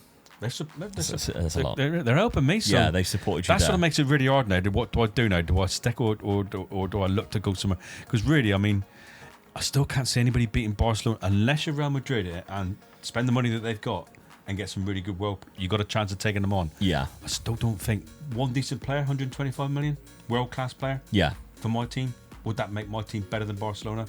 To win the league, yeah. You have to find a combination of a system and hope that they have a bad year. It's going to be interesting, though. You know, I'm going to have a go at it. Mm-hmm. I'm only going to leave Real Madrid for Atletico Madrid for Real Madrid. What? So even if like Porto or Sporting came up, it's going to be difficult then, isn't it? But the only one I would say would be a definite. I would say then is if Real Madrid sack the manager, 100% I'll go for Real Madrid job. Yeah. Apart from that, I'm going to stay because Benfica's there, but we've looked at them. They're crap. I mean, usually I jump at the chance of doing Benfica, don't I? Yeah, but they're very bad. Yeah. I mean, when Amadora is finishing in 3rd place, you know you are really bad. Something's definitely wrong. Yeah, I mean, the Portal one is the obvious one you're going to go to. £17 million as well. Yeah. Like their key player is this guy, and he is a striker. I think finishing. Yeah, when we looked at it, he was their striker. Yeah. Badiashile, he's been playing up front from. No wonder why. He's actually only on loan. So when their best player is a loanee, you know it's probably a no-go. So so the only team I'm going to leave for would be Real Madrid. Yeah. And if that job don't come up, I've got to take on Atletico Madrid. Have a go at Barcelona. So that's what I've got to try and do now. All right. Well, do I move to Manchester City? That's the question. Is that a silly move or not? I think I'm going to have to assess it because it could be a potential there for an easy FA Cup win. But we'll have to find out. And you'll have to stick around for Glory Hunter because I've got a big trophy to add to my cabinet, as well as Dad, who just won the Copa del Rey. That's right, Dad adds the Copa del Rey to his Glory Hunter cabinet, meaning just 4 to go, but it's in 3 different nations. However, unfortunately for Dad, I am already in the right place to win my last remaining trophy that I need, as I finally get the Europa League done. But as we all know, anything can happen in Glory Hunter, so you do not want to miss what happens next. In the last couple of seasons, I finally secured the Copa del Rey trophy in Spain with Barcelona, and I was very lucky to land a job with Chelsea when I picked up the Europa League trophy. Dad came across to join me for 1 season in Spain before I departed with Atletico Madrid, and he also lifted the Copa del Rey too. After his slow start, he has now just got 4 trophies to win across 3 different countries to complete the challenge. But I am staring down just 1 more trophy, and that's the FA Cup. However, in a rather shocking turn of events, Dad noticed a Benfica job was available and he applied for it, despite them finishing in 5th place last season. Dad had a big budget in Madrid though and was already buying players for next season when the email came through to invite Dad for an interview. And this crazy turn of events led to Dad accepting the job in Portugal to become the new Benfica manager. I decided to turn down the Manchester City job and I was signing legendary midfielder Ugarte from Manchester United, who of course I used to manage, now 34. Meanwhile, Dad had to deal with two of his players in Raspadori and Jean Mario retiring from the game this summer. And so he went about his transfer business, starting with a free transfer, followed by signing a fantastic centre midfielder from Fulham for £12 million. But there was a lot of signings coming through the door at Benfica, with Morales joining the club too. A really cheap goalkeeper from Croatia who comes straight into the starting 11 between the sticks, despite only being 19 years old. And speaking of goalkeepers, I was also signing one myself, as another former player of mine, Verbruggen, joins as a new member of my club at Chelsea. Through raising money off of player sales though, more transfers came in with a centre-back next for Dad. Followed by his best signing of the summer arguably, a really good Colombian centre midfielder from Aston Villa. Dad's system is choosing to rock his 3 up front formation as he looks to get through Portugal rather quickly. Whereas I'm sticking with the same shape I used last season that of course was really good in Portugal too with Porto. So what are the early signs like for Dad since his move to a league that he is yet to manage in? Well, Dad, here you are in Portugal. Yeah, it's a big chance I'm taking because I did have a good side at Atletico Madrid and a good budget there. But I just felt that the Barcelona side that you left behind was still really good. Yeah. And the Real Madrid team were good and they had a massive budget as well. So I just felt I'd still be struggling to beat them in the league. Yeah. So I thought, well, the Benfica job came up that they were a bit dodgy, but... well, yeah, they didn't have the best of seasons last year. Obviously, Porto's been dominant ever since I left, but as you can see, 5th place. It's a big chance, but I'm going there to win both things. So yeah, I'm taking a chance. I've got to try and get in and out as quick as I possibly can. You got to catch me up somehow. Yeah, that's right. Yeah, So, and I just felt I wasn't going to be doing anything staying at Atletico Madrid. No. Will I even give you an opportunity to do that? Because, of course, my lads at Chelsea, after winning the Europa League, just one trophy remains. And again, it's that FA Cup. Every single time we do Glory Hunter, it's the FA Cup that I struggle with the most. And I always struggle in it, Lee. Yeah. So that's obviously something that I've got to take on. But Dad, you're in Portugal. You've changed. Obviously, a few players have come in in the side that we've seen. I can see why they good had a bad signings. side. Yeah, Polo is probably one of your best players that you've brought in. I'd say Orlando Polo, the Colombian. Good attacking midfielder, yeah. Yeah, and that's allowed you to go to your 3 up front and kind of like having 2 attacking centre midfielders as well.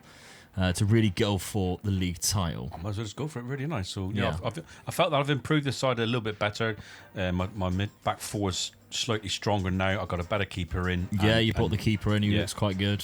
So I mean, the Brighton lad I've brought in for the Van Heck. Yeah, it was a bit of a chance with his age, but he still looks good, though, doesn't he? Yeah, especially and for his this natural league. fitness is still there. So yeah, I'm going for it. All right. You also have like the likes of Victor Gyökeres still here, That's which right, is quite yeah. funny. He's obviously gone to Benfica after being a sporting player, but he spent a long time at Newcastle. Moved to Benfica in the last couple of years. Never really done much. Scamacca's also here as well. I mean, one of my old players was Scamacca. I've got a good strike 3 with good reserve behind them. Yeah. They're not going to be, there every game of the season. So I felt like that's why I've gone 3 up front. Really, I thought I've got a bit of reserve behind. You have dropped points though against at home to Friends, which is a disappointing one to begin with. But that's a shame. Braga, you beat him there. Obviously, you're in Europa League, which at this point, after we both won it, you'd rather take no Europe than any Europe. I'd rather just get knocked out of it now. Yeah. That's it, and just focus on other things. Yeah. And then over to London. Of course, I am in the Champions League. The signings that I brought in, I also brought in a goalkeeper as well in Verbruggen. Signed 2 players for Manchester United. One of them was Manuel Ugarte on a free transfer. He can still do the business from that centre midfield spot. And James Garner, so it's actually 3 former Man United players, who was my player last year, ran out of contract and then decided to sign for me anyway. I mean, he's coming in on a whopping 400 grand, which is far more than what I think he was on previously, but whatever, James. You just have it, mate. You just have it. It's only a 1-year deal. I sold Kenneth Taylor, who I didn't really want anyway, and he comes in, James Garner. So tactically, we're sticking exactly how we were. We've got pretty much the same starting 11, I think, with just Verbruggen coming in now in goal because our goalkeeper, James Trafford, wasn't as good, unfortunately. So, yeah, some good options. Is it good enough to win the FA Cup, though? That's the big question. I've gone away to Manchester City and got a draw. I've beaten my old side, Barcelona, who won the Champions League again, by the way, in the UEFA Super Cup. And I've also beaten Man City 5-3 in the Community Shield, who, of course, went on to win the FA Cup last season. I've got Barcelona again in the Champions League, so I've got some, and your old Atletico Madrid side. Yeah.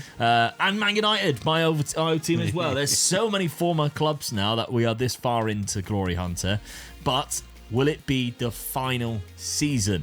Can I pick up that FA Cup, or will Dad win 2 trophies this year and really pile the pressure on? Unfortunately for Dad, his league form wasn't amazing, and he found himself some way off the top 2 in the league. In the cup, however, he stood a very good chance of getting through to the semi-final, where Sporting and Porto are also still in the competition. In London, though, I was battling the league title with Spurs, but it's FA Cup time, and I've already got to the 5th round to face Everton. Dad managed to get the easiest side of the draw in the semi-final of the cup, and comfortably got through to the final with a 4-1 aggregate score across 2 legs against Braga. I'd reached the semi-final of the FA Cup, and that was against league leaders Tottenham Hotspur, though. And after 101 minutes of a goalless tie at Wembley, Spurs scored the winner in the 103rd minute, meaning Dad still is within a chance of catching me in Glory Hunter, and a chance this season of adding another trophy as well as an extra Europa League trophy, which he has also found himself in the final of again. And in that cup final, it was a massive 4-0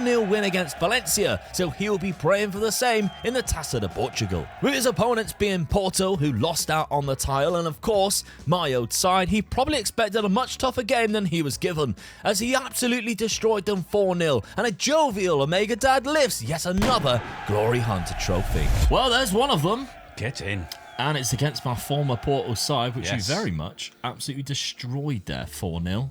Pleased with that. Yeah. That's one in the bag. Good result. Yes. In fact, it wasn't the only 4-0 you had at the end of the season, because, of course, you also won the Europa League final again. Yes. 4-0. Pleased with that as well. So Yeah. at least I know my team's going in the right way. But in the league, some way off. I'm some way off. 21 but points I've improved. off. I've improved though. Yeah. You got a treble because you also won the Allianz Cup. So it means the team's going in the right direction. I still look at that as what a great season I've had. Yeah. I think it's sort of like made my decision a correct decision there by leaving. I've gone there now, got 1 trophy in the bag, and the team's going in the right direction now. I've just got to make sure I do it next season, that's all. Yeah, I mean, Can't afford hanging around too much. goals-wise, you had Maurizio Mendes as a striker who scored quite a lot there with 34, but 30 goals also for Luca Andrade. Yeah. So 2 players getting 30 goals isn't bad at all. The supporting cast, got a lot of Colombians, by the way, Yeah. that we can see here. They've scored quite a lot of goals. Transfer budget is only £13 million, but you are in Portugal where money is a little bit tight. That's actually quite good for Portugal, especially when you can play around with the wage a little bit. Yeah. So it isn't too bad. If we're looking at jobs, there isn't any that we're looking at going, oh, that's an opportunity you can't miss. You know, if the Barcelona or Real Madrid came up, you'd probably jump on that, or an Inter Milan maybe. Yeah. So I'd probably say that you're going to be staying at Benfica 100%. next I season. think I'm doing the right thing here at the moment. Yeah, so definitely staying. I've just got to hopefully can do it in 1 season. Okay, well, Chelsea, unfortunately, Tottenham Hotspur were the bane of my life this season. They knocked me out of the FA Cup semi-final They're gonna knock me after out. extra time Get in. at Wembley Stadium, which I think's unfair. They used to call that their home ground. Yeah, they did, yeah. That's unfair. Unfair advantage there. But they also won the Premier League. Tottenham Hotspur has been unbelievable in this. So we're starting to see the decline of some of the big clubs by the looks of Yes. it. Man United, Arsenal, Chelsea, Liverpool are still hanging on there. Newcastle's doing quite well. Man City's all the way down in 8th place with Erling Haaland, who's probably 35 years old now, still good, amazing. Yeah. So no FA Cup for me. Also, Manchester United knocked me out of the Champions League. Went on to lose to guess who? My other old team, Barcelona, who I left Manchester United to go to, and they beat them on penalties in Baku. So not a great season for me at all, really. No trophies at all. FA Cup again. Yeah, Evan Ferguson, 42 goals, which was great. Enzo Sternal's done all right. I think I might need to switch this around. I think maybe a little bit stale. People are sussing me out, especially in the cups. It's not as secure as what I'd hoped it would be. But with a transfer budget, £56 million, I can definitely bring in a name or two and hopefully come up with something a little better to win the FA Cup next season. But that is obviously next season's problem now, and Dad has the league to win in Portugal. Before we do that, he needs to add a trophy to his cabinet. So that's one trophy down for Dad in Portugal, but of course he still needs that league title to complete it before he can leave. But I'm determined not to let Dad embarrass me here, and I signed a new winger who cost me over £100 million as I look to change my system. Dad is also strengthening his side in hopes to challenge for the Portuguese Championship this season, including bringing in a new striker for £11 million from the Portuguese league, as well as a new centre-back that came from Flamengo for £15 million. But £24 million was then spent on Inter Milan's defensive midfielder who looks really good, as well as bringing in a fantastic centre-back from Boca Juniors, and that was business done for Dad. I'm looking to become much more solid this season with my tactical tweaks and training an attacker to play right midfield. And Dad has also opted for a change with a 4-4-2 variation, but how will it fare in the Portuguese league for him? Alright, Dad, £80 million was spent this summer from Benfica. Obviously, he sold £22 million, so a lot of players went out. I'd say your best player was probably the Boca Juniors centre-back that you brought in. Yep, just going to try and make myself a bit more solid in defence, really, yeah. And the switch up in tactics. Yes. Look, I've got to make myself sort of like really hard to beat now. I think the actual league is over the full season, so I'm going to be harder to beat, really. So that's why I've gone for this, really. I've still got, I know my two strikers are so good. Yeah. So I can rely on them scoring goals. So I've got the wingers there are really good as well. So yeah, a bit more solid in defence, or a bit more defensive. Hopefully I can do it over a season. Not worried about any cups now, but the two strikers I got up there are really good, so... Okay, well, you started the season well because you are top of the league. You only lost to Barcelona. In the Super Cup, yeah. And that's nothing to be afraid of. No, definitely not. I mean, did he score Hernani Vieira? He's got 2 more. So it's been a few seasons since I last seen him. Oh, it's like a child to me after taking him from Porto to Barcelona. If anything, I've done you a favour in the long term by taking him out of Porto. Yes, definitely. Because he was a hazard in that league. He was phenomenal in that one season that I used him. But there we go. The rest of it, you've done all right. Last game. 11-0. 11-0. Yeah, only conceded one. Beat Porto away at Porto. They did have a player sent off, but I've started still, well. Yeah, started very well. That's a good sign. So I started well. I haven't really got anything to do at the start of the season. It's all down to the FA Cup, which obviously doesn't start until January. But I have played some tricky games. I drew with 10 men to Manchester United after scoring 2 late goals when they took a 2-goal lead. So that's phenomenal stuff and shows great character from my team. And obviously a draw away to Brighton. But I have also switched it around and I've gone very similar to you, but I've gone 4-1-4-1. And I'm locking in Ozu, who was a player that was already at the club, but just wasn't getting much game time. He's played on the right wing or as a striker. I'm going to use him in this winger position here because he has good dribbling ability. I think he would cause a lot of chances for Evan Ferguson up front as the sole striker in this system. So, yeah, we'll see how this one goes. I spent a lot of money on him, on the player that I did bring into the club, which we can see goes into the left-sided position there, Mia, who from Bayern Munich, £125 million. So investing heavily on one wing, using a player that was already there for the other wing, and that midfield looks really scary. Yeah. I'm thinking that my defence looks great. Again, it's what happens in the cups, and that's the trouble. You can't control. Yeah, you're missing a player one game, and it's over for the rest of the season. Anything like that, innit? Exactly. So I mean, I started the season all right, but it's all down to January for me. So when it gets to it, let's see if the rubber hits the road. When the third round of the FA Cup came around, it was a tight one against West Ham, but we got ourselves a win. An easier 4th round matchup against Colchester, and it's Watford in the Championship next. Dad's Benfica side, though, was absolutely immense and began storming through any opposition, as they went and smashed Porto 5-0 to sit top of the league with a massive 14 points advantage with a game in hand to play after going unbeaten in the first half of the season. After I cruised past Watford with Chelsea, Arsenal was next in front of us in the FA Cup, but we took the lead in the quarter-final in just 14 minutes. But the Emirates thought all hope had been lost from the home side until the 90th minute, where they equalised against us to send the game into extra time. And with the momentum on their side, Jurel Hato let fly with a thunderous shot that smashed in off the crossbar. A strike worthy of winning any trophy, and that knocks us out of the quarterfinals of the FA Cup for another year of misery. The consolation of this season was that we managed to win the league title, with Evan Ferguson having an outrageous season of 44 goals. However, it's once again Dad's time to celebrate as he smashes the Portuguese league title by 18 points and going invincible. Well, Portugal's done in style. Unbeaten as well. Look at that. Unbeaten, won it by a mile. Look at the goal scorers as well. All of mine. Yeah. 93 plus 93 goal difference from 34 games. Very impressive, Dad. Yeah. Very, very impressive. Really pleased with that. Sporting dropped off quite a lot. Look, Yes, down it into did, 5th mate. place. Pretty much swap positions there. But yeah, as you said, your strike force was great. Yeah. This system seems to really work for you in this. So congratulations. Almost picked up a double as well with the... Obviously, you didn't need to win it this year, but...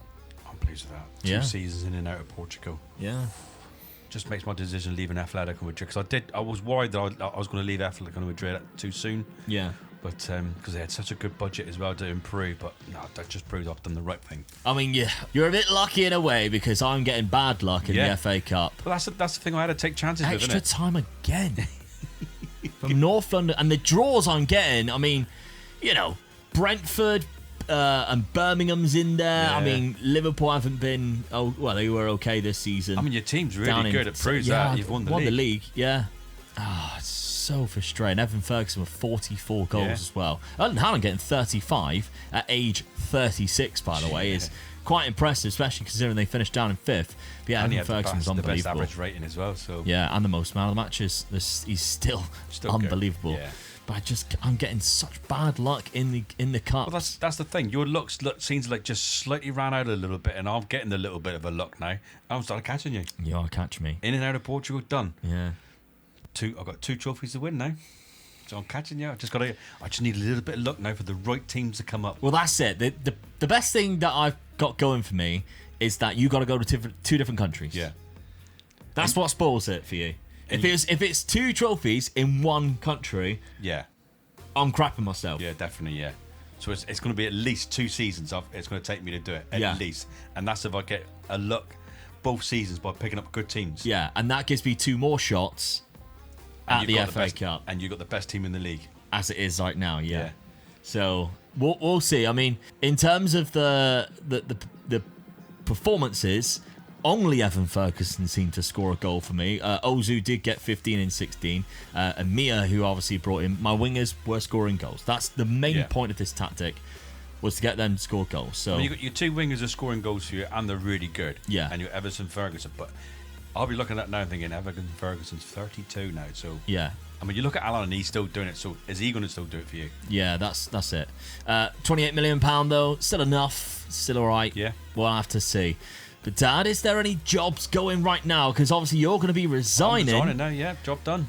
And currently, only the Liverpool job is available to go to. It's not good to me. It isn't. You're looking for done. Italy and Spain. Yes. And to be honest, there's no point going to the bottom of the league. You need something that's going to get you trophies quite soon. You need a better club. I've got to really hope that, especially in Spain, 6. I've got to hope that Barcelona and Real Madrid have a bad season and don't do well in the Champions League, and they just get sacked. Yeah. And I can jump in there. But the Italy one, you can look at easily the top 5 teams and just hopefully You stand a chance, yeah. Yeah, I've got a chance of doing something then. I mean, in Spain, it's been Barcelona ever since I was there. As you can see, they've been completely dominant. Yeah. Real Madrid haven't won a league title in so long, and it's Rui George, who has been at the club since 2032. He's been there for 5 years at the minute. And is it because they're doing well in other competitions, maybe? It is, yeah. I mean, they got to the Champions League final and just lost to Juve. Yeah. So I know I've won the cup 2 seasons in a row, I think, with Atletico Madrid. But they were getting the runners. They were getting to the cup finals as well. yeah. I mean, they were runner-up. They got knocked out in the 3rd round of the Copa del Rey by Alcoron, they're in like the 3rd tier or 4th tier. They're a tiny club in Spain. And yeah, I think if it isn't for that Champions League final, then you probably... And they had a player sent off after 2 minutes, which kind of spoils their final. Yeah, definitely. Because I think they're probably a better side than Juve. Yeah. I don't know where Juve finished. They were top. Diego Martinez, they were...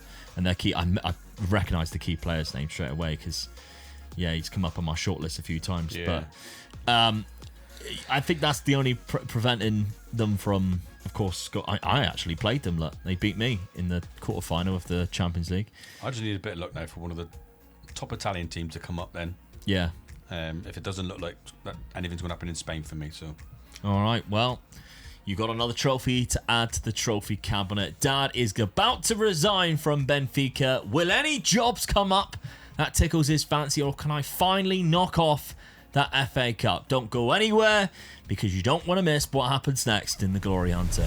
Yes, what a couple of seasons for Dad, as that league title win means he has just 2 trophies remaining, but in 2 different countries, which is my only advantage. However, with Dad resigning this season, where will he end up next? That's the big question. Dad's recent move to Benfica was a risk, but it certainly paid off massively for him as he completes Portugal in just 2 seasons. Winning both trophies, that quickly has closed the gap in the race to complete Glory Hunter, as he has now just got 2 trophies to win. All while I'm still chasing the FA Cup to complete my trophy cabinet, as I'm currently at Chelsea. But taking over both the Benfica and Liverpool job, unfortunately for Dad, was managers that left opportunities in 2 leagues that he's not exactly searching for. Back in London, I'm making some good signings though, with Neves coming in on a free transfer as my new #1 goalkeeper for the season. However, my main target this summer was a midfielder at Brighton, 23 years old, and he looks absolutely incredible as a box-to-box midfielder or an attacking midfielder. Brian played hardball though, and it cost me a lot of money, and I really did overpay to get my man, but Josh Charlton will be a Chelsea player this season. Finally, the last incoming transfer for me was a Brazilian centre-back from Flamengo who cost just £25 million, and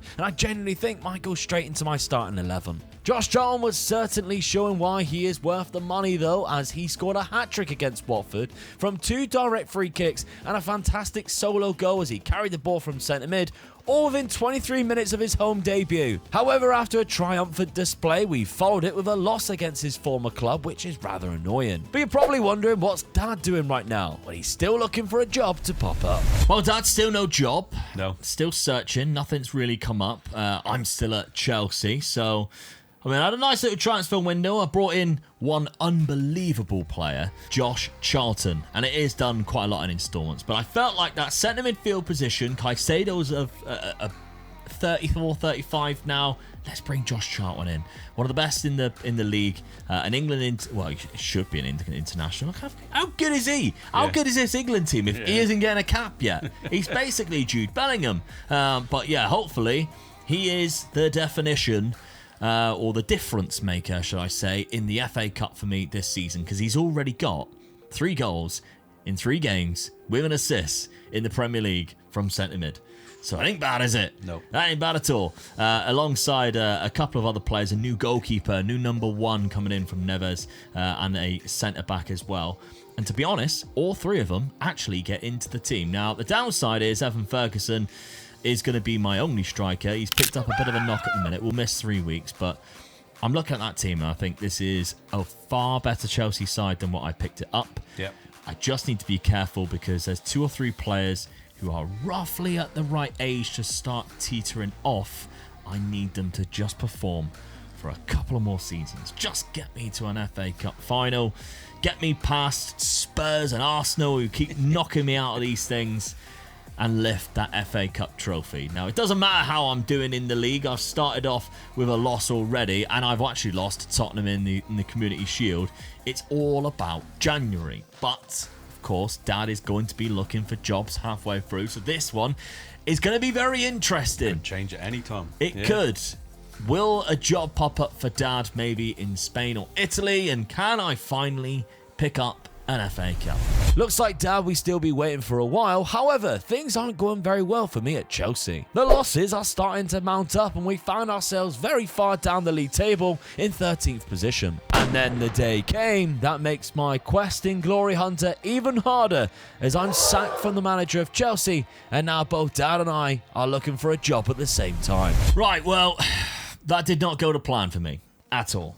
That is a massive, massive wow. And yes, get in. Get in. My What luck. on earth happened there? Do you know what? I think the next time we do Glory Hunter, I'm going to start in England. And I will not leave until I get that one. I don't care if you go on and complete 3 countries by the time I get the FA Cup done, because the rest of the Glory Hunter is on easy mode for me. This is the hardest challenge I've ever had. Just win an FA Cup. That's all you got to do, Luke. No, you can't even get to the 3rd round of it because your team sucks so bad, they end up sacking me a quarter of the way through the season after I just won them the league. I completely destroyed the league. You can't talk. You haven't been in a job for a whole year. I can win the FA Cup quite easily. Yeah, but you still ain't got a job. I mean, there is a job opportunity for you, which I'm probably sure that you're going to go and take. 100%. 100%. At AC Milan. I'd be silly if I don't. It looks like Real Madrid and Barcelona are not going to come up, so all right, they're a little bit further down in the league than I would expect them to be, 8th. So, yeah, I've got to take that job. Yeah. Got to. I mean, actually, because you're what are you focusing on in this one? Is it the Cup? Yes, because I won the league with Roma, didn't I? Yeah, you did, yeah. It's That's doing quite me a a favour. good opportunity. You're not in Europe. Yeah, 100%. It's even better for me. So, yeah, I will be applying for that, but wow, I can't believe it. I know. Now, you're Yeah, also we going to did. see there, Manchester United is available. What a dream story. Go back to Man United, the old club. They suck now. They are really bad. I mean, they finished in 12th place. Chelsea managed to salvage a 7th place finish in the end. Aston Villa went on to win the league, so that tells you everything there. They lost 7 games. That's even... Yeah. That goes to show how bad of a season it was for Well, it's the whole 87 league. points. It's quite good. Still, yeah, but still. The Chelsea manager is, funny enough, Enzo Maresca, who is the Chelsea manager at the beginning. But I cannot believe they sacked me. What would make it worse is if that they won the FA Cup, which I really hope they didn't. Right, knocked out in the semi-final. Thank God. Such a pity. That would have been hilarious. Oh, that'd have been great, I would wouldn't it? have cried my eyes out. But Manchester City went on to lift it. They beat West Ham in the final. So fair play when it beaten 2-1. But yeah, that would have sucked. But anyway, Man United, yeah, they are really bad. They're down in 12th place. It just looks like whoever was there after me just never really looked after it. Ange Postecoglou, shock. 5 years he was there. Michael Wimmer actually went there for a season and was just dreadful. The squad management in this has been awful. They have one key player, Julio Roa, who you look at and go, wow, great player. Yeah. And he's only, 27. Look at the rest of the team. Honestly, it sucks. I think it sucks. And I don't think it's wise for me to go to. They got a couple of good players. He's not a bad centre-back. That's their striker. And I think he's a good DM, yeah. Outside of that, you're looking at it and going, not really. There's a lot of players who are quite old now, and their finances is terrible. £203 million. They got £30 million budget with 35% transfer revenue made. I don't think I'm going to go for it. Don't you? No. I think I might see, get to the point where I was sacked last time and see if something pops up then. Because right now, I don't think that there's anything at Man United that's bringing me back. Me a free season here. Yeah, basically. But I know I've got a buffer because you have to go to Spain. Yeah. You can't do it all at AC I Milan. mean, the other thing is, well, really, you don't need to get to a team until January. That's it, yeah. Well, I could take a job in February, March, and they would be in like the 5th round. Yeah. Yeah. That's where you got the advantage over me, where I was unemployed, isn't it? Yeah, So, it'd be quite smart actually for me to go to like February, March and see if Yeah. anything comes up. And if they're in the FA Cup, take it still. But the possibilities of that is quite low. But yeah, I cannot if you're sacking believe your they sacked manager, me. there's something wrong in it. I mean, but then look at Chelsea. Yeah, They sacked you, and they were still in the FA Cup. Yeah. Got to the semi-final. and at this point, I'm a multiple-time Champions League winner. Yeah. Won the Premier League with them so many times. I mean, my history alone, if you're looking at the managerial records, where is it? Sorry, on my profile, is absolutely absurd on the job history. Like all the trophies I win, and they sack me. I mean, I was 13th when I got sacked, but understandably, right? But I mean, I won them the league in 2 out of the last 3 years, and the season where I finished in 4th. I mean, Really Shield. yeah, I won 3 trophies. Yeah. That they don't really count as much, but They're still, still 3 trophies. trophies. Yeah. Yes. How many times I'll finish first? That's a joke, by the way. That there's only like 3 times where I haven't finished first. That is mental.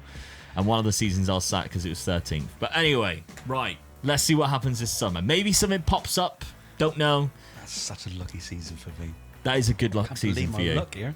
Well, you got to get that AC Milan job. Don't Yeah, count your that's right, chickens yeah. yet. Oh, They yeah, haven't given you the definitely, job yet. I got to get in there and job Actually done and get out it. again. Yeah. So, yeah. All right, well, let's see if you do. So Dad wasted no time and he applied for the AC Milan job. He also seen the Juventus manager had an insecure role, so declared interest there as well. But AC Milan can call him rather quickly with a job interview offer for Dad. I actually had 2 offers for an interview as both AC Milan and Manchester United invited me in. However, after looking at this Manchester United team, I realised they also have no budget and no value in their squad, so I said no thank you. Dad wasn't waiting long for AC Milan to offer him a contract though, and of course, he accepted, and he heads back to Italy. And he's looking to line up using the same system he did so well with in Benfica. Dad being Dad though, his first signing in Milan was a goalkeeper from Mexico for £17 million. He then signed an excellent young French striker from Newcastle. He seems very good value for money, left-footed and a capable goal scorer. Taking the Manchester United job was Romelu Lukaku, who left Udinese, which was his first job in management. And Dad's new star striker was off to the races with a brace on the opening day of the season, but of course, it's the Coppa Italia that Dad needs to win. Okay, well, I'm still without a job. Nothing really came up at all for me, to be honest. The Manchester United job, obviously at the start there, was taken by Romelu Lukaku, which I thought was Yeah, he's come back to United. quite funny. He never really played well at United, really, did he? Well, everybody says that. He's a bit underrated sometimes. When you look at his statistics, he just had a horrendous first touch. Yeah. But he was a Udinese manager last season, which was his first managerial job 6 years after he retired. And then he's now the Man United manager. So fair play, but wasn't for me. Nothing else came up, though. However, Dad, you got your wish. You got the AC Milan job. I'm in. You still got Kamada there. I mean, the team that you've got is actually decent, and you're back to rocking this. I've got to go with the same tactic. It done really well for Benfica, so I'm going to try it again. The only thing I did notice, I had a few good sort of players that sort of come into the end of their career. So this has got to be like, I've got to be in and out quickly to have an half decent side You here. say that, end of the career. 30, Kamada. Yeah. 32 is still good if you got... I mean, Badgie, You're starting 11 is all basically Yeah. in their 20s. Yeah. Coming into their prime. And you got this guy up front alongside Kamada who looks very good. Yeah, I've got a couple of good youngsters up front, so yeah. Obviously, you brought him in from Newcastle. He looks fantastic. And then the guy Kamada, who we all have heard about, Francesco Kamada, he's only 30. Yeah. So, 19 composure. Fantastic striker. 2 very good strikers. You got this guy in the midfield who's This guy's really good. Yeah. World-class Belgian centre midfielder. Basically Kevin De Bruyne. And I think your team's all right. Defensively, it could be better. That's right, yeah. They could be a little bit better, but going forward, I think I'm a really good side. Yeah. And it's good signs because you don't need the league, but it's good signs. You've beaten Roma 6-0, your former club. Yeah. You drew That's a to hell of a Juve, result. who of course just won the Champions League very that's a good recently. result, yeah. So you don't need the league. You need the Coppa Italia, and this is when you'll be eventually playing it, which December, is isn't in January. So again, your season doesn't start really till January. Yeah. Where I just need something to happen to actually find a job. So let's see if that happens, and if it does, where do I end up?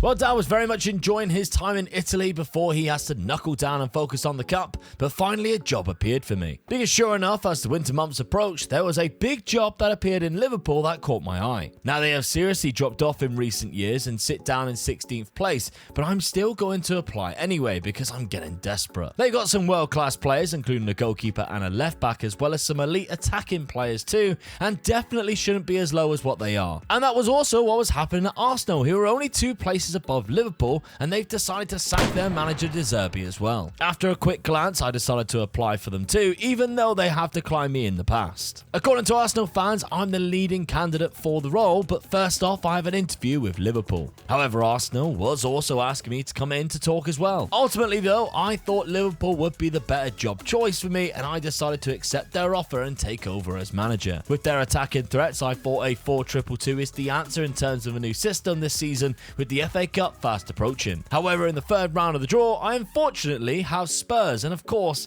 they are very good at the minute, and in the middle of the title race with Newcastle in the Premier League. And they absolutely battered my Liverpool side in the FA Cup 3-0 to knock us out. It's not like Dad could say much though, because his Milan side faced Sampdoria in the Coppa Italia and lost, in what was also a 3rd round tie as well. My Liverpool side recovered well and ended up finishing in 8th place by the end of the season. Nice. Dad did win the league in the end, but it went down to a first place playoff against Inter Milan, in which he won the first leg 4-0 and lost the second 3-0 to become champions. Well, domestic league title, Dad. But we weren't looking for that. No. We were looking for cups. And you were out in the third round by Sampdoria. And at my new club, Liverpool, Tottenham again. Getting Spurs. Knocked me out 3-0. Absolutely battered me. I mean, the team I've taken over, maybe I should have took over the Man United job, looking in hindsight. I mean, I have finished far and away above them, 12 points clear of them.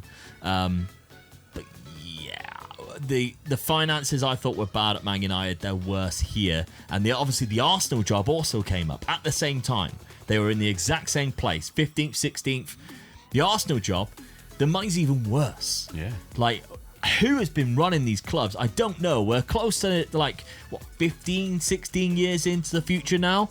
Like, they are financially just rotten. Two rotten clubs. And unfortunately, I've actually qualified for the Europa Conference League somehow in that, which, that's frustrating. As far as tonight football. Yeah, that's just not what you need when you're chasing the FA Cup. And as I say, this team it's not great. It's not great. But when Liverpool and Arsenal come up, you kind of go for it. The side I'm looking at, there's individuals that are decent, but I mean, the keeper's amazing. Yeah. The keeper's great. You'd have an absolute field day. He'd be your best friend. Yeah, definitely, yeah. He would be the best 100%. man at your wedding. You'd be out of him every day. Yeah. Give me goalkeeper tips, like who's your favourite goalkeeper and all these goalkeeping questions that you love. But yeah, I'm trying to go for a 4-2-2. It suits what they've got. Is it good in the Cups? Probably not. But I'm going into a team where their best players are high wingers. And I can't really do anything else with it. But they've got two good strikers. So I don't know. I don't know what to do for next season. But I managed to pull them out of the gutter compared to, 16th finishing 8th. When they sacked their manager, finishing 8th isn't too bad. Yeah, what are we doing here? What? Come on! I can't believe I won the league. I know, yeah, in a playoff as well. Oh, it's just typical, isn't it? The one I got to go there for 2 trophies. I only want one, and I win the other one. You think, oh god, and I win the harder one of the two. Really, winning the league again, especially Inter Milan and Juventus. That's such a good. Where they finished last season. Mm-hmm. I mean, you got to be looking at that and thinking, wow, what a season you just had.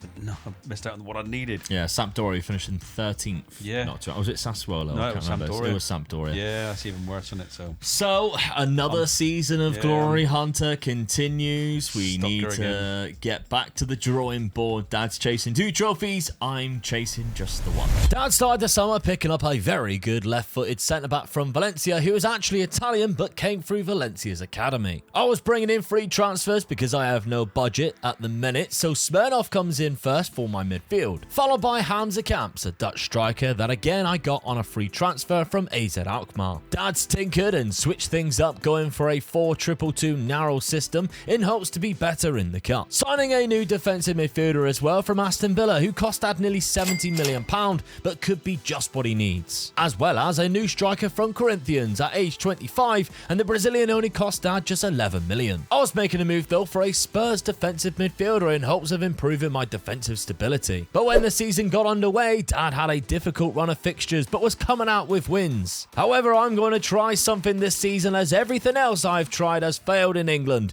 when it comes to the FA Cup. Alright Dad, I'm being bold this season. I'm going to lock in all of my best players and hope that in the Cup they'll just... Because obviously sometimes you go in the Cup and they drop your best players to give the rest.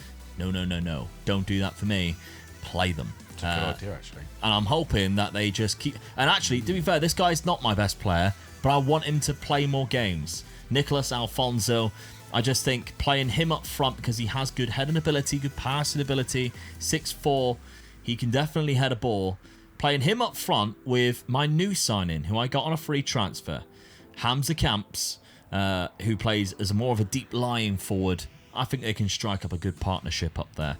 So that's my reasoning for it. Hasn't started amazingly well, but that's 2 draws against Aston Villa, who of course won the league recently, but an away draw to Sheffield United. Did beat Spurs though, who of course have been great recently. Knocked out of one competition already. Thank you very much, Evertonians. Really appreciate that from the Toffees. But I am in the Europa Conference League, which is rather annoying. So that luckily only has 6 games in the Europa League phase. So when that finishes, will be December. I'm thinking then, ideal, because I'd rather be in that where I'd have to play 2 Europa League games in the January while FA Cup games are going on. Yeah. So that's my thinking there. You're, of course, chasing the Coppa Italia, Dad, and you've brought in a fair amount of players or money, £96 million worth. Yeah, I've gone for mainly the old on spine, this guy, though. The old spine of the team again, really, yeah. Good defensive midfielder. I've got to change my tactics, but I had to change the tactics for a reason. You lost Rooney Bargi. I lost Rooney Bargi, and I lost another winger, I think it was, the other guy that was on the other wing. They didn't want to sign new contracts, that's why I lost them. So I couldn't find good enough replacements to keep the same tactics, so I brought him in, put that player there, up there, and locking him into that position, because he also plays in that position as well. So yeah, I've gone into a bit more tighter, and hopefully that'll help me out. See how it goes. Okay, well, you've drawn against your old side Roma in the opening game of the season, but I've had a good start. Beat Juve Juventus have beat them, yeah. and Inter have beat them. So I'm looking at that and thinking, I've had a really good start here. Yeah. And it's one thing we always look at, and find it's quite funny as well. The last friendly is always against one of the top teams in Italy. Yeah, I don't know why Italians do that. I've just played Juventus in a friendly. Look, two games before I'm going to play them again. Yeah. And it's just weird how they do that, but we always say it. But I've had a good start, so all right. I'm hoping this tactic's going to help me out here. Well, Champions League, not that it matters much, but you've got to play my old team Bayern Munich, my old team Barcelona, and your old team Atletico Madrid, and go back to their stadiums. So yes. I wonder whether you'll get booed out of the building. I probably will, yeah. Yeah, hopefully. All right, so we're off to the races again. We both have clubs and we both have targets in our mind. The FA Cup and the Coppa Italia. That's good start in the league. Didn't last too long though. He wasn't losing games, but in fact drawing them. He went into 1 month drawing every single league game, and that's affected his position in the table as he sits currently in 4th. Another unexpected leader of the Premier League, as West Ham this time round is opening up a gap at the top of the league after just 24 games. After a comfortable 3rd round win against Oxford in the FA Cup, the 4th round was tricky, and it was a 2-1 away win against Wrexham. But guess who I've got next? Once again, it's Tottenham Hotspur, the team that knocked me out last season. However, this time round, they are the ones struggling down in 10th place in the league. They actually sacked their manager of 9 years and replaced him with De Zerbi, which I don't know if that was a missed opportunity taking it myself, given how good some of their players are. Over in Italy though, and Dad finally takes the lead in the Coppa Italia 3rd round in the 75th minute. But what wasn't in the script was that his opponent Cittadella was equalising in the 89th minute, taking the game to extra time, when they then scored the winner and knocked Dad out, losing 2-1 despite having all of his big hitters on the pitch. However, my misery in the oldest cup competition in the world wasn't getting any better either, as De Zerbi Spurs were far better than their position in the league table suggests, and they scored 2 goals in 2 minutes, and our consolation wasn't enough to keep us in the competition. But a 2nd place finish in the Premier League behind West Ham isn't too bad, and it can't get any worse for Dad, right? Oh dear, that is not good. Oh dear, oh dear. Lee, what are you doing? I dragged you out of the gutter, makes you win the league, and then you go and do that to me. What? Oh, God almighty, I couldn't believe it. Oh, I can. You had an awful season. You laughed at me. Yeah. When Chelsea did it to me. I got to the quarter. That's what done me really. I got to the quarter final of the Champions League, and who knocked me out was Atletico Madrid. I knew from then on I was on it. That was I it. come out to bite you in the ass there. It was great. I mean the Coppa Italia, you've got to be ashamed of that. I got knocked down what? I mean, it's the 3rd round. I think it's classed as, but it's the 1st round that we sort of go that into. You go into, yeah. Cittadella. They're in our league, but 96th minute. Yeah, in extra time. Well, they equalised in the 89th minute to take it to extra time. Yeah. Oh, what? So poor. I mean, you dropped points in the last 2 games, but that would have put you above Inter. I think if you'd done Europe. that, yeah, if you'd won those last 2, you would have been in 4th place. They would have probably gone, all right, bad season, but what I find quite funny really done me that is how much some of the good teams have turned bad, and how like some random teams have all of a sudden turned good. I mean, you're looking at yours, Bologna and Sassuolo, 3rd and 4th. But I mean, Bologna 82 points, which is joint as Atalanta, and then you go over to Liverpool, where let's not talk about the FA Cup yet. But I finished 2 points behind West Ham. And look how West Ham finished the league as well. Yeah, they dominated. They were so good. I mean, that's got to be the first time West Ham's won the league Is it ever? Yeah, fair play. Yeah, well done. The Hammers have gone on and won the league. What's their squad like? Any good? I mean, I don't think so. I mean, that's the weird thing. They've got some okay players, but I didn't look at their team and go, God, I need it. But Rob Brain, I've recognised straight away. There's a player that I remember trying to get when I was at Manchester United. When he was like really young, which I love about this now. We're so far in that I can see regens or new gens get into 30 and go, God, I remember when he was a wonder kid. Yeah. But he actually started off at West Ham there and then had a couple of loan spells. I remember trying to sign him at some point. But yeah, they got an okay team, but he scored 26 goals this season.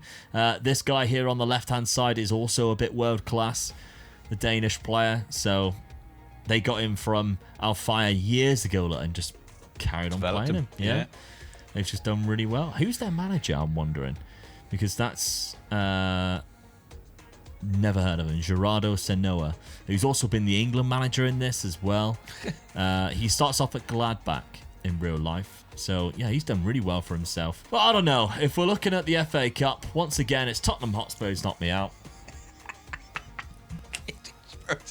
I've won the Europa Conference League. Now that makes for any difference. We don't add it to the Glory Hunter, but I think that's both of us have won it now. I think you won it earlier on, didn't you? So now we have both actually accomplished that as well. But it's the bloody FA Cup, and Ipswich Town went on to win it. Tottenham beat me 2-1 in the 5th round, so I actually managed to get quite far in, but it was an own goal that knocked me out. So 2 goals in 2 minutes, and an own goal was one of them from my left back, one of the left backs that I locked in. It's just so frustrating. At least, you're in a job. I'm in a job, and I haven't got to chase 2 other trophies. Advantage is still very much in my court. Their Real Sociedad jobs there, Dad, but they're 16th place, and you need to win the title. Yeah. Lionel Messi is the current caretaker manager there. Oh my God, he is phenomenal. He is absolutely unbelievable as a caretaker manager. I'm sorry, I did not see that coming. But he has been caretaker manager. Every time somebody has been sacked from Real Sociedad, it's like, oh, Leo to the rescue again. And it's almost like, oh, we'll give Leo a chance at caretaker and bring some other schmuck in. It's tempting to go there just to have him as my assistant manager, wouldn't it? Yeah, like... Leo, I know you're 52 now, mate, but... What would you do here? What size boots do you wear? Any chance you can come on? Because, I mean, look at their team. It's okay. I recognise Scanlon straight away. Declan Scanlon. I recognise him from when he was at Leipzig. Yeah. There's a couple of players that ain't too bad, but I don't think there's any, like, world beaters. And, again, you're coming up against that Barcelona side. In fact, they've got a lot of money. It might persuade you because they've got a lot of, not money, they've got value in their players. Yeah. 21-year-old there who looks really good. A good centre midfielder. He looks fantastic and he's only 28. 24-year-old, I'm selling this here to you, aren't I? 24-year-old right back. He's not too bad either. A good striker. That's what you normally like. Lionel Messi's there. You haven't got a budget, but you do have 100% of transfer revenue, which we have not been working with recently because at Liverpool, it absolutely blows, and I still only have 25% with no budget whatsoever. I'm tempted to take the Sociedad job at this point, just so you can get it. But we are in a spot of bother here in terms of the cups. We're both chasing stuff, and it ain't going to plan. So yet again... neither of us are adding any new trophies to our Glory Hunter cabinet, but you just know it only takes one season, and Dad is still there. He is still chomping at the bit. Yeah. Can he catch me in this Glory Hunter challenge? Well, you're just going to have to stick around and find out. Yes, because with just 2 trophies left for Dad in 2 countries and 1 left for me, surely I can't throw this away. Or can I? It was a bad couple of seasons for us both, though, as each of us were fired from Chelsea and AC Milan on our quest to win the FA Cup and Coppa Italia. But closing in on our ultimate goal of completing Glory Hunters before my dad does, I was luckily enough to find the Liverpool job back in the Premier League. But my luck in the FA Cup, however, has still not been great. So I'm starting the summer in South America, bringing in a new striker from River Plate to hopefully score a lot of goals for us. As well as a Brazilian centre midfielder who's never left his home nation, aged 27, but he looks like a top quality player. And I was slightly tweaking the system to accommodate the Brazilian in a more attacking midfielder role. Dad was offered an interview for the Real Sociedad job with Lionel Messi, but finances were even worse, and upon looking at the players, he realised he's never going to win the league with them. Dad's trouble was that managers taking over these clubs from other clubs that aren't interested in him either. And he was relying on all the international jobs to take managers, which also never happened for him. They all instead approached him to become the manager, but of course he wasn't interested. Well, Dad, no jobs came up for you this summer. Nope. Still unemployed, unfortunately, after, of course, losing your job to AC Milan. Of course, you're only really looking for 2 countries, so this Arsenal job and the Ipswich Town one, no good to you. No, I mean, Arsenal was there for a long time as well, weren't they? So. Yeah, and in administration. Yeah. Which, I mean, if you look at the Premier League, get some 9 points reducted already, so they've won 2 games and drew 2.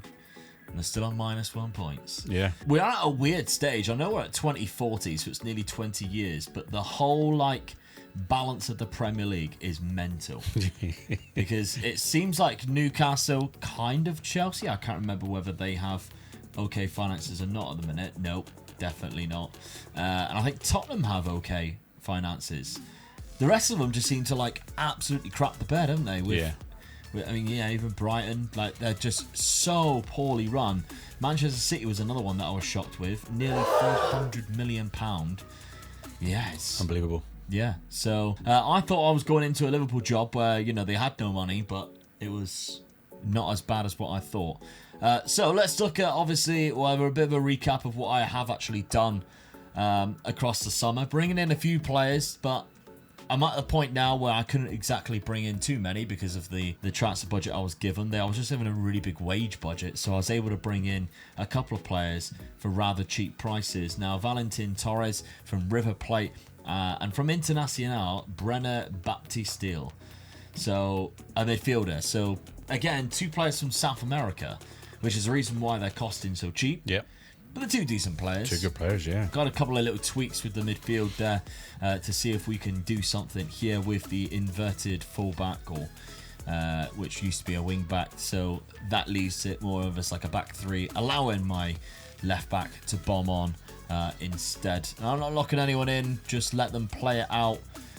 This time round, we got Torres, he goes straight in there with Camps. Baptist still goes straight in there as well. So I have improved the team.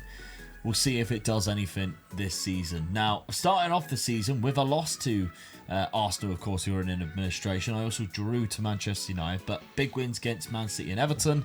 Of course, it's nothing to do with the Premier League. That is basically just a placeholder to keep my job. I just need to keep doing well in it. That's right, yeah. You're not interested until January, are you? No. So I finished 2nd place last season, which was far better than where Liverpool were when I took them over. So I have progressed the side at this point, despite having no budget. But again, it's all about from January onwards. Can I win the FA Cup?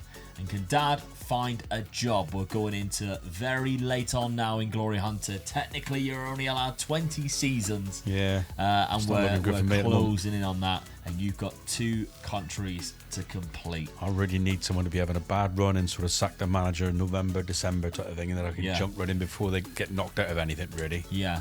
Or you find out that they're doing so bad in the league, but they're still in the cup. Well, that's it, yeah. But anyway, you've got Spain as well, where you're looking for the league title. Yeah. There's only really 2 or 3 that you can get there, and you already left one of them. That's the problem. I've already left Atletico, so I can't see them taking me back. But you just never know. I mean, Real Madrid have just done so badly over a couple of seasons, and they're still keeping the manager. It's a mystery, isn't it? So, still Rui George. Yeah. Well, let's see what happens as we go on in Glory Hunter.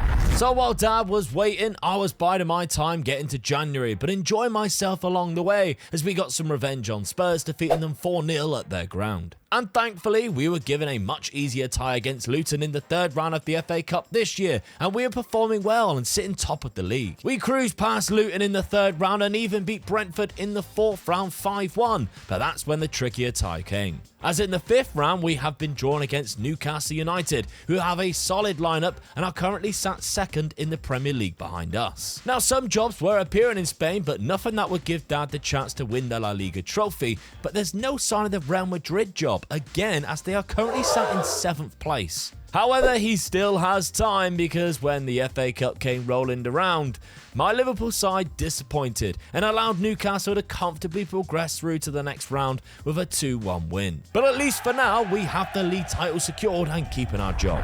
Well done, I won the league title, which is great for Liverpool, obviously, compared to where they took me over, but well 5th round by Newcastle. done me a big favour. They did. Yeah, they are pretty much the best team in this league, I think. They actually still have a good transfer budget as well on their team. They've got some unbelievable players. They've got a Paraguayan legendary player here who looks really good. Wow. So though he's pretty much, this guy here is causing me a bit of trouble because in the cup, he's knocking me out as the manager, but it's so frustrating. That saves me for another season. And I mean, you should be punished for the fact that you didn't go anywhere. Well, nothing, absolutely nothing came up, did it? I mean, the Arsenal job was available the whole season. Yeah. With Man City probably near enough the whole season as well. Manchester City also went into administration. Yeah. So if you can see here in the Premier League, 9 points deducted from Arsenal and Manchester City. When Man City sacked their manager, neither of them replaced the manager until very recently. Yeah. Arsenal have got Reece Healey. Actually, that's still not the actual manager. That's the caretaker manager that's been there the whole time. Manchester City has got this guy again, probably the caretaker. Yeah, the only job that sort of like came up was Seville. That sort of like could have done, I could have gone for, but they're never going to win the league, are they? Really? No, that's so that's the problem. And right at the death as well, Real Madrid came unsecure, and then he went on a good run and won 3 or 4 games at the end. Yeah, because if you're looking at past positions, he was down in 5th and 6th for a long time. Yeah. Once it came up insecure, Yeah. and then it was like, and it was gone. It was it. Because he then went and won like 3 in the bounce or something stupid like that down here. Yeah, he just went on a good run then as well. The Atletico Madrid, Vallecano and Alaves. They did go and lose the Copa del Rey final though to Atletico. So yeah, they haven't won a trophy in so long, and it's still Rui George. Yeah, I cannot believe how long he's been there. Nearly 10 well, years. when you look at where he was in the league there, in real time, they would have sacked him for that. Oh, 100%. Being in 6th, he was doing so bad, and I've just thought, just sit back, bide your time, and that job will come up, and it didn't. But saying that, nothing else came up, did it? That was available for me, really. Italy was nothing. They won the league last year. Yeah. But yeah, the Copa del Rey winners the year before that, and then you can see they went on a long period of time where he didn't win anything. I just don't understand how he managed to keep his job for so long. Makes no sense. I just sat there waiting, and it just didn't happen. So that's how it goes. So I'm still out of a job. And you've only got 2 years left. I've just lost the whole season, and I've got to do something. I really need something to happen. I can't see one of the big teams in Spain coming available, so I need something to happen in Italy. Very early doors. Get in there, jump in, do the job. You to lose again, and then in to lose his job. Yeah, that's the only chance I've got now. That's all you need to happen. Worst things have happened in life, isn't it? Yeah. In the Premier League, though, I did finish top. Valentin Torres, 16 goals, which was quite good. Jordan Davis was the reason why, though. We've got 21 clean sheets. Defensively, we were really solid. We only lost 4 games. We just had a really good season in the league. Unfortunately, just couldn't do it in the cup. I even got to the Champions League semi-final, defeated by Juventus, who have gone on to the final. They're facing Bayern Munich in there, so one of my old former clubs. Look who scored the goals against you. Cristiano Ronaldo Jr. is actually 30 now, and done quite well. So yeah, but then we got to go on to next season. We've got a big wage budget, but no actual transfer budget. So the same can be said again as what happened last season. I've got about £30 million. Really, and my squad is looking quite small, if I'm honest. I've got two goal scorers getting quite a lot, but the rest of the side's all chipping in as well. But it's the ages that I'm worried about. There's a few players in like 30s. Yeah, Antonio Silva as well is about to retire. Ooh. Which, that was my captain, my centre back. Tony Smith is retiring, so that's going to be a shame. I'm going to have to look to replace him, unfortunately, but we'll have to see. Will Dad find himself a job? I'm yet again not adding anything to my trophy cabinet, which feels like it's been so long now since I've even looked at it that it's probably got cobwebs. Anyway, you don't like the FA Cup, mate, do you? No, let's see what happens in the summer. Yes, no trophies to be added for either of us as Dad sits out a whole season. And although I didn't make him pay that season, I keep doing what I can and sign a new striker for next season. Alongside another talented defender from River Plate, as my link to South America works wonders for me once again. And that continues with a centre midfielder who's barely costing me anything to bring him in. Still nothing all summer for Dad though, job-wise, as he's starting to get a bit anxious about this season. Alright, well, Still no job. Nothing. To be fair, you had no options in this summer. And it wasn't even... I mean, at least last year, there was a lot of international jobs, which made it look like there could have been a job. No big managers left anywhere to go to take the... And there was Germany, France... Spain. But this year, you didn't even have a World Cup year or a Euros, so there was no even hope of that. Just sat here twiddling my thumbs. Yeah.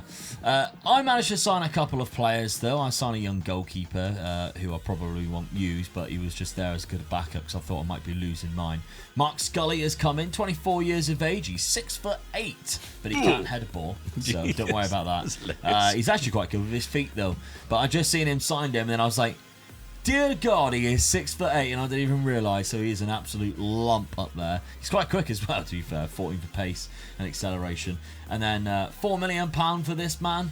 Centre midfield, not too bad at all. I think that's quite a good little deal there, but the main money was spent on Fiorentino. Obviously, I was losing Antonio Silva, so I brought in this guy, and he's a beast as well. He's 6'6". Could do with better positioning and possibly marking, but outside of that, he don't look too bad. Good with both feet. Yeah, he's two-footed, so you can use them both sides, can you? Which is ideal, isn't it? Again, using South America as like these cheap options. If he was a European player, it would probably cost over double what I actually paid for him. So we'll see. I'm keeping the similar shape as what I had from last season, which was this. And as you can see, just moved a couple of things around to that.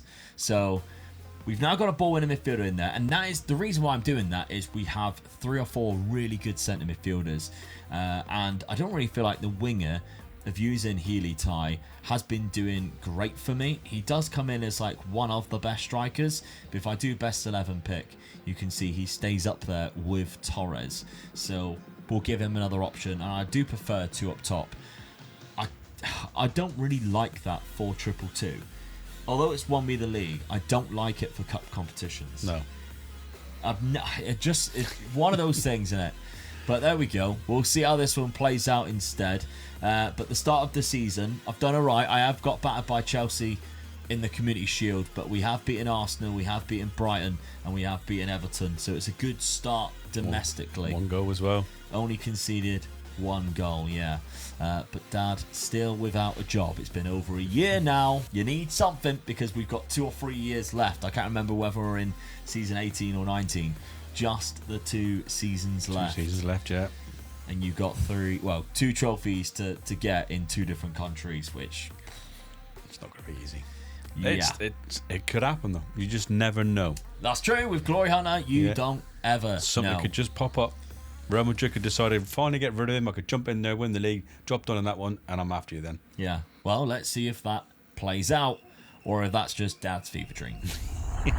Well, Dad had to wait for the middle of November, but not for anything in Spain. It's the Bologna job in Italy that's appeared, and it doesn't look too bad. As this is a club desperate for Dad's help, and he is willing to be there and hopefully win the Coppa Italia for them this season. He has a good side and decided to set up in a 4-2-2 formation, but it is in need of a centre midfielder, as his has been loaned out. Before the transfer window opened, however, there were positive signs that his new Bologna side looked great, winning 5 out of the first 6 matches with Dad in charge and only losing to a very good Atalanta team who were actually top of the league at the time. Back in Liverpool, I'm in a title scrap once again with Newcastle, but the draw for the FA Cup has been released, and it's Cardiff City in the 3rd round. Signings for Dad though, and all 3 of them were there to help his midfield out and improve his starting 11, giving him lots of options now, which is needed in this system, especially with the lack of talent he has in that position already. Cardiff City put up a good fight, but we were 2-1 victors with my 6'8" striker scoring 1 of the goals. And then he went on and scored the first 2 goals in the 4th round against Ipswich Town, which was a much more comfortable win as we go through to face Leyton Orient in the 5th round. Dad was also making good progress in the FA Cup, as a 3-0 win in the 3rd round was followed by a 5-0 win in the quarter-finals against Fiorentina, but it's 2 legs next against Inter Milan. However, they weren't expecting the exceptional performance that Dad's Bologna side produced in the first leg in Milan. Mark Scully got himself a hat-trick against Leyton Orient, but that's where the easy fixtures have ended,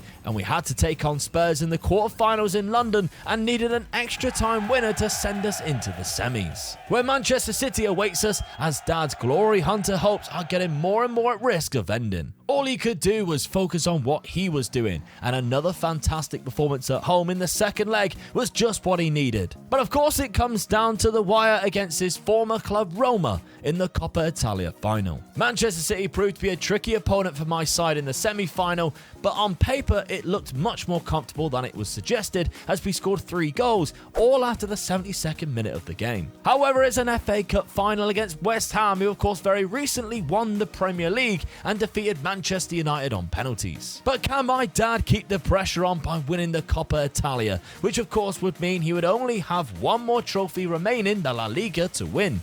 Unfortunately for him though, his in-form Bologna side were a shadow of what they have been putting in performance-wise since he took over. And they were beaten 3-0 in Rome by Dad's former side, and he will be waiting yet another year to tick off the Coppa Italia trophy. FA Cup final day though, I've waited so long at a crack at this trophy, and Sapper has given my Liverpool side a 14-minute advantage at Wembley, only to be pegged back to send the game into extra time by West Ham in the 84th minute. But I signed him for a reason, and he has come up trumps a lot this season, but extra time was big Mark Scully's time, as the 6'8" left-footed demon bagged 3 goals in extra time to finally put both Dad and I out of our misery, to lift the FA Cup for Liverpool and complete my Glory Hunter cabinet. Well, it is done. Oh my god, I'm so relieved. Glory Hunter is complete, and I have a new hero in Mark Scully, 6'8". He scored a hat-trick. Not one of them was with his head. But he can't enter a ball. No, that's true. Yeah, he's only got 9 headed. But what a player! What a signing! A free transfer gets me the job done at Wembley in extra time as well. 104th, 105th, 111th minute. West Ham let me down. Oh, what a relief! I can't believe it, especially because there was an opportunity there for you to draw level. Yes. Because, of course, you got to the Coppa Italia final. And I must admit, the Bologna job came up. They were very low down the league, but we had a look at it and we thought there's a few good players in that team. They did have a good side. They were just a little bit weak in the midfield, and fortunately I had a nice little budget in January. Yeah, 30 million. Yeah, and it was enough to get 3 good midfielders in, and I went on a run then. You did. I mean, there was a bad patch there in March for the Serie A. Yeah, that's where they got the sack. Outside of that, your run in the league was incredible, because you went from Atalanta there, and if you take out March, you didn't lose in the league. Yep. It was an unbelievable run, and as soon as you were battering into Milan in both legs of the cup, I thought the cup's yours. Especially when we seen Roma, your former side. I couldn't believe he got destroyed. It was obvious I was going to pick up one of the big teams, and I thought Roma, that they were at the time when I got into the final, they were one position in front of me. Yeah, and I thought that's doable. Yeah, the run that I was on at the time, that is doable. I'm in a good run. As you can see, I was winning 3-0, 3-0, 3-2, 3-0, 3-0. I was winning games left, right, and centre. So I just felt confident I was going to win that game and win that game. Yeah, I mean, I've still finished 6th.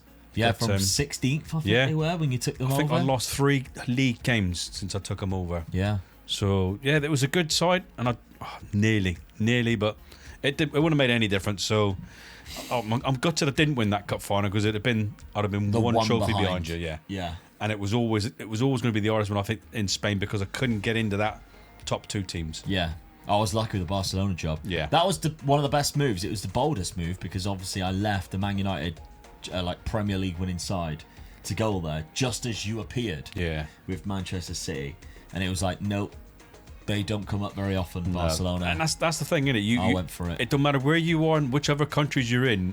If one of them 2 comes up, you got to jump at it, get the job done in Spain, and get out again. And also, we're not talking about how lucky it was, because you accepted the Manchester City job on the same day as they sacked the Barcelona manager.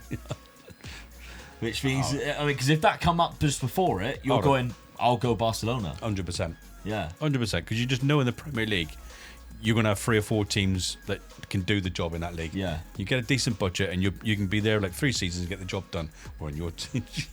8. I can do the FA Cup quite easy. Yeah. It's 7 or 8 seasons. Yeah. But, I mean, I look back and I think in some team, I mean, you say, a lot of people give me stick saying that I stayed at Roma too long. But when you think of what I actually won while I was at Roma, it was everything but the cup. Yeah, I was winning trophies in Europe. So I won the Europa League. League. I won 2 trophies there. So I was winning games, and I finally won the league with them. But No, I'm sorry. I've got to disagree. I don't. You know, you say I I've stayed got there to too long. disagree. You did. You stayed there too long. I built the it was side. a bad move, I think, originally to go there. And then you stayed there, how long? 5 seasons. Yeah, but and got the league done. And in that time, Dad, I completed 3 countries. Yeah, but you walked into one country and just done it first season and walked back out again. That's didn't because I had the opportunity to do it. you? Yeah. You stayed at Roma way too long. In Glory Hunter, you can't afford to stay in one place for 5 seasons when you've got all those other trophies to still win. I've got to disagree. Let me know in the comments if you all agree with me or Dad. I can't. You stayed there too long. I honestly can't remember now, going back those seasons, whether I did get to the finals and lose though. Because I felt that I was doing well when I was at Roma, but didn't I get to a couple of the finals and lose? Yeah, but at that with point, you were nowhere near the league. You stayed there way too long. But I won the league with them in the end. Yeah, 5 years later. And in that time, I'd won 6 of the leagues. But yeah, I've got to disagree. I think if you're looking at this, it got closer near the end, but that's only because I struggled so much to win the FA Cup. Yeah. But I mean, look how quick I was in and out some of these clubs. It says I was in there for 3 years with Dortmund. I wasn't. I joined Bayern Munich halfway through, won the league, bang, gone. Porto, 2 seasons, done. Man United, 1 season in, and then the second season I had left to go to Barcelona. It took me 3 years at Barcelona, which was the longest up until, obviously, when I was just looking for the FA Cup. Or and the Europa League. I won the Europa League with Chelsea. That was the one, I think. In that first season. That was the one that killed me. Yeah. When you won that Europa League. Yeah. Because I just felt that to me was going to be one of the hardest ones for you to win, because you were going to successful teams where I'd already got that in the bag with Roma. Yeah. So, but once you got that one off, I'm really struggling now. I mean, the FA Cup done me a big favour because you struggled there again. But well, yeah, because the FA Cup took me 1, 2, 3, 4, 5, 6, 7 seasons. 7 seasons to win the bloody FA Cup. Not to count in the 8th season it was where I was at Chelsea and didn't win it, and the 2 that I was at Man United. So really, it took me 10 seasons or 10 cracks at the FA Cup for me to actually win it. So what's that, season 34, 35? Where was I then? And At that point, I think you were still at Roma. 30, 34? Atletico Madrid. Yeah, because you moved across to Atletico Yeah. when I was at Barcelona. No, just done Manchester, yeah. So But that's what I mean. Like you got the Atletico, the Copa del Rey done, Benfica in and out done. You're quite unlucky with Milan because obviously you won the league, but then you were looking for the cup. yeah. And you got sacked. They were a good side, and I and just of course you then to went win the league. year out. Didn't I lose the cup final as well with I Milan? can't remember. No, I can't now. But there we go. Glory Hunter is now complete. Yeah, I do like that competition. It It's got so good. closer near the end than what we thought it would be, but ultimately, after I took that such big advantage and you wasted so long at Roma, it was inevitable in the end I was going to be completing it before you. So, the final thing to do, Dad, is to add the FA Cup to my Glory Hunter cabinet before we move on to another challenge. Yes, our quest to secure all the league and cups across the top 5 leagues, as well as the Champions League and Europa, is finally complete. I have just beaten my dad to the finish line by 2 trophies, but smash that subscribe button if you haven't done so already, because the next challenge we have is going to be unmissable.